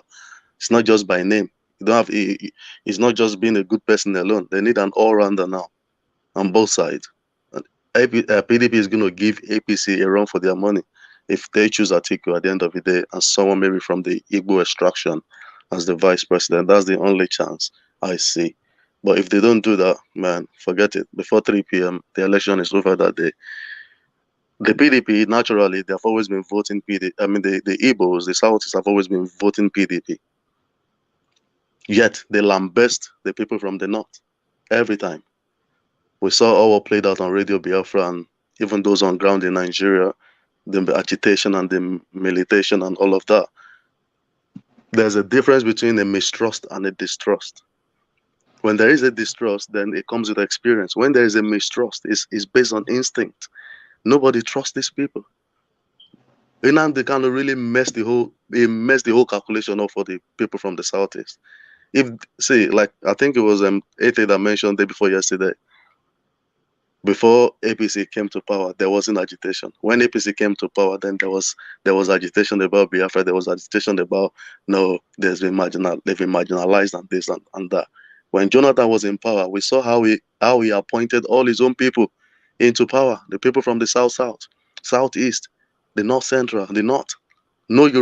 I can count the number of Yoruba people that were appointed by Jonathan. But what did the Yoruba people say? Were they crying? Everybody kept quiet now. The majority, which is not being exhibited by the Igbos, unfortunately. We need to tell the truth to ourselves tonight. There's been a high level of distrust. If an Igbo person gets to presidency today, hopefully it will happen. I pray it happens, but not in the immediate now. The first thing every other person from every other part of Nigeria is thinking of is, hey, these people, are you sure they will not actualize their dividing Nigeria and carving themselves away and abandoning the rest of us to ourselves? That alone is a big problem. That alone is a big concern for Nigerians. We have to stay together. We have to build this country together. Everybody has been marginalized. That you are not being appointed or not, it doesn't really matter. Yoruba people were not appointed under Jonathan. The facts are there on the internet. You can go check for yourselves. No Yoruba person was crying anywhere. So that distrust, needs to be, the North and the Southwest needs to, the Igbo need to end that trust back again. Let's play down all these fightings and, man, the bile and the vitriol and the polemics that were coming out of that Radio Biafra. Sometimes I listen maybe 2 years ago or thereabout, like, how are you doing this to your country, for Christ's sake? Go and kill anybody you see on the street, cut off their head and don't let them escape. Those kind of dangerous and violent language against your own country, against Nigerian security apparatchik. It's unfortunate it happened this way. Hopefully they will learn from it, but I don't know when. People don't forget things easily. Internet doesn't forget. Human beings don't forget things these days again. You don't forget things easily like before. It really messed up. It really messed up that space for Igbo.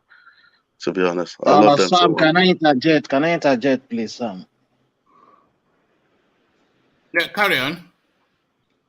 Yeah, you've mentioned this in the course of your analysis. You keep saying, you've said it almost 3 times now. People from the Southeast, that if they give them that slot, that before 3 p.m. the election will be over. What makes you think the election will be over? Because you're just throwing your weight around. What makes you think so? What I'm saying is, if you give the Igbo to run as the president or as a flag bearer for PDP, the election is over by 2 p.m. or 3 p.m. Do you think they not actually trust Igbo? I beg, you need to go and do your research. The North will go with Yoruba. He knows that they don't. They will go with the Yoruba first before they choose another person. I think we all know that.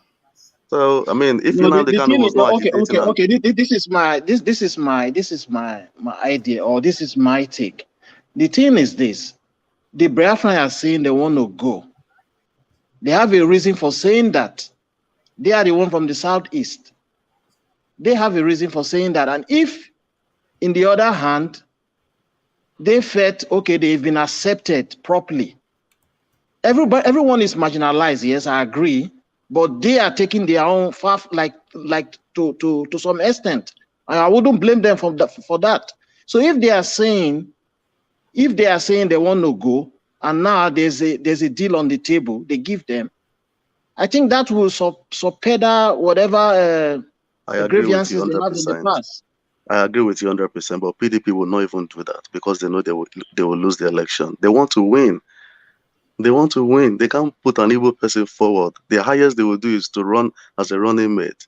If they put it forward, then they have lost the election. You need a vote from the north.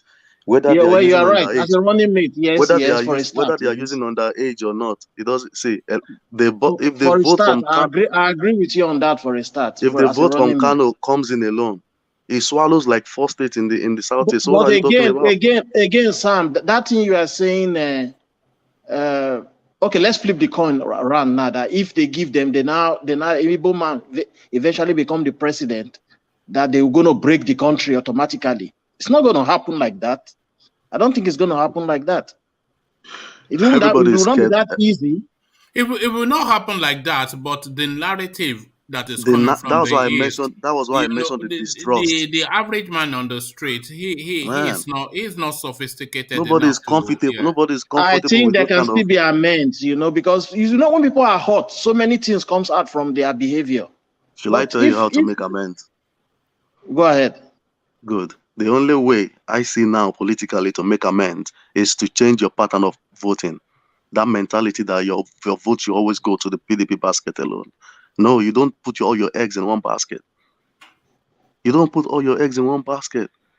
During Sam, the last I'm not PDP. wait. I'm for sure. I'm for ASU. It's not me. Oh, Don't yeah, direct I'm it just to me. okay. Sorry about that. I know. I'm just teasing. So yeah, in the last All election. right, let me play you a video clip, Sam, to the narrative that Ajale Koko has been trying to present us for the last few days. So watch this. From Joe Biden's briefing on Tuesday, the former vice president's first briefing in months, he was asked if he'd been tested for cognitive decline. What happened there? That's right, Craig. It was notable when Joe Biden was asked by a reporter about whether he has been tested, as you say, for cognitive decline. Here's that headline-making exchange. Take a look. Have you been tested for some degree of cognitive decline? I've been tested and I'm constantly tested. Look, all I got to do is watch me, and I can hardly wait to compare my cognitive capability to the cognitive capability of the man I'm running against. So there you have it. Now, Biden, who is 77, has come under scrutiny for at times stumbling or forgetting facts on the campaign trail. President Trump is 74 years old and has also been asked about his physical and cognitive health. The White House doctor recently weighed in on that, saying the president remains healthy. So there you have it. Joe Biden suffering from dementia, but Tinubu, you are saying his hand is shaking. Yeah, we all know. Demented president of America. Demented. The difference is, you see American asking question, right? Yes. But you guys don't want to ask question. It's not on the campaign trail yet. Is it on the campaign trail? Even now you are saying it's not on the. Now it's going around. You can't see reporter getting close and asking questions because it's on a consultation. That is the way they're gonna do it all through. They're not gonna ask you questions. How can you say that? How can they campaign without interacting with media? Oh, okay. What is he doing now? It's on a consultation tour. He told us that. Consultation tour doesn't need. It doesn't. This is the time it need the media most to promote his consultation tour.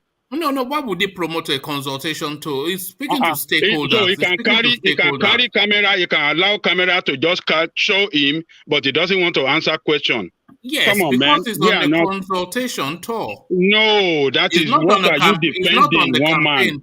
You are defending indefensible. When you can allow, it's illegal for him to campaign now. It's illegal. Are you asking him to break the law?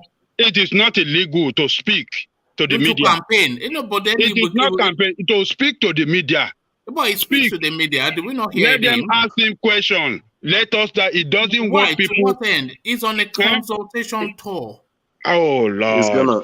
Don't worry. We will get there. We will see whether we will see when it get to that time when the campaign starts whether it will be open to the media for. Of course, it will have to be now. How can you be running for a presidential election and not interact with media? We are ready. We have the team out there. We have the team They out have big there. media now, and it's not suffering from dementia like the American president. We have media team out there that are ready for him. Don't worry. This president he doesn't even remember his name sometimes. Joe Biden. This is what are you talking about? One man. I mean, you heard it now. John Biden ride on bicycle. He still jog. He still jog. He still run. Do you know the amount of ups and downs? Can your Tinubu jog? Can he ride bicycle? Can he run? Joe Biden still run. Right. You run where? You don't see when he's exercising. Can Tinubu do? And he's 78 or 77, 78. Tinubu cannot do that. We need a president that is healthy. That is what Buhari. We saw what happened about Buhari. This country belongs to all of us and not for them. And you people don't want to ask questions. What is wrong with you people? And you want to follow them like Okodogo. Calm down. No, we just have to ask questions. These people, this country belongs to us. It's not for them. They are to serve us. Something that is not somebody that is not healthy, and we want to blindly support that person, because what kind of useless blind love is that? Blindness support is that. We cannot do that. When we do this, we are hurting ourselves. We want to hurt the future of the future generation. We have to do better, man. Let me come in here. You see, I appreciate what you've said. I'm not a spokesperson. Yeah, anybody can be sick. People who are not up to 60 have died. Yeah. Where I'm going to is Bola Tinubu's his ambition is what has been nonsense for a long time. It's not his right. He's only going to be privileged to be our president. But if he gets there and he has a good team around him working for Nigeria, I think we're all going to be the better for it.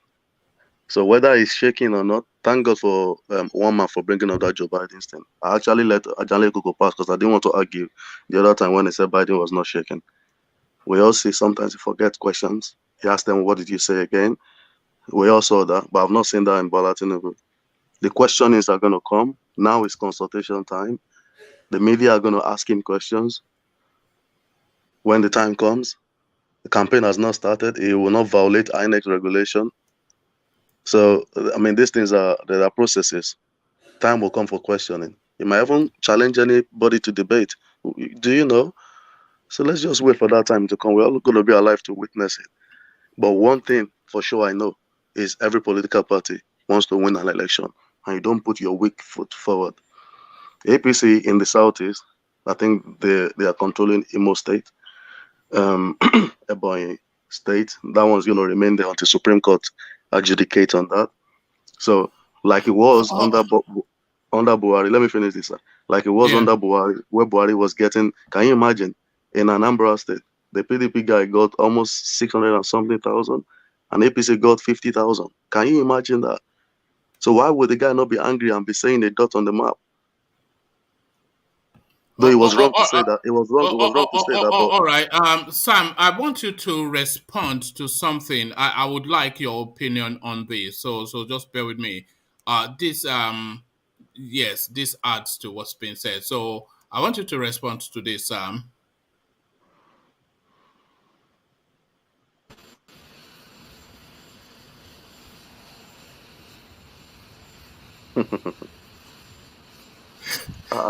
Yes, that's it right in the Is this real?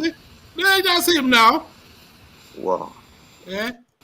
Okay. Did he not climb up at the end of the way? Yeah. What of Tinubu that fell in Kano? What of Tinubu that fell that he was falling on his agbada and they have to catch him up? That is it, but he can What ride a of your motorbike Tinubu? and he can What of jump. your Tinubu? What of your Tinubu that fell? He can ride a What of motorbike and okay? jump, but he Pull cannot up climb that. a step. Pull Look up. at that. If you are not biased, pull up that Tinubu fell in Kano when they Look at that. when they That is grab the him by his American agbada. president. Oh. That is the American president. Look What at that. of Tinubu that fell in Kano Look at that. when they Look have at to that. grab him by his agbada? You see, Ajale Kogo, one man brought that video the other time showing that question about the cognitive reasoning of the president. All of a sudden, you quickly change it to something else again. What did I change it to? You change it. Of course, I've forgotten what you said, but I saw you change your answer straight away. But that's not where I'm going. All I'm saying is... Hold on. Let me ask you a question. Between Tinubu and Joe Biden, who do you think can be a better performer between two of them when they put both of them in the office? Who do you think can perform Joe better? Biden is not a Nigerian, so give me a Nigerian example now. No, forget about it. We are just putting them side by side. Who do you think is more... Who... I'm not going to answer that question. Who is more physically healthy? No, we need a Nigerian example now. Stop this, one man. Bring that of Tinubu that he fell in Kano. Bring that he can of fall Tinubu now because he was wearing Agbada now. Bring that of Tinubu that fell in Kano. But look at that. Ajale Koko, you were telling us that he's a jogger and a rider and a kung fu fighter. A jogger, a rider, and a kung fu fighter. Where is the kung fu? Look at that. He cannot even walk. Look at that. And he tried to guy it, and the guy failed him. Look, he tried to guy there. He wants to guy like wow, look at that. That's the way. Okay, Look at that. Look at him. He still walk up by himself. Nobody came to grab him. That of Tinubu said they grab him. Imagine if that was Tinubu. Imagine if that was Tinubu. If Tinubu had failed, it would have been Ilelo Lotarara. But somebody grab him. Look at that. Look at that. One man, how old is Joe Biden again? How old is he? He's 198. He's 78, He's 78. He's 78. He's 10 years older than Tinubu. Oops. Joe Biden is 78. Is it 78 or 79? Look at that. I mean, maybe 79 or so. No, it's 79. Just saw his age now. 79. Yeah. One man, hold on. 79 years, and he almost keep his feet, and he stood up again. So and give him credit for that, one man. Give me credit. Boom. Yes. And then here you go. Boom.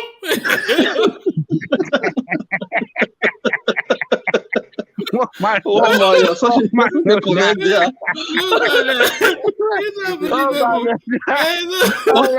one man, to be fair, pull Tinubu on as well. Pull Tinubu clip as well. Do you see the point I'm making though? Imagine if that was Tinubu. They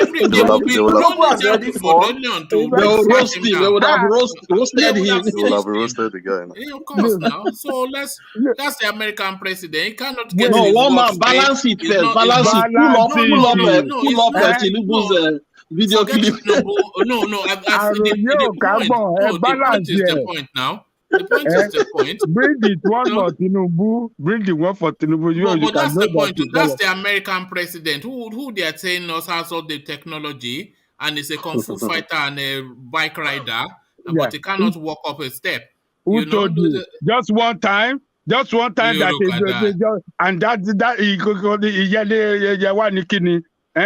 at that. You see now. So there it is. Bring that up, Tinubu.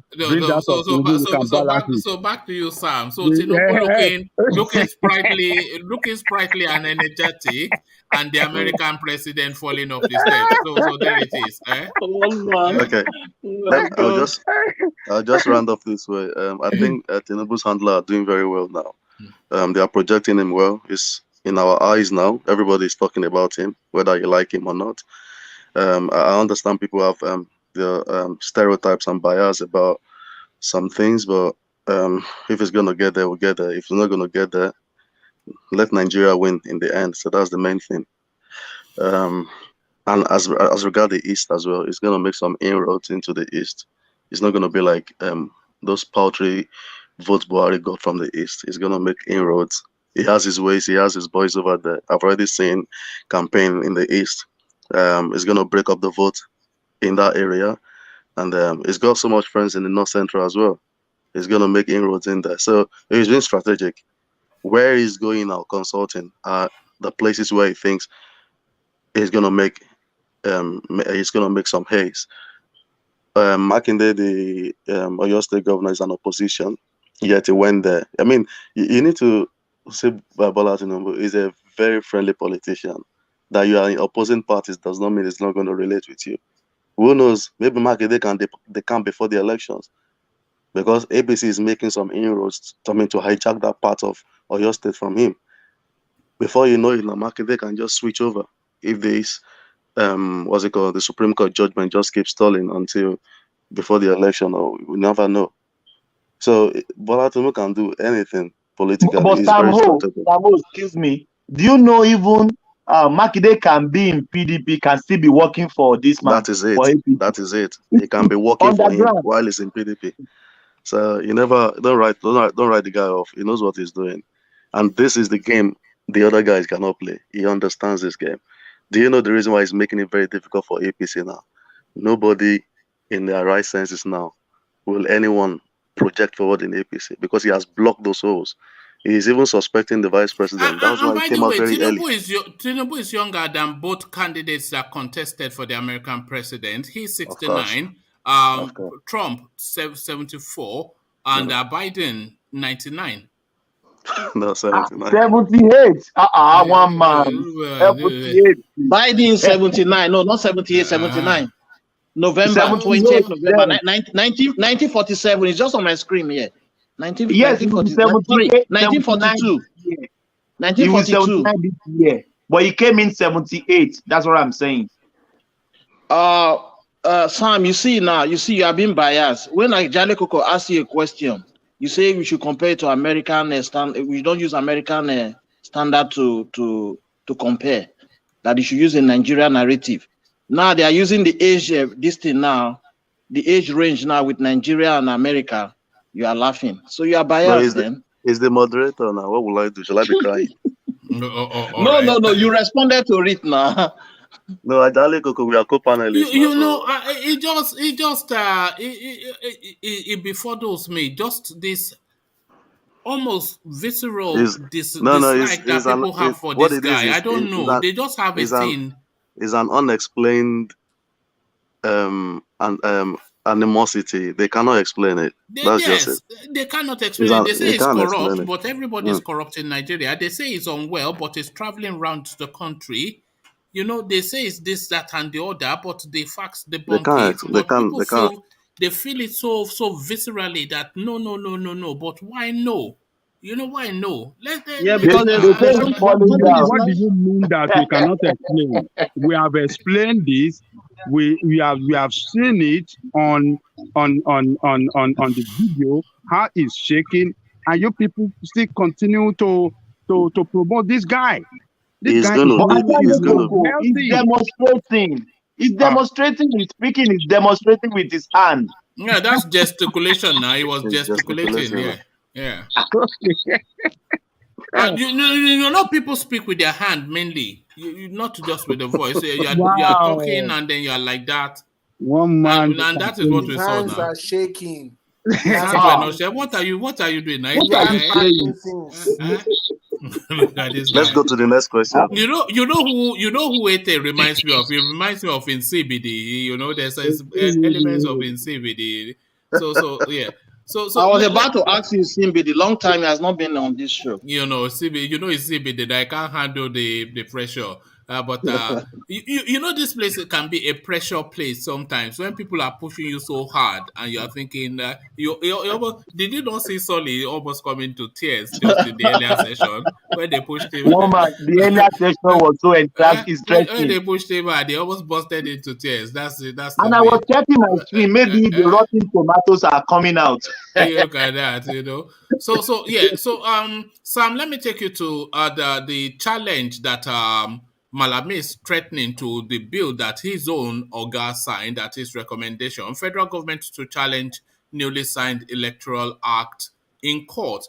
This is what Malami said on Channels Television. But do you think this is essentially his self-interest overriding the greater good for the country, Sam? I think so, if that's truly what's happening, because why would he want to go to the court again to challenge that? You see, that's the reason why before Buhari came in, we were actually campaigning very strongly via Twitter, via their handlers on Twitter, to speak to these guys. We need to separate that office, the Ministry of Justice and the Attorney General of the Federation. That office needs to be separated. It needs to, because there's a conflict here. This is to a greater good, this law you have just passed. You just barely passed a law in a week, yet you still want to change it again. Because one is a political office and one is an administrative office. The Attorney General is an administrative office and the Minister of Justice is a political office. So I'm not sure why the two are together. I don't know why they joined them together. It should be separated because this guy was in London in 2019, Falana. I happened to meet him at Canary Wharf. I was having my lunch in the mall. So himself and his wife came to London. So he was looking at me. I didn't quickly recognize him. So I just intentionally went and sat beside him. And I brought a newspaper. No, I brought on my phone. I was looking at my phone. It's got so many political, tweets in there.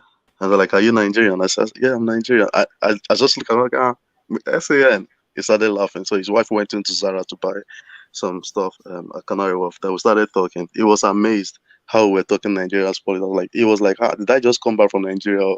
So it's been long. I traveled like 8 years. How come you know all of this going back home? Because I want to know them. Because we in abroad, we know more about the Nigerian politics than the people domiciled in the country because they are busy with their day-to-day life, and because we are looking in to see what's going on, we follow more the politics than they do at home. That's right. Everything has gone viral now. I can be anywhere and start watching anything on my phone. We've got so much data here that you're even looking for someone to share your data with, you see. So he was really surprised, like we are so conscious here. We know what's going on back home. And then we really spoke a lot, and it was actually revealing too many things to me as well. He's a very, very open person. So we discussed about this. Why are they not separating this office? He said it's politics. And I asked him, why are they not picking someone like you to be the Attorney General? I said, no, they know I will scatter things for them now. That was what he said, because he's a hothead as well. Yeah, of course. He's a radical now. Did you get his number? Did you? No, we took pictures, myself and my wife. We're both working at Canary Wharf then. So we took pictures. So his wife came out, we took pictures as well. And I asked him about his son, how he ventured into music and stuff like that. So I don't mind that boy. Or at least it's make the family very proud now. I said, I actually wanted him to study law. I said, he did study law. Of course, yeah. I think he did it at Reading or something. So I told him, like, he's done it to please you. I said, but he still chose to do his own thing. So we left him to do it. So we are proud of him. You know, that was the way once. You give to daddy what belongs to daddy. Exactly. And take for yourself what belongs to you, So... Yeah, you know they sent what's his name, Fela Kuti here to study medicine, and he went to study music in Manchester. I was passing through his musical school then in Manchester. It was on Oxford Road. I used to live in Manchester many years ago, so I entered in there. Is there a plaque? Is there any commemoration of him there? Yeah, there's an image of him on the wall. He was very, very good with instruments. He was a legend. Yeah, there was some Netflix music. Films I've seen. Fela's song, what's it called? We're talking about Fela now, yeah. There's some. Yeah, you're right. You're right. Next week, they do. They play Fela's music a lot. He's a legend. It's a legend. So, he has the highest decoration in France, the Grand something or something. As popular as he is, he's most popular diasporically in France. Yeah. They just adore him there. Fela is a very, very popular figure here, bro. People know a lot about him. You'll be surprised when they start talking about him.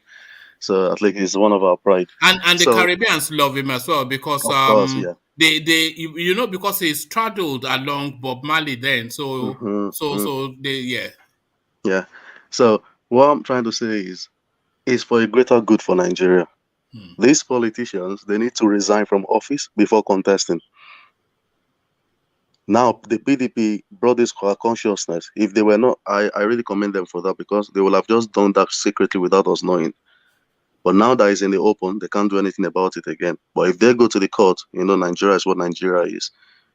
They might allow them to go back and revisit it and change it again. But when the next party comes in, the PDP, they are the ones screaming now. When it gets to their own turn, peradventure they win the next election. Okay, and this thing starts to work in their own. It works against them. It begins to work against them. Maybe someone in the as a minister wants to contest as a senator. Maybe one of them wants to contest as a governor in their state. You need to relinquish your office. There shouldn't be. It should be a level playing field for everyone. That's just the way I say it. Well, Malami, I think he's doing too much. He needs to slow down. Nigeria is not his private entity. He's belongs to starting every to one of believe us. that, he's starting to believe that Nigeria is actually his personal He needs property. to slow down. All right. Thank you, Sam. So, Sam, let's go on from you to, let's go to, do we still have Solly? Solly, we don't have you anymore. It's not like Solly to be quiet. Are you there, Solly? No, he's not there. Otherwise, he will be bouncing, especially when I mentioned him just then, he would have been, you know what it's like. So let's go back to Ete, who dropped out just as we were talking to him. So good to have you back, Ete. Now, I wanted you to speak to the, did you hear me read out about the Eastern youths trying to mobilize and politic a different way? Did you hear me read that out? Yes, I did. And what are your thoughts on that? Yeah. I feel it's a good initiative, but the only problem is with that is what is next? If you remove everybody else, what is next? You can't start building a name all of a sudden and you expect that person to have a national presence. I just feel like they can still work with the people that is there, but they should punish their leaders that do the wrong things. If they know that this certain person does the wrong thing, they should punish him by not voting. Simple as that. And this is the thing that they are supposed to be doing instead of shouting Brafia. Not voting, not voting at all, or voting for somebody different. Voting for somebody different. No, that's their plan. They want to flush the traditional names out because they feel they have failed them in totality since 1999. That would be good. That would be good for them if they can bring somebody that will serve their interests. Me personally, I feel that is what they are supposed to do. They are supposed to bring people that will develop their states instead of shouting Brafia. They are supposed to bring people that will make sure that they are fine, not looking for a way to fight the full country. It doesn't work like that. All right. And have you spoken on the government trying to take to law the electoral bill? Have you spoken on that? Yes, I did. Okay, so let me take you then to the space. Have you spoken on the APC space? Buhari looking to reinstate Mala Buni against what he previously promised to people that he was going to remove him, and the threats that he's making to the governors that he feels are getting too out of hand. Yes, I did. Obviously, like I said before, I was expecting something like that to happen because Buhari's spokesman didn't come out to say anything about what happened last week. Is it last week or so? Buhari's spokesman didn't come out to say anything about it. So I knew that there's no way they can remove Buni like that. All right. Okay, so we seem to have covered everybody, so we probably seek to start to round off here. So thank you all, gentlemen. We round off as ever to land on Ajale Koko, and we start it off. We attempt Solly one more time, and if it's not there, then we go on to Thomas. So Solly, are you there? No, Solly is never. We've never ever known. I shouldn't even have asked. When is Solly ever quiet? If it's there, you would know. So thank you, Solly, for your company. So let's go to Thomas and take his words. Thomas, we're rounding off. Oh, thank you, woman. It has been a beautiful section. I just want to say this.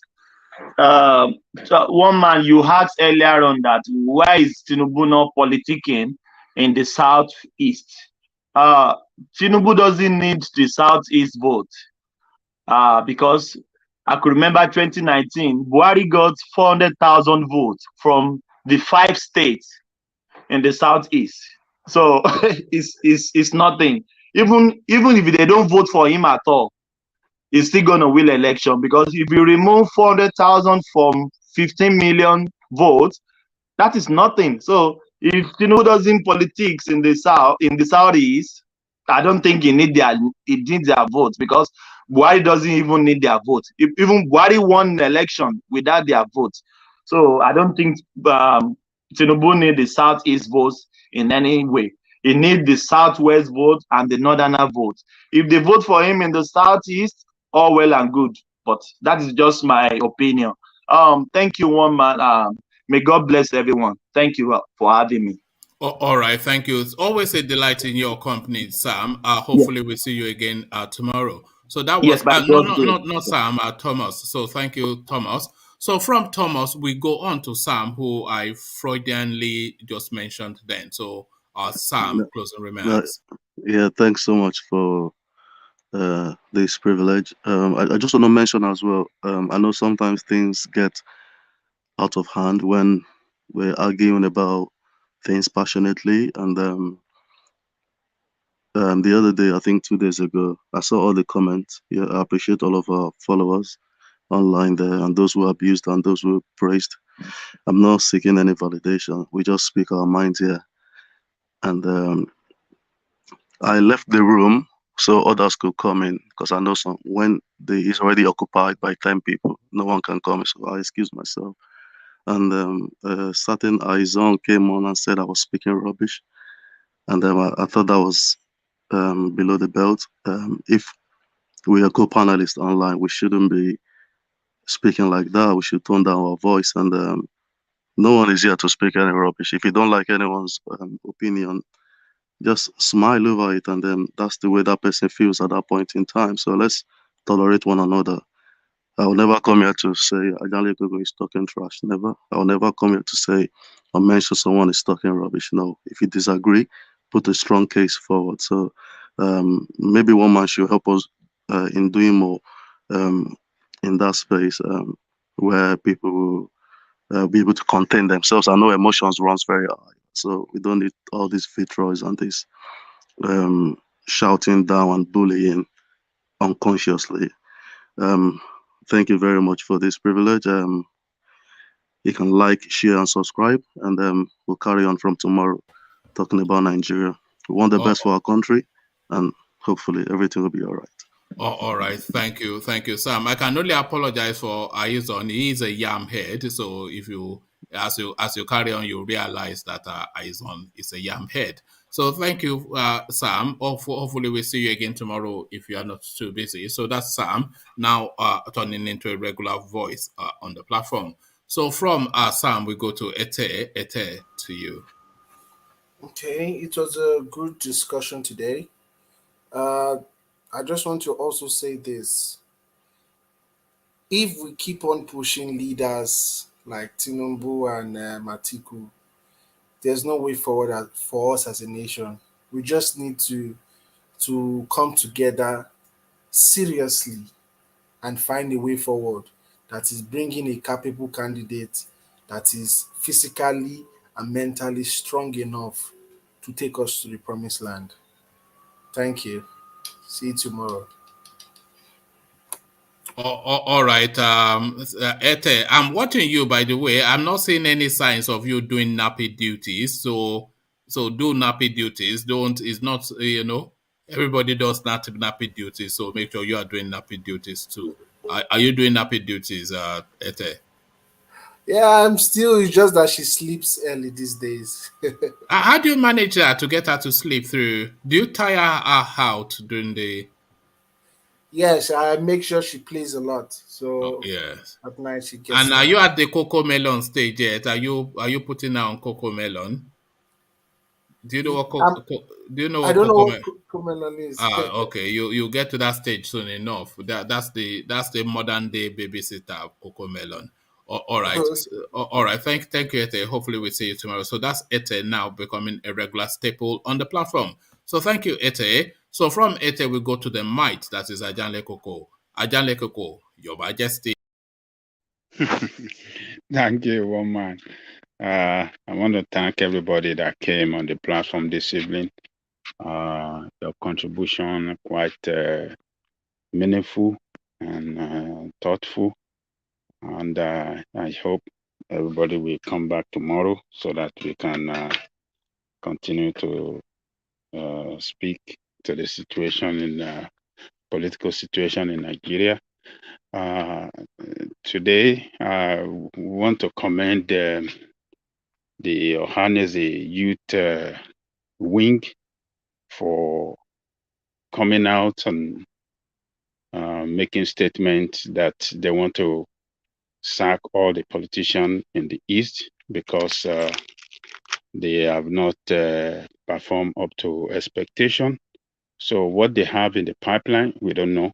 But I strongly support their call on parents to make sure that all their children vote and that it is time for the youth to come in strongly and participate in politics and vote for the right candidate.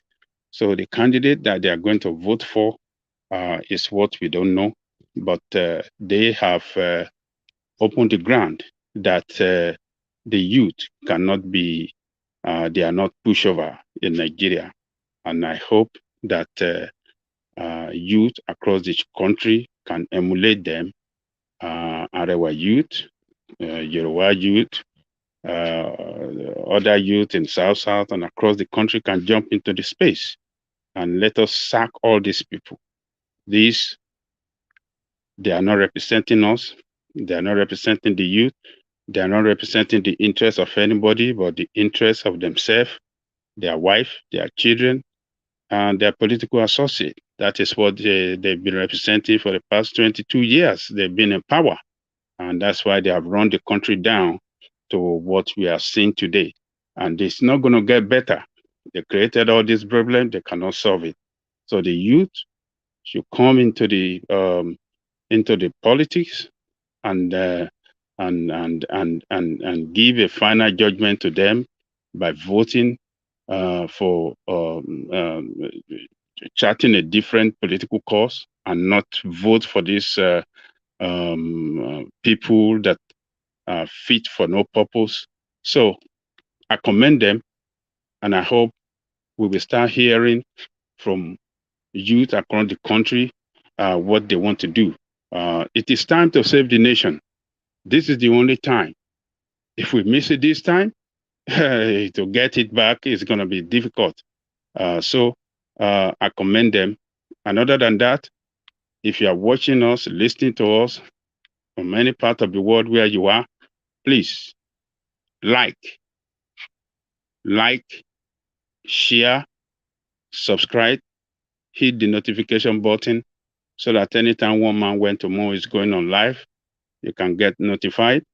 And One Man, the only one man we know as the Eagle, I believe he will land here again tomorrow, and we will continue the struggle from there.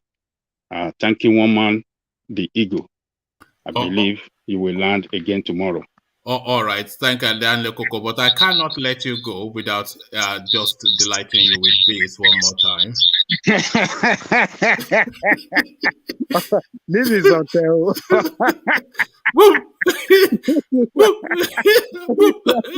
Look at that. This is hotel. So there it is right there. Thank you, Ajale Koko. We'll see you tomorrow. Okay. So that was Ajale Koko, our American correspondent. So that was Ajale Koko. So always the program gets rounded off by Ajale Koko. So everything has been said. You've heard different voices. So here is now where you come in, as directed by Ajale Koko. Thumbs up because we don't see the thumbs up reflecting in the viewership. Sometimes you have, in most instances, 150 thereabout people, certainly between 100 and thereabout. But then when you look at the thumbs up, it's about 40 thereabout. So it doesn't marry up So that means then the people listening are not really participating. So that is your participation, the thumbs up and the subscribe.